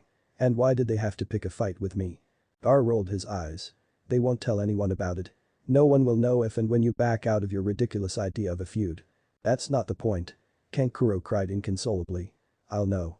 Stop whining, Kankuro, said Baki, approaching with a now ready lamb salad. Gaara, how do you know so much about these two? Gaara looked over at him. That's a long story, sensei. Suffice to say we've met before and leave it at that. When you disappeared a month ago? Temari asked shrewdly. Gaara nodded. Yes. Not exclusively, of course, but still true. You know that was illegal, Gaara? Baki asked cynically. You might have been punished. Gaara snorted. You mean father might have thrown even more would-be assassins at me? There was silence at that. Temari and Kankuro looked at each other. Gaara knew they were still having a hard time reconciling a father who, to them, had always been a cold and distant figure, but still very much a father figure, with the one Gaara knew. The one who had tried for years to murder his own son without success. Baki shook himself back into business mode first. All right. He said, handing out bowls and dishing out the food. We need to plan. You all remember the idea. Temari nodded. We wait until the final part of the Chunin exam and then we invade Konoha from within, trapping them with us and Gaara on the inside and our forces on the outside. Mightn't that be a problem, though, if these kids Uchiha and Uzumaki are stronger than Gaara? Kankuro asked, baffled. Gaara shook his head. Konoha has a number of shinobi stronger than me. Not actually true, but it was the first time. We'll have support and we're counting on several of their failsafes not shooting to kill. No one wants to be the one who kills a Jinchuriki and has to see what happens. Baki agreed. Konoha is soft and we have some support on the inside which should thin their numbers a bit. Besides, a lot of their force will be directed outward to our invading army with Odo. Gaara nodded. Then, slightly hesitantly, though only in thought his voice he kept carefully toneless, he said, does anyone understand how we got so close to Itagikur so quickly? Other than me and our dear deceased father. Baki frowned at him. That's really not our place to wonder. Gaara shrugged. The village is run by a traitor, he said simply. That's not exactly a sign that they're trustworthy. Baki grimaced. If I were Kazukiage, I'd agree. But I'm not, and nor are you. Shows what you know, Gaara said to himself petulantly. Understood, he said, injecting exactly enough disagreement into his voice to remain in character and yet not cause strife. Good, said Baki. We'll be able to plan this more effectively closer to the tournament. In the meantime, just keep in mind two things. First, you must clear every obstacle in the exams. If you don't, the entire plan crumbles. No pressure, though, I hope. Kankuro laughed, but Gaara detected the undercurrent of nerves with ease and he was sure Temari and Baki did too. Baki grinned at him. Of course not. He cleared his throat and continued. Second, you can do this. There is not a single obstacle Konoha can put before you that you cannot, somehow, pass. Remember. The test is designed to be beaten. That's why it exists. So we beat it. Temari's voice was not questioning. Precisely, Baki confirmed. Gaara smiled slightly. Don't worry, Baki. I'm with you that far. So what do you want from me? Shikamaru's voice helps no particular emotion beyond boredom.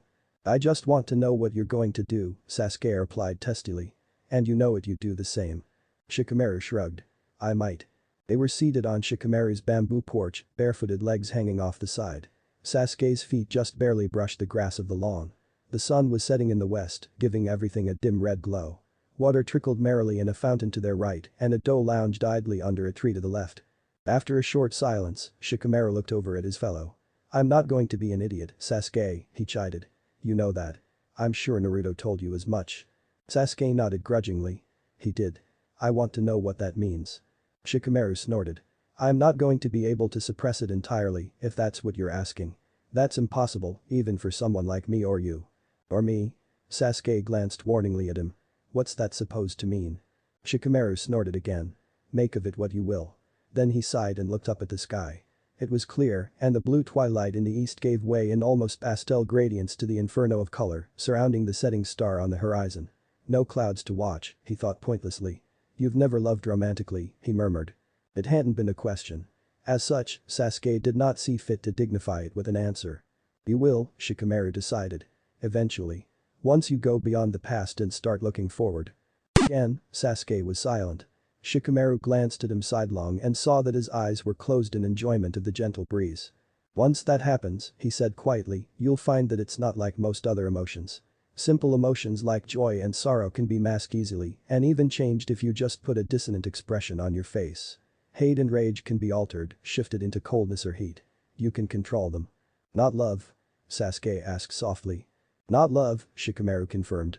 It's different for romantic passion than, say, siblings, though. You can put a leash on it, but it'll drag you, not the other way around. You can slow it, but not stop it, Sasuke surmised. Right. Shikamaru yawned. I'll be able to keep Temari from panicking or worrying too much, though she'll probably guess, at least, that I find her attractive but only for a limited time. Eventually, something will slip. It always does. Let's just hope it's not before the invasion, then, Sasuke muttered. Shikamaru, looking over at him again, saw that his brow was now creased in either thought or worry. Let's, Shikamaru agreed. Shikamaru. His mother's voice called from inside the house. Supper's ready. Humming, Kachan, Shikamaru glanced over at Sasuke. Do you want to stay for dinner? Sasuke grinned and shook his head. Thanks, but no thanks. The Uchiha stood and smirked at him. I think I'll wait until you can trust me as far as you can throw me. Shikamaru didn't even bother to look embarrassed. Sasuke was observant and Shikamaru wasn't perfect, especially when he didn't need to be. Naruto trusts you, he said flatly. That's enough. Not for you to trust me, but for you to work with me, Sasuke elaborated for him, smirk still in place. Don't worry, I don't like you all that much either. Shikamaru grinned, held out a hand open. Comrades. Sasuke took it and shook. Comrades. Good, said Shikamaru, without letting go. Kachan, Sasuke's staying over, okay. Without waiting for confirmation either from his mother or from his stunned sort of friend, he dragged the Uchiha inside. Hey, Sasuke, Naruto spoke suddenly to his meditating friend. The entirety of Team 7 was in training ground 17. Naruto and Sakura sat on their silent teammates' two sides, and Kakashi sat across from them, his back to a log, reading silently. Naruto was slowly munching on an onigiri, and Sakura was working through a salad, one that actually contained calories, for once, but the Uchiha's lunch remained unopened, and Naruto couldn't say how much Kakashi had eaten. He hadn't seen him eating, after all. The black-haired genin's eyes opened and he looked over at Naruto. What? Why the hell is the Uchiha clan symbol in? Sasuke looked at him uncomprehendingly. Are you stupid? Naruto shook his head. No, better question. What idiot makes a clan symbol that literally puts a sign on the collective backside of the clan saying please make bad puns? For Kami's sake. Sasuke blinked at him. Probably the same idiot who decided a spiral would make a good symbol for a clan whose name is in it. Yeah, but at least my clan doesn't have good jokes you can make about it. Sasuke snorted. When did good jokes have anything to do with it? Point taken, Naruto muttered in defeat, taking a bite out of his rice ball. Kakashi chuckled. Most clans have some stupid tradition like that. You don't say, Scarecrow. Naruto giggled childishly. Sasuke rolled his eyes. If you're quite finished, Naruto. Kakashi, I think there was something you were supposed to talk to Sakura about during lunch. Kakashi rolled his eyes. You could have mentioned it. Sasuke cocked his head at him, face utterly uninterested. I'm a genin. You're a genin. This is your job. Kakashi sighed. Sakura. Chunin exam. I'm recommending the team for it. Sakura blinked at him, then gasped. What? Already? Kakashi nodded. All three of you have improved more quickly than anyone could have expected. Irony, Naruto thought, bored. Seen it. You're more than ready, rookies or no. Not even me. The girl's voice was small. Naruto blinked. Oh, hell. This might be a problem. If Sakura did not sign up for the exam, their team could not take it. If Team 7 did not participate in the Chunin exams, it would throw every carefully designed plan out the window. Especially you, Sasuke's voice was quiet and almost intimate as he turned to the girl on the team. Naruto's eyes widened fractionally. Sasuke, you manipulative bastard. We can't do this without you, Sakura. Sasuke said simply. You're our strategist in battle. Naruto just charges in and I tend to go overboard. we'll need you to harness our talents. That'll be especially useful in the exams, Naruto put in, glaring at the back of Sasuke's head, especially when the boy didn't even turn to him. Going too far can mean killing someone we don't want dead and showing the other villages too much of Konoha. Which is why we need your help, Sasuke finished.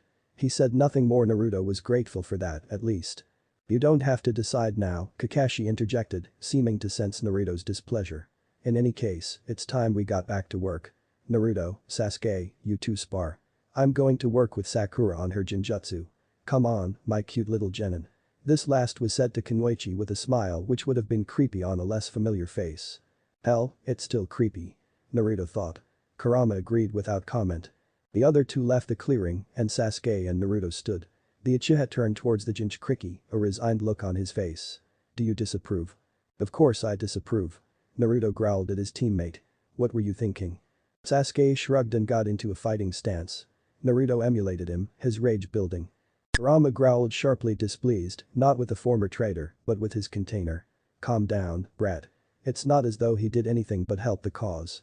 Shut up, furball. This is personal. Answer me, Sasuke, Naruto hissed, setting aside his tenant's complaint. You know the answer. Sasuke sounded bored. Why bother? The Sharingan adept was, of course, anticipating the sucker punch. He dodged it with ease, leaping backward, not even twitching to retaliate. Fine, Naruto said, his voice growing less animal in its rage, exchanging it for a deadly chill. How could you? Is that a better question? Sasuke actually shuddered, his eyes closing for a fraction of a second. That surprised both Naruto and the fox he carried. When the eyes opened again, they were no longer bored. The Uchiha's gaze was sharp and red. I will defend. Sasuke said simply. By any means necessary. You understand this already, Naruto.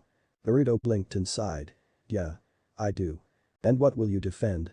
Kurama's voice was a surprise, although he had taken to speaking to people other than Naruto a little more often lately. Sasuke's lips curled into a wan smile that was more like a grimace of pain. Everything. The word was spoken without force or power, it was simply fact. What I destroyed and what I couldn't. Silence descended for a moment and then, as one, the two boys moved and struck.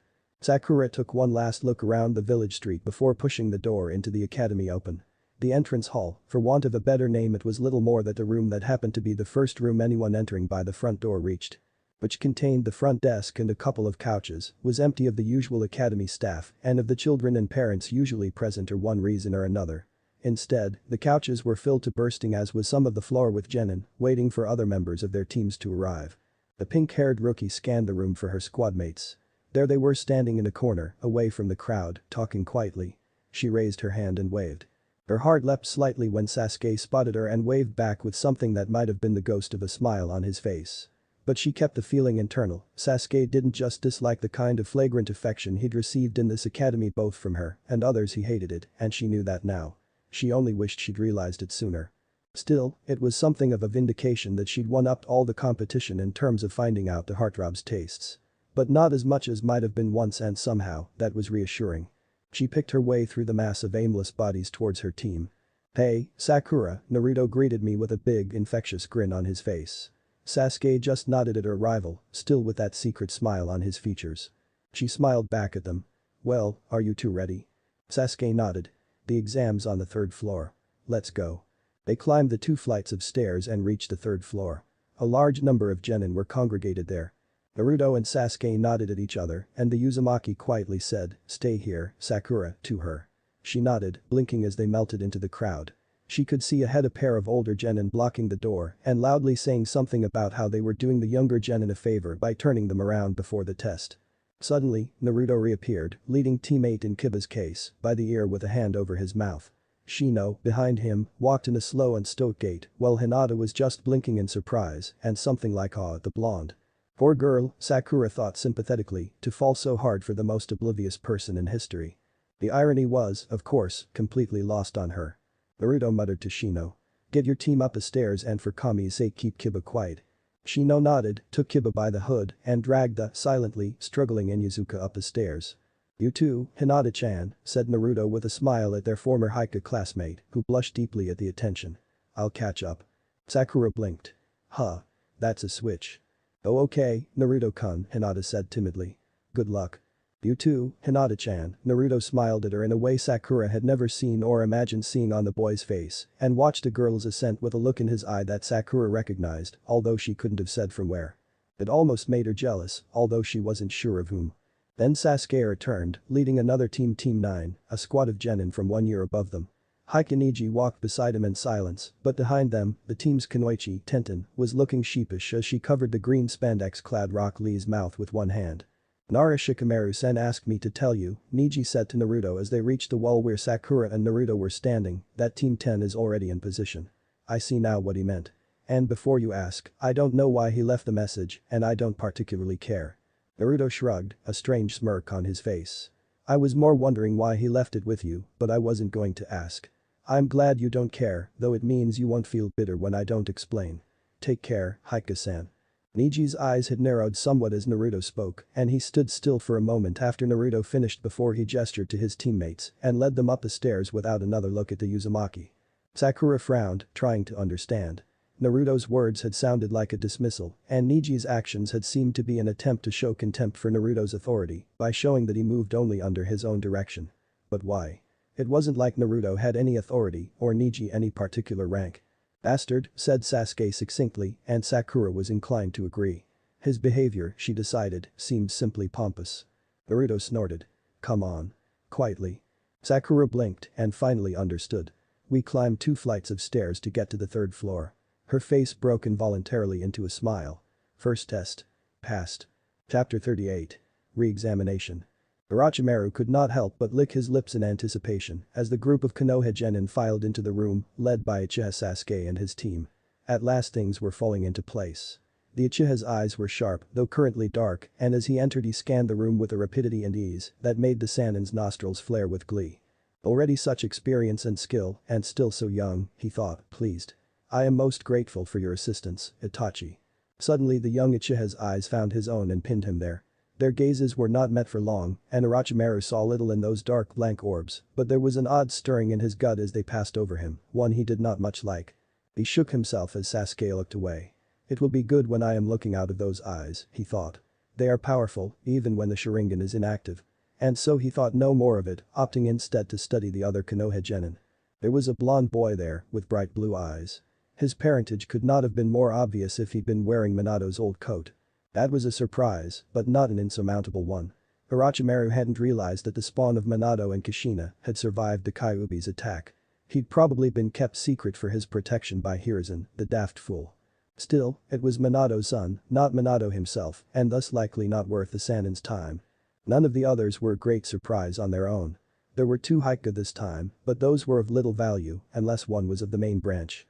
He frowned at the girl with the black hair then, trying to see through her thick bangs. He didn't see the telltale green of the seal, but he might be missing it. Could she be of the main branch? That was interesting. The Sharingan was superior, of course, but all the same. At that point, Kabuto approached the Konoha genin, as per his instructions. Orochimaru smiled slightly and settled in to watch. Naruto's breathing was even, but that was a fight he was starting to lose. He'd never been the best undercover operative. Hell, he was one of the worst. And he had plenty of reasons to be stressed.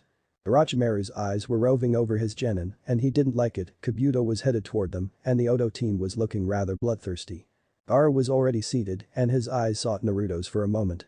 Naruto held his gaze until Kabuto spoke and then broke eye contact with a minuscule nod in thanks for the support. Well, it's good to see Konoha's newest genin as aware as you, Kabuto said with a smile, one which, terrifyingly, reached his eyes perfectly well. What's that supposed to mean? Kiba grunted warily. Shino sighed. It's congratulations for not making nuisances of ourselves, Kiba, and making ourselves targets for later. Well done ruining the impression. Kiba glared at his Aburam teammate. Hey. Naruto put one hand over his eyes in a gesture which, had he seen it as Hinata and Sasuke did, would have made him look much older than 13. Shut up, Kiba, Sasuke grunted. Then, turning to Kabuto, he asked frankly, who are you and what do you want? Nothing more than to help my fellow Konoha shinobi, Kabuto said in a voice so honestly sincere it made Naruto sick. I've taken the exam 7 times, so I know a lot about how they run, not to mention I have information on the other ninja here if you wanted. 7 times? Ino asked, brows raised. What help could you be, then? Sasuke-kun, I'll blow you out of the water. Sasuke glared at her sidelong for an instant before turning his gaze back on the disguised Oto nin. He frowned. Do you have information on the shinobi here? Naruto watched his friend warily. What are you planning, Sasuke? Oh, yes, nodded Kabuto. I have these, you see. He pulled out his deck of completely illegal cards. These cards are coded to my chakra and store the information on shinobi I know of, from Genin to Kage. You have one for everyone you know of? Shikamaru asked, and Naruto had a feeling he'd picked up on whatever Sasuke's plan was. As much as I could, Kabuto confirmed with a smile. And I can do a lot. Comes with trying this exam again and again for the past 4 years. Sasuke grunted in clear disbelief, though Naruto knew it was affected. I don't buy it. Show me Hada Kakashi. Kabuto chuckled. Fine, if it'll get you to believe it. He pulled out a card and infused it with his chakra until the contents appeared. Hada Kakashi, he read. Nin, Konoha. Son of Haddock Tsukumo, the White Fang, and a clanless civilian of Konoha, ninjutsu specialist, with significant skill in taijutsu, and known to possess a Sharingan Kekkei Genkai, labeled as an A-rank shinobi in Suna and Kumo, and as an S-rank in Kiri and Iwai. Sasuke looked disappointed. That's all you have? He asked. That's just data compiled from the major villages' bingo books. Nothing interesting. Kabuto looked at him, one brow raised. You study bingo books, do you? It's a good resource to look at. But yes, that's all I've got on Haddock at the moment. What do you think I used as my sources? I haven't exactly taken a Chunin exam with a man. The same is true of most of the people here. I use bingo books and public village resources, with a little of whatever espionage data I can legally get a hold of. Of course, he said with a chuckle, putting away his cards and standing, if you study bingo books, odds are I can't do much to help. Sasuke's disappointment visibly grew, but he nodded. Fair enough, he said, turning to the other Konoha genin. I can probably tell you as much as he can about our competition, he murmured flatly, so here's the short version. Avoid the team from Suna. Avoid the team from Taki. Naruto blinked and looked over. FK grinned fiercely at him from her table with her Taki squad. He smiled back, relieved. That's another one of us here. The team from Odo, that's the new village, musical note headbands will be aiming to kill, Sasuke continued. Don't get cocky. He blinked. Actually, that goes for the whole damn test. What's with the teams from Suna and Taki? Kiba asked loudly enough that Naruto was absolutely certain that every single enemy team in the room heard exactly what they were talking about and now knew that the Konoha genin were discussing their rivals from Suna and Taki. Sasuke stood perfectly still for a moment before bringing face to hand in a slow, fluid motion of utter contempt. Kiba, he said quietly. I know you're a fresh genin. Thing is, so are the rest of us. None of us were eager to explain our information to the entire room. Maybe you shouldn't have been either. Kiba glared at him and was about to retort when Shino put his hand over his mouth. Please answer the question, Sasuke-san, he said quietly, and we can move on. Sasuke sighed again. The red deed from Suna and the orange eyes from Taki are A-rank enemies at least. Do not engage. Clear. A round of nods. Great, said Sasuke. Proctor should be here soon. One last thing before he arrives. Naruto. Naruto blinked. Yeah. Sasuke turned to him, a slight twinkle in his dark eyes. Speech for the troops. Naruto nodded in understanding. Fine. He looked around the circle of genin. Shino's hand was still on Kiba's mouth. The Inyazuka looked decidedly sullen. People die in the Chunin exam, he said quietly. I'm sure everyone sensei mentioned that. I'm just as sure it hasn't registered. He jerked his thumb behind him at the room full of other genin. Here's what it means. Those guys there are mostly older and more experienced than we are. Quite a few of them have been killed before. Most of them will not hesitate to kill us. He paused, gathering his thoughts. Statistically, he said quietly, there's a decent chance any one of us could be dead in a week. There's a good chance that within a week one of our parents will get the news that we're not coming home. Think about that. Naruto looked at each of his friends in turn. They were. Several were looking down at the ground. Sakura seemed to be trying not to cry. As Naruto watched, Sasuke put an arm around her silently. That being said, Naruto continued, his tone automatically shifting to his more customary motivational one. There is no reason why that should happen to any of us. Every single one of us is new and young. There's a reason we're here anyway. Several of us are the new generation of several of the world's most powerful clans. Ino, you're the hope of the Amanaka. Kiba, you're the same as Inyazuka. Hinata-chan, Naruto paused, studying the girl he loved. Her eyes avoided him. You're the best chance the Haikyuu have of surviving the next decade, he said flatly, and she stared at him, eyes wide. And the rest of us, he continued without elaborating, looking at Sakura, are prodigies in their own right. Sakura, you already know more than one C rank, and you're at Nara levels intellectually. Sakura blushed and practically glowed at the praise. They'll try to kill us, Naruto told his genin. They will fail. We'll make sure of that. Keep that in mind, because before they try to kill us they'll try to demoralize us. We can succeed, and we're all coming home after this. He looked around the circle one last time. Clear. Crystal, Sasuke answered with a grin. Good, said a man's voice, and several of the genin started. Naruto just smiled. T and I-san, he said in an affectedly childish voice. Did I delay the test? Morino Ibiki, who was standing directly behind Naruto, glared down at him as the blonde turned. Get a seat, brat, he said flatly. We're starting. This is a written test, Ibika was explaining. Sasuke was mostly ignoring him, opting instead to consult with Kurama and Naruto regarding their solution to the upcoming test. Why should we even bother? Kurama asked flatly. Naruto proved that the other questions are entirely unnecessary. The results get plugged into the final consideration for Chunin if the genin gets to the final round, Naruto explained. As you would know if you bothered paying attention to the paperwork I did around the exam as Hokage. Damn your paperwork, Kurama grumbled. It just made me want to eat bureaucrats. Don't worry, it did that to me too, Naruto said sympathetically. You weren't relapsing. But why even bother solving it for them? Kurama grumbled. They did fine last time. It would help cement Naruto as a leader if he got everyone through this, Sasuke said, but it's not viable, I guess. We just need to focus on our tests. I can get my answers with a simultaneous Kage Bunshin Kawarimi, Naruto said doubtfully. Ambush a proctor outside the bathroom. Don't bother, Sasuke told him. I'll use Tsukiyomi and wipe the other guy's memory before I leave. Not just Tsukiyomi, an ally who has the answers. Kurama's suggestion had them all silenced for a moment as they realized they'd never considered friendly fire Tsukiyomi as a non-aggressive technique. Good idea, Sasuke thought once he'd recovered. Might do that. Now shut up, it's starting. It was. Sasuke flipped the exam before him over to its front and blinked. Part of me was holding out hope that this would be easy now, he thought. Nope. No one actually uses this crap. He looked around surreptitiously over at the nearest side of the room. One of the proctors was watching him directly. Screw it. Tsukiyomi. In a moment, he and the suddenly terrified proctor were alone in a negative field. Calm down, Sasuke told him flatly. I'm wearing the damn headband, aren't I? Not here you're not. The proctor shrieked. Sasuke frowned and reached up to touch his bare forehead. He looked down. He was wearing his Odo outfit from the war. Well, he said succinctly, shit. Looks like I don't have quite the subconscious mental image I want. He looked over at the proctor. Don't worry, I'm wiping your memory after we're done here anyway, he told the man. I don't even really intend to torture you. You were just there. And I knew you had the answers. So, he snapped his fingers, and suddenly the man was tied to a cross of wood. Sasuke advanced towards him, continuing, can we just skip the whole torture thing? I have almost 3 days in this to make you talk. It's plenty of time, trust me.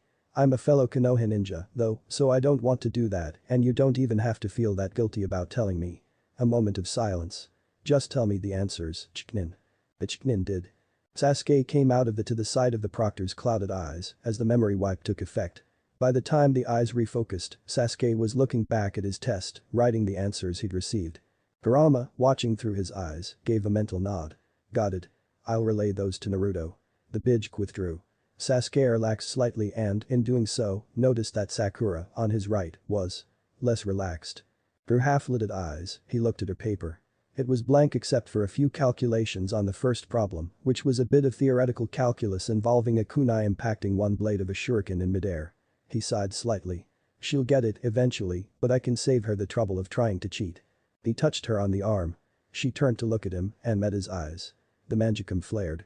They met in the negative field. Sakura looked scared but also seemed to be studying his attire. Sasuke. She said, in a voice that reminded her painfully of the moment of his betrayal. She had the same mixed tone of fear and hope. You look older. What was that? That was a technique called Tsukiyomi, he explained. It's alright, don't worry. It puts me and my target in a lasting up to 72 hours for us and takes only a second in the real world. It's very useful and as someone pointed out earlier today, very versatile. Versatile? Sasuke grimaced. It's traditionally a torture technique only usable by people who unlock the highest level of the Sharingan. Sakura stepped away from him, eyes widening. He turned away. It can also, as someone just recently pointed out to me, be used to transfer information to allies, he said, not looking at her, like the answers to test questions. A moment of silence. Then Sakura took his hand hesitantly. He turned to look at her in surprise and saw that she was looking at him apologetically. Sorry, she murmured. Your eyes weren't like the Sharingan I saw in waves and you look different and I got scared. I shouldn't have. I'm sorry. She looked down. Sasuke put his other hand on her shoulder. It's fine, she said quietly. Believe me, I deserve it more than you know. He sighed. Anyway, I'll give the answers to you and then break the Jinjutsu.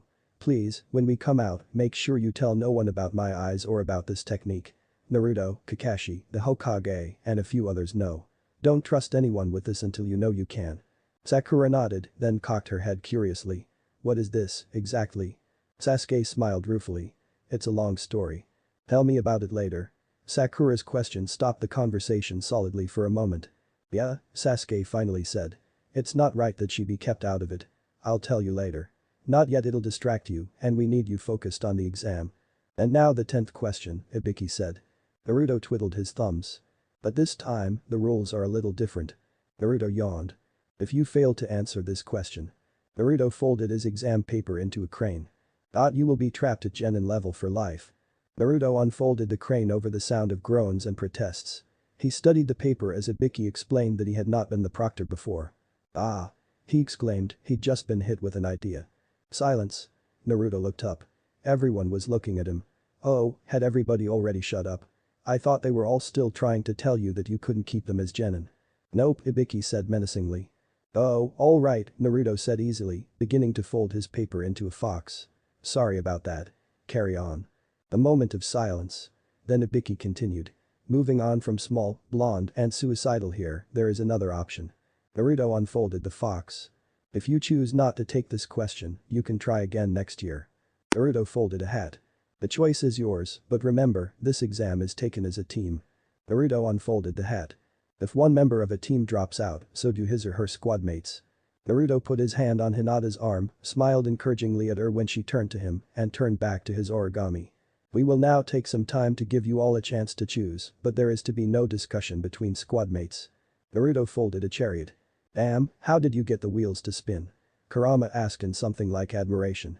I have no idea. Naruto told him cheerfully and unfolded the chariot. The exam was still whole. Ino's considering dropping out. Sasuke's sharp notification pushed Naruto into action. Why would we drop out? He asked Ibiki flatly, standing up from his chair and glaring at the proctor. Being Chunin is about knowing how to lead a squad of shinobi, and shinobi are loyal to their village. When your cage says go and do this, you don't say, but what if I die? You do it. Unless your cage has decided that being an evil psycho sounds like a great idea, in which case you drop him and get a better cage. Anyone who drops out of the Chunin exams because of the risks he finishes, sitting back down, is failing the tests anyway. A moment of silence passed before Ibiki spoke. I thought you were too busy with your origami to pay attention, Brad. You're just jealous, Naruto rolled his eyes. By Ibiki's shrug, it was actually true in part.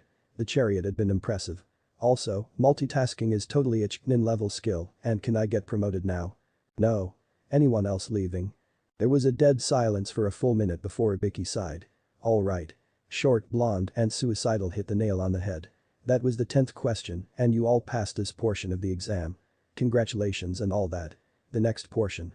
That would be proctored by a woman's voice came. She somehow managed to be both excited and sultry at the same time. This was not an easy trick, Naruto knew from experience with his sexy no jutsu. Anko burst into the room, clad in her customary garb, namely not much. Naruto went back to his origami. Nah, Ibiki, you got soft. She exclaimed. You let too many of them through. Naruto folded a tulip. Well, I can guarantee that at least half of them will be out of the running before I'm through. Naruto unfolded the tulip and folded a snake. This kid, for instance. Naruto dodged the kunai and started unfolding the snake until Anko's breasts got in his way. He smiled up at her face from her position, leaned over him and obstructed his origami. Oh, hello, Anko-chan, he said innocently, is my origami bothering you? She looked at him with a hunger that he knew was affected. It was actually a little funny, watching her try to intimidate him using the tricks that worked on preteens. He was certainly a red-blooded heterosexual male, but Hinata was sitting right next to him, so Anko's charms had little effect. Are these exams not as interesting to you as that bit of paper? She asked him slowly. Am I not as interesting as that piece of paper? The piece of paper is the exam, he said, pulling it out from under her chest to show it to her. So no, the exam isn't more interesting than the, exam. And sorry, Anko-chan, here he patted her sympathetically on the cheek. She reared back slightly, startled. That kind of courage was unusual in a genin, to say the least. You're not really my type. There are other fish in the sea, though. I'm sure someone will love you for who you are. For a moment, Anko looked stumped. Then she shrugged and said calmly, "You seem like an idiot and you're probably going to die." Moving on. The next portion of the exam is going to be held at one of the training grounds. Follow me. Naruto and Sasuke stood together on the outskirts of the Forest of Death, consent forms in hand. Naruto was playing with him. Sakura had gone to get them some lunch. They had a break before the gates opened. "Naruto," Sasuke said flatly. "What the hell is up with the origami today?" Naruto shrugged. "Gets people off balance. It's more fun than I thought it would be, too. Did you see my chariot?" Sasuke rolled his eyes. "Okay, we need to get in contact with the others if possible, but it can wait a bit. We'll find them once we're inside. But so we're clear, what's the objective?" "Make sure no one dies," Naruto shrugged. "That's first. After that, if we can minimize the number of people who pass down to the point where the preliminary round is unnecessary, that'd be great. Try to make sure our allies get through. Us, Shikamaru and Shino, Gaara, and FK." Naruto smiled. "It's pretty great that FK's here. Never got to meet her except as an Ito-tensei last time. She seemed like fun." "She does seem like your type," Sasuke said sardonically. Naruto raised an eyebrow. "And that means?" "Oh, nothing," Sasuke said innocently and changed the subject. "How many people did we have in the finals last time?" "There were the two of us, all three of Gaara's team, Shikamaru, Neji, and Shino." "That's it, right?" Naruto nodded slowly. 8. "Shit, that's not a lot. And it's too few for teams." "Hang on," Sasuke muttered. "Teams have to come through the forest together, but the preliminaries aren't always held. So the cutoff number has to be a multiple of 3, doesn't it?" Naruto shrugged. "Not necessarily, but it might help to think of it like that. How many were in the prelims?" 16 twice 8. Sasuke closed his eyes and thought. 20, he said. "Remember Ino and Sakura's double knockout? And one of the Odonin beat Jai, but got killed between rounds." "Right. That was. I was going to say funny, but it really wasn't," said Naruto thoughtfully. "So it's between 8 and 20. Probably closer to 8 and it has to be a power of 2, right? For the tournament shape." Sasuke shook his head. "They were willing to allow 10 competitors in," he said. "They must have another way to sort the tournament. How do you do a tourney with 10? Do preliminary matches to whittle the number down to 8 and then a standard single elimination," said Sakura as she came up to them. "I brought Onigiri, figured we wanted something light before what's coming." "Good idea," agreed Sasuke as he took a rice ball. "Thanks for the answer, by the way." "No problem," she smiled at him. "Why? What's the issue?" "The third round of the Chunin exam is always a tournament," Naruto told her, "and the highest number of participants we could find was 10. We're trying to figure out how we want to play this exam," Sasuke explained. "We can probably choose whether we let people pass or fail. We're better than most of them, so if the opportunity arises, how many people do we want to allow through?" Sakura frowned. "What do they do if more than 10 people pass? There's something like 150 people here. Is this test really that dangerous?" Sasuke smiled when he realized Sakura didn't even seem to consider that they might fail. "There's a preliminary round," Naruto told her. "They eliminate half the participants." He took a bite out of his rice ball. "Might do more if too many people passed," Sasuke thought aloud. "A preliminary tournament instead of just a single round." Naruto shuddered. "Great. So we have no idea what's happening later, essentially." He sighed. "Okay, priority 1 is making sure no one dies who we can protect. Next, get the rookies from Konoha, Team 9, and our particular allies through. I think beyond that we just let it play out." "Sounds good." "Sounds good to me," Sasuke nodded. "Sakura?" Sakura nodded. "I think priority 1 is probably surviving and passing," she said quietly, "but I have a feeling that's not going to be a problem for you." Sasuke studied her. She didn't look unhappy, just lost. "Don't sell yourself short," he told her quietly. "Even without us, you're Chunin material. Take my word for it." She beamed at him. "I'll go in these forms," said Naruto. "Wait here." Gaara sat cross-legged beside the entrance to the forest. His eyes moved slightly behind closed lids as he considered the situation. "We don't know whether Orochimaru will attack or where and when he will strike if he does. Inhale, slowly. Exhale, slowly. We have in the forest Regent Kriki, as well as Sasuke, Shikamaru, and Shino-san. Inhale, slowly. Exhale, slowly. Orochimaru, if he knows of the situation or even suspects anything, would have to be a fool to attack alone. Inhale. Exhale. He can't easily smuggle in soldiers to the forest in any significant quantity, which gives us a significant advantage in a fight. Inhale. Exhale. He isn't a fool. He won't attack." Gaara opened his eyes. "That's not a good thing. If not now, when? And how?" "Gaara, they're about to ring the bell," said his sister, nudging him gently. Are you ready? Gaara shook himself out of his stupor. Yes, sorry, he said, standing. Just thinking. Plotting? Kankuro asked jokingly. Precisely, Gaara agreed unsmilingly. He did deploy Kabuto in the first exam to scout out Sasuke, Gaara mused. Perhaps he really doesn't know. Is he really so blind? If he attacks. Ready? Gaara took position beside his squadmates in preparation to enter the forest. He will die. Naruto cracked his knuckles. I'll take points, he said slowly. I've got the highest survivability. Sasuke, you're center. Sakura, you're rear guard. Keep close together and let Sasuke do the damage if we're attacked. Sasuke nodded. Hi. You want me to seek targets or are we trying to avoid combat? Locate anyone you can, but we'll leave engagements case by case, Naruto said. Let me know when you've got a hit on someone. Sakura turned to their other teammate, be ready for Jinjutsu. You're our first line of disable. Sakura clenched her fists and nodded determinedly. Ready? Came Anko's call before Naruto could continue. Naruto breathed deeply once.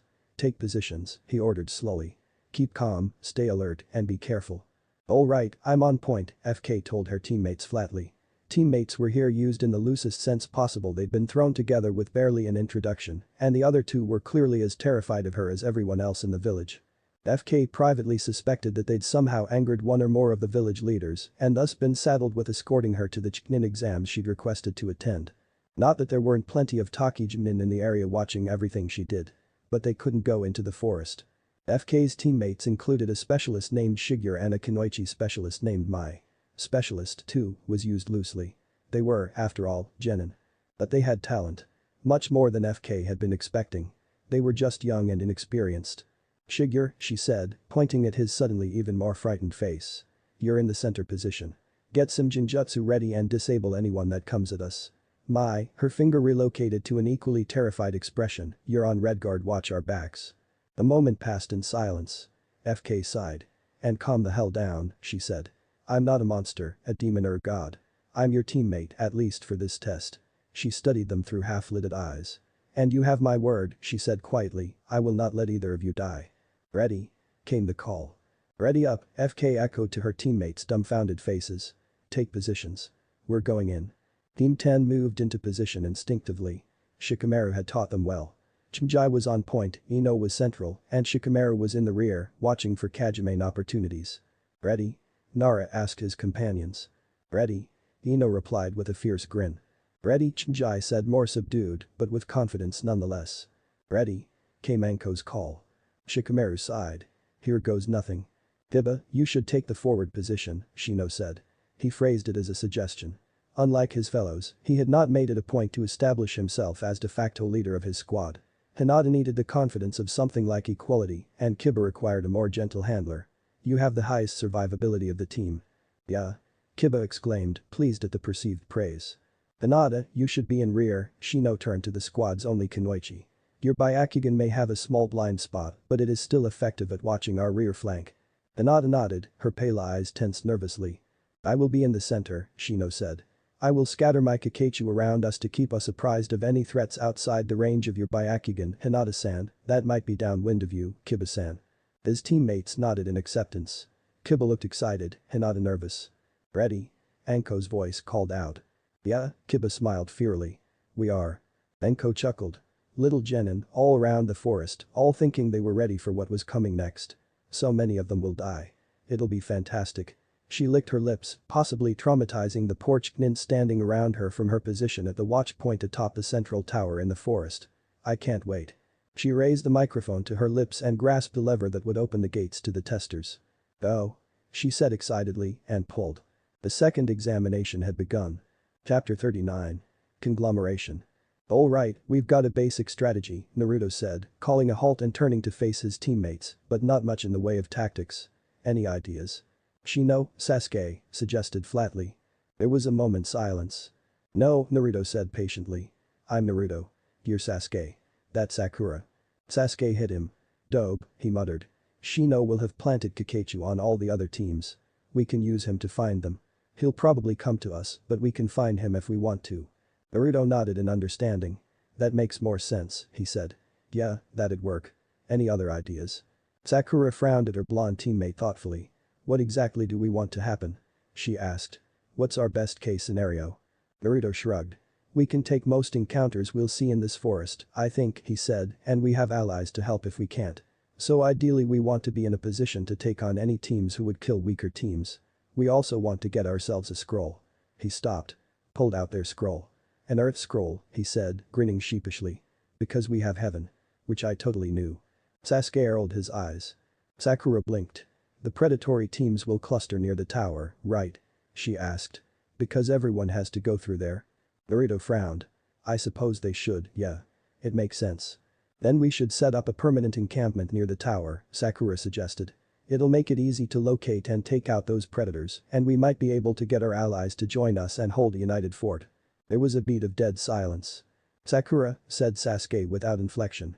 You are a genius, and we need to make sure you pass these Chunin exams to give other genin a chance. Sakura ducked her head, face flaming. Naruto laughed. Alright, he said. Shino's Kakechu? I expect Shino's told you to listen to me. Send him a message. We need to get in touch with him. After that, there's someone we need to meet. Kiba-san, hold for a moment, Shino called ahead to his teammate. Teammate stopped as one. Kiba looked back at Abiram. What's up, Shino? One of my Kakechu has started calling for me to approach, he said. His Kakechu had developed to a point where they could alter the pheromones they excreted to certain discrete signals, which he had developed into a code. This signal was a flare for him to approach, but not a notification of a threat. It is the beetle I dispatched to Team 7. They desire that we talk. What do those bastards want to talk about? Kiba asked mulishly. Do they need help? Shino shrugged. My Kakechu cannot send details. They wish to formulate a combined strategy to maximize the number of Konoha shinobi who pass this portion of the exam. I think we should meet them, Hinata said quietly. We know them well enough to know they can't intend to hurt us or take our scroll. It can't hurt. Shino nodded. I agree with Hinata-san. It may not turn to our advantage, but at worst we come out an hour behind, and we have 5 days. Kiba grumbled slightly, but acquiesced. Which way? Shino pointed. My Kakechu lies in that direction. Kiba nodded and took point. They leapt from tree to tree in watchful silence for a time until Kiba called a halt. There's another team with them, he said, sniffing the air. They smell like sand. Burned sand. The team from Suna, Hinata said quietly. They're out of my range right now. Are they with Naruto-kun's team? I think so. Kiba muttered. Shino blinked and scanned his Kakechu signals. Yes, he confirmed. The team from Suna is with Team 7. They are not engaged in combat and their formation is non-aggressive. We should be safe to approach. I thought Sasuke said to avoid them, Hinata said cautiously. Kiba shrugged. Maybe they had a plan for them? He suggested. We were not in a private place at the time, Shino advised. Of course, all Sasuke had wanted was to keep Konoha's genin out of Gaara's hair, but there was no way to explain that to his teammates without somehow altering the team dynamic, which Shino was unwilling to do at this point. Perhaps Sasuke needed to misdirect someone who was listening in. Hinata nodded. That's possible, she said quietly. If Team 7 isn't fighting them, it should be alright. Kiba nodded. Okay, let's move in. They did. They landed on the edge of a clearing. Team 7 and Gaara's squad were together in the center of the field. Sasuke was talking to Sakura, Temari and Kankuro, explaining the meeting they'd had with Gaara on the mission to Wave, likely with some lies interspersed to protect the secret of Kurama's existence, as well as their foreknowledge. Naruto and Gaara stood a little closer to them. They seemed to be engaged in small talk, but Naruto's hand was held at his side, seemingly casually, in a sign that Shino knew it meant that he was engaged in a Bijj-facilitated telepathic conversation. Hey, bastards. Kiba called out. Shino winced slightly, but they were among allies.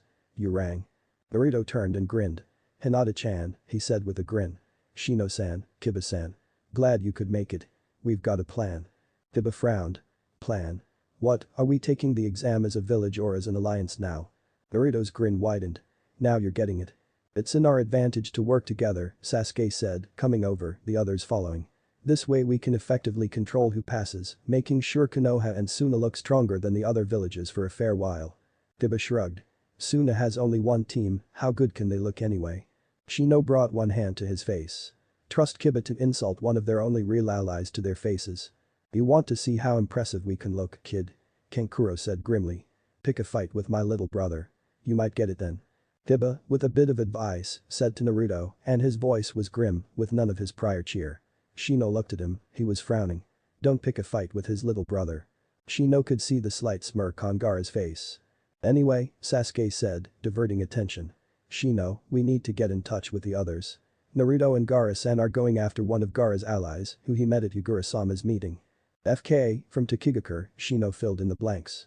Nanabe no Jinchuriki. The plan is for the rest of us to gather the rest of Konoha's rookie teams, Sasuke continued. Shino, we need to use your Kakechu, if you're in. Shino cocked his head. Do you have an alternative in mind? Sasuke shrugged. I can cover a lot of ground very quickly, he said.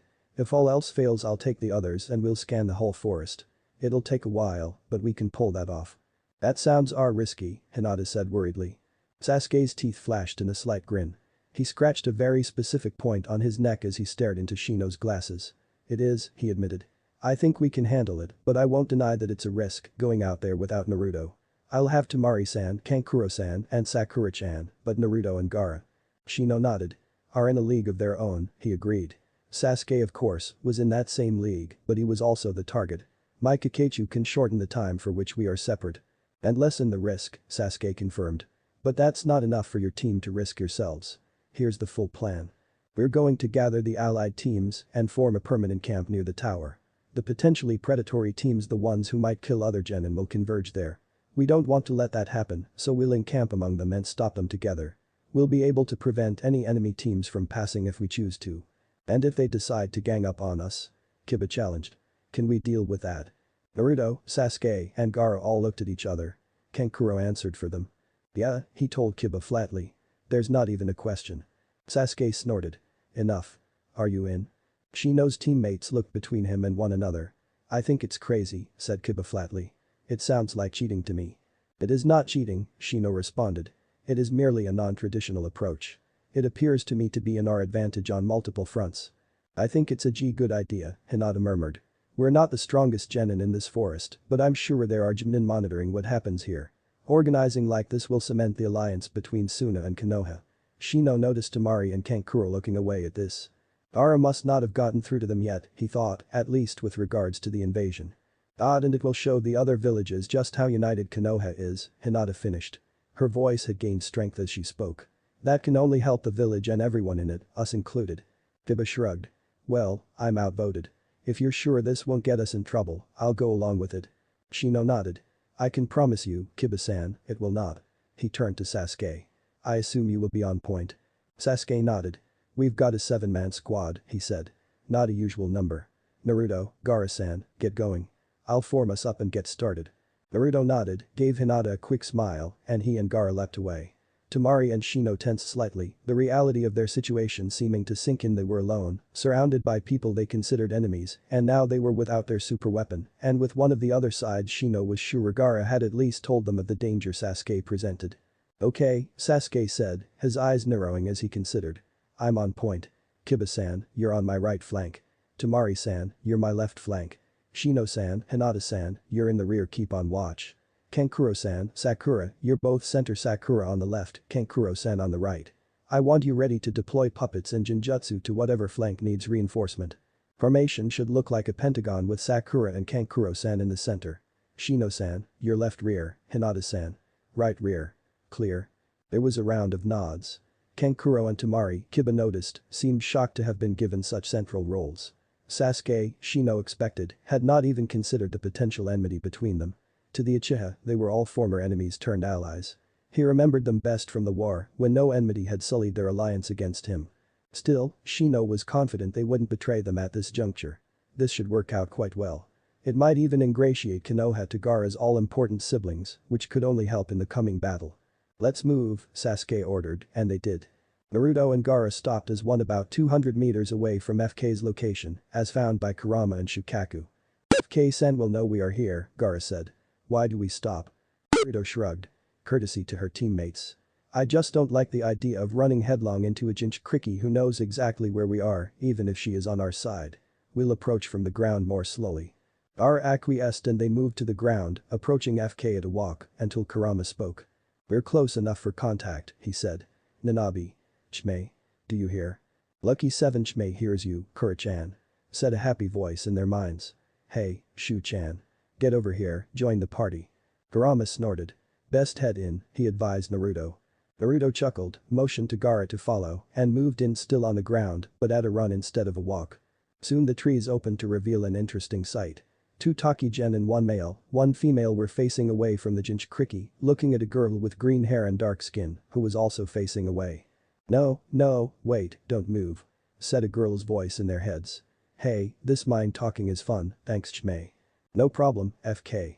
Naruto and Gaara looked at each other. One of Gaara's eyebrows slowly rose. Naruto shrugged helplessly. What do you mean, you're not the only Jinchuriki in this forest? The genin on the right cried, his voice breaking. FK shrugged. What's it sound like? There was a moment of silence. Naruto noticed that the two Taki genin were shivering, apparently in deadly terror. We're going to die, whispered the genin on the left. We're all going to die, Okami, help me. FK turned to face them, a smirk on her face. Oh, also? What? Said the genin on the right, his voice a terrified falsetto. The other two are both right behind you. Both genin spun like tops, and at the sight of Naruto and Gaara they screamed in utter terror. FK's laughter was louder. She put a hand on each of her teammates' shoulders and pulled them to the ground, then passed them, grinning. Gaara-kun. She exclaimed, throwing her arms around the redeed. Naruto's trained eye saw him stiffen. Remind me to give him hell, Naruto told Kurama. Gladly, Kurama laughed. After a moment, FK let go of the Kazuki to be. She turned to Naruto. He held his hands up. Nah, I don't want to get between you and your Gaara-kun, he laughed. Gaara glared at him, but FK laughed with him. She also hit him, though, so it rather balanced out. How have you been, Blondie? She asked boisterously. I haven't seen you in. She paused. Well, literally ever, actually. Naruto chuckled, rubbing the top of his head where she'd struck him good-naturedly. I've been alright recently, he told her. I imagine you have too, come to that. She grinned wickedly. It's a fair sight better than being dead, I'll give you that, she conceded. She turned away from them then. Her teammates were sitting, frozen in horror, where she'd left them. She walked over to them, ignoring how they started scrambling pathetically in the opposite direction, and picked the girl on the left up bodily, placing her on her feet. This is Mai, she introduced me. She's a Kenjutsu type assigned to me for this exam. Say hi, Mai. Hi, Mai agreed dully before waving at Naruto and Gaara. Hi. FK moved over to her other teammate and gave him a similar treatment in bringing him to his feet. This is Shigeru, she told them. Genjutsu type. Say hi to the nice Jinchuriki. Shigeru made a sort of strangled choking sound. Naruto responded with an easy grin. Nice to meet you too, he said. Alright. FK exclaimed, clapping her hands together excitedly. Now that the introductions are done. What's the plan? We're working together, Gaara told her. The plan is to set up a base camp near the tower and hold positions there for the full period. It'll allow us to control who gets through and prevent any of the predatory teams from killing anyone. FK nodded. Sounds good. Who's going to be there? Konoha's rookies, my team and your team, Gaara told her. That is, if your team wants to work with us. FK gave him a wicked smile before turning to her teammates. Well, you two? She asked coolly. Are you with us, or? Yes. Both her teammates said in unison before she could fill in against us. Good, she said, turning back to Naruto and Gaara with a wide smile. I'm looking forward to working with you too. Her smile faded slightly and a dark shadow seemed to pass over her eyes as she added, and your team, of course, Naruto-kun. Shit, Kurama said succinctly in the privacy of Naruto's mind. It won't be a problem, Naruto reassured him. We won't let it. Sasuke led his team down into the clearing where Shikamaru had called Team 10 to a halt. Ino and Shinji tensed at their arrival, but Shikamaru had clearly been expecting something of the sort. He nodded in Sasuke's direction in greeting as the team walked over. Uchiha-san, he grunted. You made it. Sasuke shrugged. Got held up by the problem of not being an Aburam. Damn shame, said Shikamaru caustically. I'll take over squad leadership, you need to hurry. Sasuke blinked. Hurry? Where to? What's the rush? Little Red needs backup, Shikamaru said casually, pointing in a direction behind him. Heard her on my way here. There was a moment of silence. Sasuke cocked his head. Who? Shikamaru put a hand to his head and massaged his temples exasperatedly. Karen? He asked tiredly. Sasuke blinked. Then his eyes widened. Right, he said. She needs to not die. He turned to his team. Shikamaru's in charge, he said. Shino guides them back to Naruto and Gaara. I'll catch up. He leapt away in the direction Shikamaru had indicated, ignoring Sakura's call of how will you find us? From behind him. He didn't have much time. He barely remembered the event from the original Chunin exam, but he knew it had been formative and essential for Karen. Quite apart from everything else, he had saved her life, and he didn't want one of the only two Uzumaki he knew to be alive to be dying this early in the game. Soon Sasuke could hear Karen's voice crying for help over the sounds of the forest. He focused, she was being chased. By a spider, he thought, if I remember right. He sped up and suddenly there she was, between the trees, being chased by a spider of gargantuan proportions. Smaller than I remember, though, he thought detachedly as he leapt onto its hairy back. With one fluid motion he bit his right thumb and swiped the bleeding prick over the seal Naruto had placed over the underside of his left wrist. The feeling of the pocket opening in his arm was slightly uncomfortable, but he ignored it in favor of reaching for the hilt contained therein. Out came Kubikurubjim, swinging upward and outward from its seal on his left to the air on his right.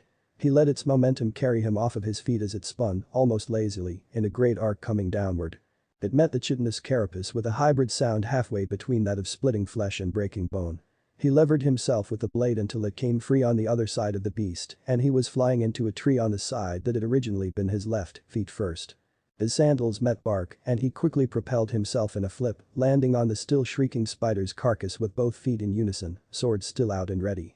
The spider collapsed under him, its wailing dying down. He kept his footing as he flicked Kubikurubjim hard to clean the gore from it. Once it shone once again, he sheathed it as before in his seal, which closed back around it. Only then did he turn. Karen, younger than he remembered, stood shaking with her back to a tree. She had a kunai in her hand, but it was not pointed at anything in particular. By her white-knuckle grip, he guessed she held it more for comfort than for anything else. Her red eyes were wide behind her glasses as she stared up at him in awe. Her headband was one of Kusa. He'd forgotten that part. He wondered if she was already one of Orochimaru's plants. "You alright?" he grunted finally. She nodded jerkily. "Good," he said. "Where's your team?" She looked down. "They ran off," she whispered. "Leave me here." He nodded. As he recalled, Karen had never had supportive teammates before him. Or including him, for that matter. "This place is dangerous," he told her flatly. "Do you have anyone you can trust here?" She hesitated, then shook her head. He sighed. "Then come with me," he ordered. "We're setting up a base camp near the tower, we'll be able to get you out." Her eyes widened even further as she stared at him in amazement. He scratched the back of his neck with a hint of awkwardness. "I mean, if you want to try to find your team, you can," he said. "I need to get back, though. I can't help you look." "I'll come," she said hurriedly. "I thank you. Thank you. What's your name?" "Uchiha Sasuke," the voice came from above, and Sasuke recognized it. He dove out of the way instantly in case an attack was incoming, but nothing moved. He rolled out of his dive and spun, looking up even as his adversary alighted onto his now vacant perch atop the spider. The red and black cloak billowed around him as he landed. He seemed relaxed, the sharp grin on his face full as ever, but the subtle tension in his shoulders showed he was ready to defend himself. It also showed that the dishonored had been busy, if this man knew to fear Sasuke.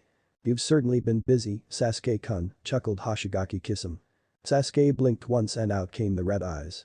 "I've had time," he retorted quietly. "Karen," he swiped his still bloody thumb against a Horatian knife as he pulled it out of his holster. "Take this." He threw it back to her. She caught it just as he redrew Kubikurubjim and ran. She did so without question.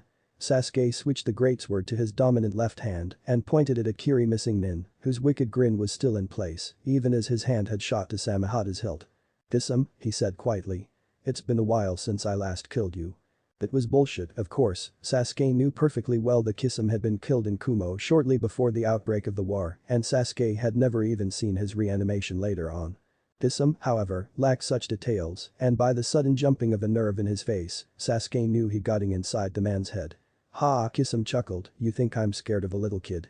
Sasuke gestured with his blade. "I hope not," he said, blinking to enhance his Sharingan to the Eternal Magicum. "It'll make this so easy if you underestimate me, and I'm on a schedule." Kisame had not met his eyes yet, unfortunately, so Sasuke couldn't take him out that way. "Unfortunately," Sasuke-kun said, "I'm on schedule too, so I can't take the time to play ninja with you right now." "Oh?" Sasuke asked caustically. "So I'm not being asked to babysit by my brother's pet fish?" That struck a nerve, and Kisame's grin faded and his body tensed at once. He gnashed his sharp teeth. "Ooh, so the little boy thinks he's ready to play hardball," the Hoshigaki hissed furiously. Sasuke rolled his eyes. "Someone needs to get thicker scales," he grunted. Samehada burst from its bandages as Kisame swung in fury. "Good," thought Sasuke coldly as the Sharingan seemed to slow the world down. "He's not thinking straight. I can take this one." He brought Kubikurubjim about to block the sword. He swung it around in an arc to his left even as he jumped to his right. He spun as he did so, swinging Kubikurubjim about such that the flat of the blade scraped against Samehada's scales as the dull edge of the sword rushed up to Kisame's face. Even as the Hoshigaki ducked to avoid the strike, Sasuke had completed his turn and his eye was on the missing Nin again. It narrowed. Amaterasu. Suddenly Kisame was gone, pulled out of the way by someone else, and the ground was burning with black fire. Sasuke looked up, his eyes whirling, and there was Kisame, looking furious and being held by the collar. The man holding him studied Sasuke's face with eyes as red as his own. "Hello, little brother," said Uchiha Itachi. "Well, now I can't do a damn thing," Sasuke grumbled. "Where the hell are you, Naruto?" Sasuke nodded at his brother. "Ani-san," he said. "How have you been?" Itachi's face did not shift much, but Sasuke knew his brother and the hint of surprise did not go unnoticed. "I have grown stronger since I killed our family." The bait was so painfully obvious Sasuke couldn't help but snort. "Have you ever been an Avenger, Ani-san?" he asked flatly. "No, of course not, stupid question." He twirled Kubikurubjim in his hand. "It's kind of a shit way to live," he said. "You deny yourself happiness for a lifetime for the promise of closure in your past. Then, when all's said and done, you don't even get that. Let me put it this way, Ani-san. We're on our way." Kurama's telepathic call relieved Sasuke, but he didn't let it show. "Don't warp out immediately," Sasuke responded. "Get in here to help me spook them, we'll head out after that. When you made me hate you to give me a reason to be strong." Sasuke continued, his voice sharpening slightly at Itachi's widening eyes. "You did the wrong thing."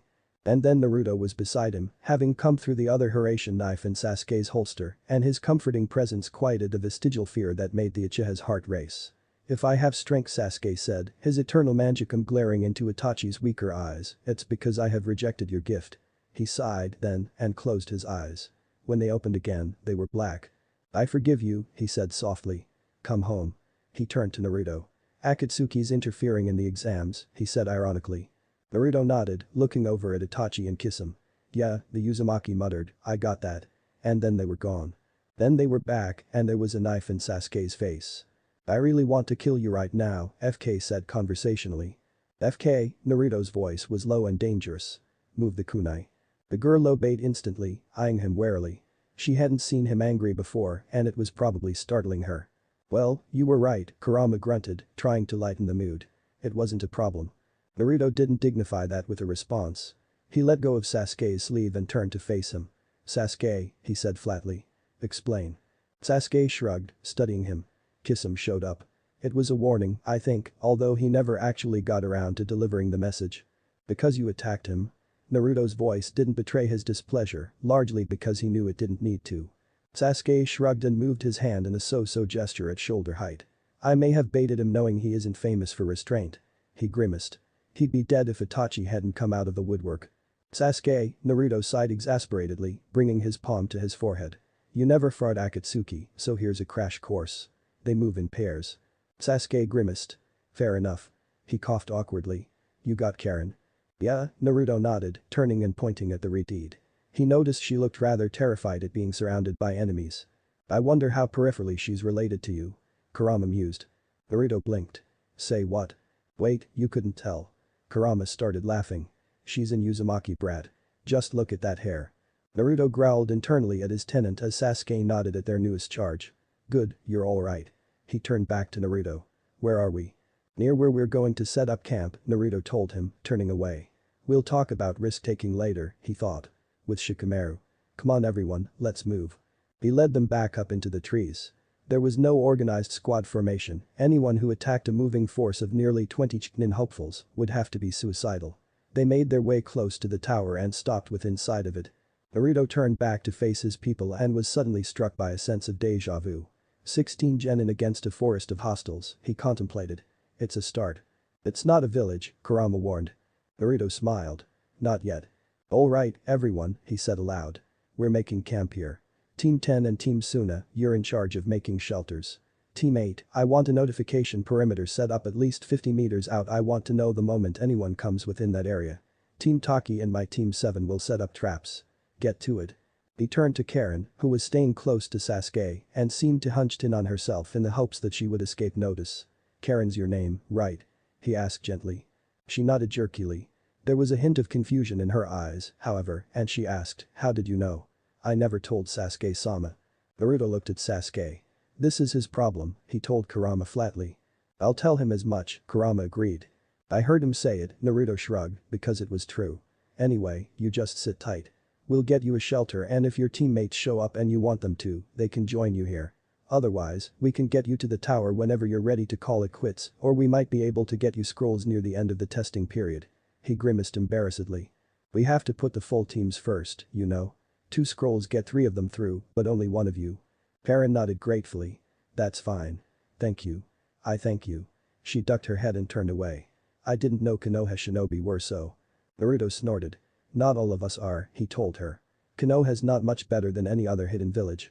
I like to think it is at least a little better, but what do I know? He shrugged. We do what we can. This isn't a great world to live in, but it's the one we got, and we can try to make it better. He turned to Sasuke and Sakura, who were watching him, Sasuke impatiently, Sakura contemplatively. Well?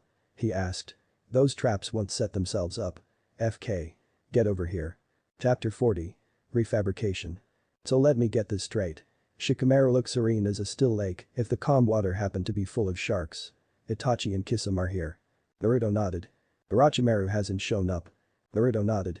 Akatsuki knows about Sasuke's time shenanigans and by extension, yours, Shino's, and mine.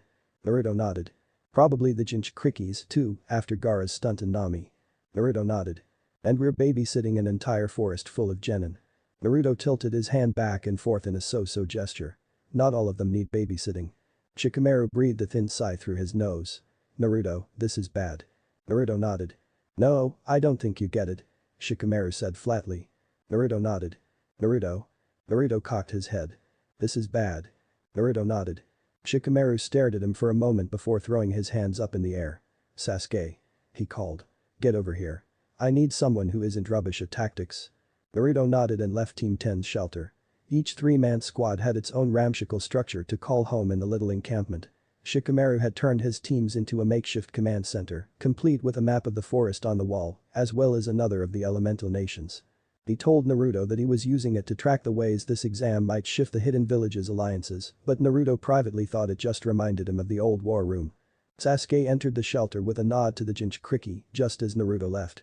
Naruto smiled as he took in the gathering of huts. It's not a village, he thought, but it's something. And Naruto-sama. Karen's voice came from his right. He turned to face her. She was practically pressed up against the wall, clearly still nervous. I don't have a shelter. Naruto nodded. Right, he said. With a quick cage bunshin, there were 5 of him. His 4 clones immediately leapt into the forest. It'll be smaller than the others, he told her, since you're only one, but I'll build you one. It should be ready in just half an hour, probably. My clones I'll be back with materials soon and they'll set it up for you. She smiled at him gratefully. Thank you, Naruto-sama. He rubbed the back of his neck embarrassedly. And, you can cut the honorific if you want, he said. If I'm in charge, it's because I'm good at it, I don't need lackeys, just friends. She ducked her head. Oh okay, Naruto-sam Naruto-kun. Sorry. He grinned at her. Don't apologize, it's fine, he said. It's not so much that I mind being called Sama, I just don't like feeling like I'm making people do it. He shrugged. Anyway, my clones will get that shelter set up. Just sit tight. He turned away and moved on. Shino. He called to the Abiram, who was playing sentry in a bough above the encampment. Any sign? Nothing approaching, Shino responded. You should be aware, however. One team has set up a hidden encampment on the other side of the tower. I discussed this team with Shikamaru-san earlier, he flagged them as potential predators. They are from AIM. All members wear rebreathers and bodysuits. Naruto nodded. I remember them, he said. They'd fought last time. We should take them out before they can take out any others. Keep me posted, if a potentially deadly fight breaks out anywhere in the forest, I want to know immediately. In that case, you should not deploy to the AIM team, Shino suggested. Not personally. Perhaps Sasuke-san would be a good substitute. Naruto nodded.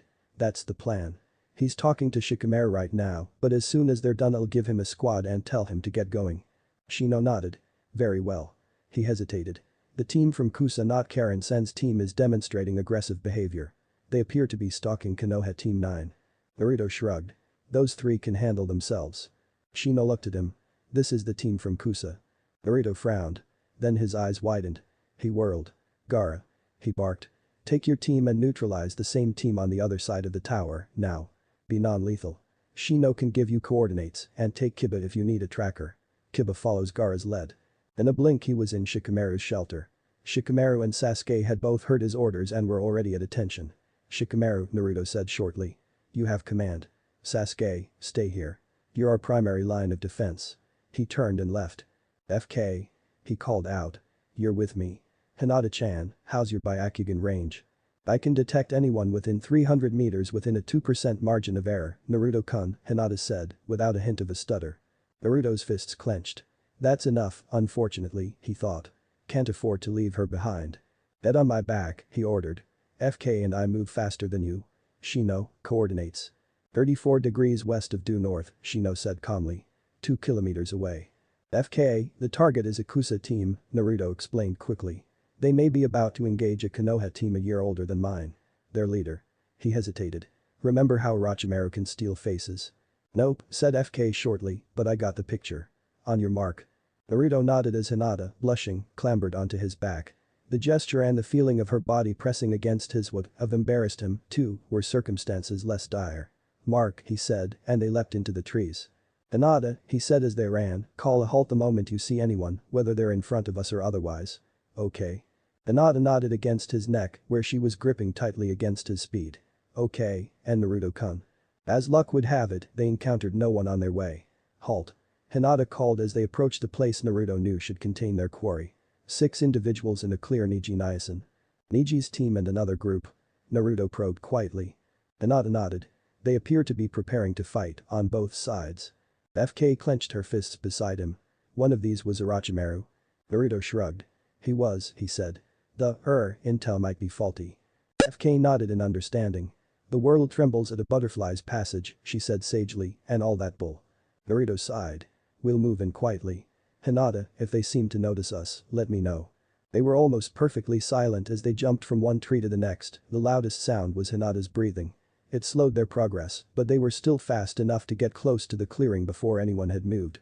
Niji was talking. Your surprise attack failed, he said coolly, as it should be. You were fated to be defeated the moment you chose me as your enemy. Us, Niji-san? Lee exclaimed. For the flames of our youth grow brighter in the presence of allies. Yosh. There was a moment's silence, and then one of the Kusen in Orochimaru's kunoichi, Naruto realized, by her voice began to laugh. You idiots actually think you stand a chance, don't you? She, or he, said amusedly. Let me demonstrate otherwise. Non-lethal, Naruto ordered FK flatly, his voice almost silent. I'll follow it if it goes south. He peeked from behind cover. Kusa Kunoichi was drawing a sword. He threw a single Horatian knife into the center of the Kusa formation and warped to it as it landed. In an instant, before any of the shinobi in the clearing could react, he had struck the potential Orochimaru in both temples with his fists, a blow to knock a human being unconscious. It might not work if she was Orochimaru, but if she wasn't it would take her out of the fight. He turned on his heel to face the other Kusa shinobi, who were still in the process of widening their eyes. He brought his hands up, grasped both of their heads, and brought them together with a sound vaguely reminiscent of coconuts. They both fell unceremoniously. He turned back. The potential Orochimaru was still on the ground. He knelt, checked her vitals.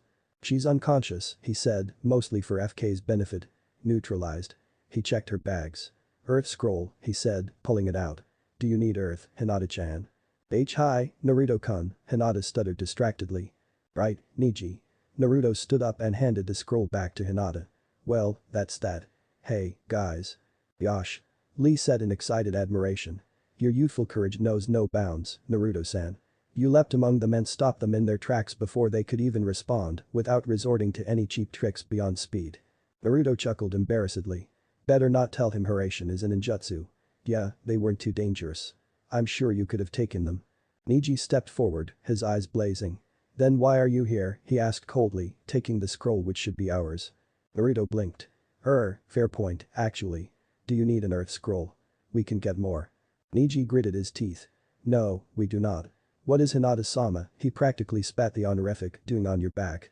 I suppose you are a good guide for her, anyone strong would not deign to carry her. Naruto stopped. His eyes rolled skyward. Have I got patience? He asked. You're both fated to fail, Niji said flatly. And I will carry out that fate. Give me the scroll. Naruto said, no. Sorry. But, if you want. Then I shall take it from you, Naji said, his feet sliding into the familiar posture of the 8 trigrams. The weak shall always bow to the strong. Niji. Tenten said, in a tone that would have been pleading, except that she didn't seem to care quite enough to do anything. Naruto's fists clenched. His anger spiked. And you think we're weak? He asked quietly. You were dead last in your class, Niji said without inflection. You have never known strength. And Hinata-sama, heiress to our clan. If you had seen her performance in spars, even you would say she was a disgrace. Naruto's eyes narrowed. Nope, he said dully. No patience. I ain't having that shit. Kurama. Nodded. The toxic-looking red tail manifested behind Naruto and shot out faster than any genin had a right to move. Neji, not expecting the attack and unable to track the non-physical projectile with his Byakugan, barely had time to widen his eyes before it smacked him upside the head. It didn't hit him hard enough to knock him out, just knock him down. Ha! He snarled, scrambling to his feet as his teammates made ready for combat. Is that the best you can? Nope, Naruto interrupted from behind him, warping to the Hiraishin knife the tail had been carrying and knocking the Hyuga out with a fist to the scalp. He immediately warped back to his original position, bringing the knife he just used back with him to avoid retaliation by Tenten or Lee. For a moment there was silence as Lee and Tenten glared at him across the clearing. Naruto shrugged. Look, he insulted Hinata-chan, he'll be fine. Should wake up in about an hour. Tenten, you can be in command, since you're actually kind of stable. Tenten sighed. He's our only recon option, she said ruefully. We're going to be flying blind now. How to be youthful. Lee exclaimed, seeming to finally find words with which to respond. You struck at a fellow Konoha ninja. Naruto glared at him. He was insulting Hinata-chan, and I'm not in the best mood, alright. He sighed, his face smoothing. Hinata-chan has plenty to deal with without his bullshit. Tell you what, several of the other teams have a base camp near the tower. We're working together to get scrolls and make sure no one dies. You can come and join us, if you like. I can get us there quickly. Lee's face changed completely. Collaboration, even in the midst of competition. He cried exuberantly. Yosh. This will fan the flames of our youth. Tenten introduced her palm to her face. Is Neji going to be a problem for you? She asked. Naruto snorted. I actually kind of like the guy, he admitted. Or I would if he ever stopped bending over for fate or whatever. It's kind of a sore spot. Tenten nodded sagely. Sucks to suck, doesn't it? She agreed. Neji isn't exactly sympathetic to people's flaws. Except his, Naruto grimaced. Which is kin to the problem. But no, I and everyone else in camp can deal with his crap. Especially once he realizes and he will that he's actually kind of weak compared to some of the other genin working with us. Lee struck a pose in his excitement. Yosh.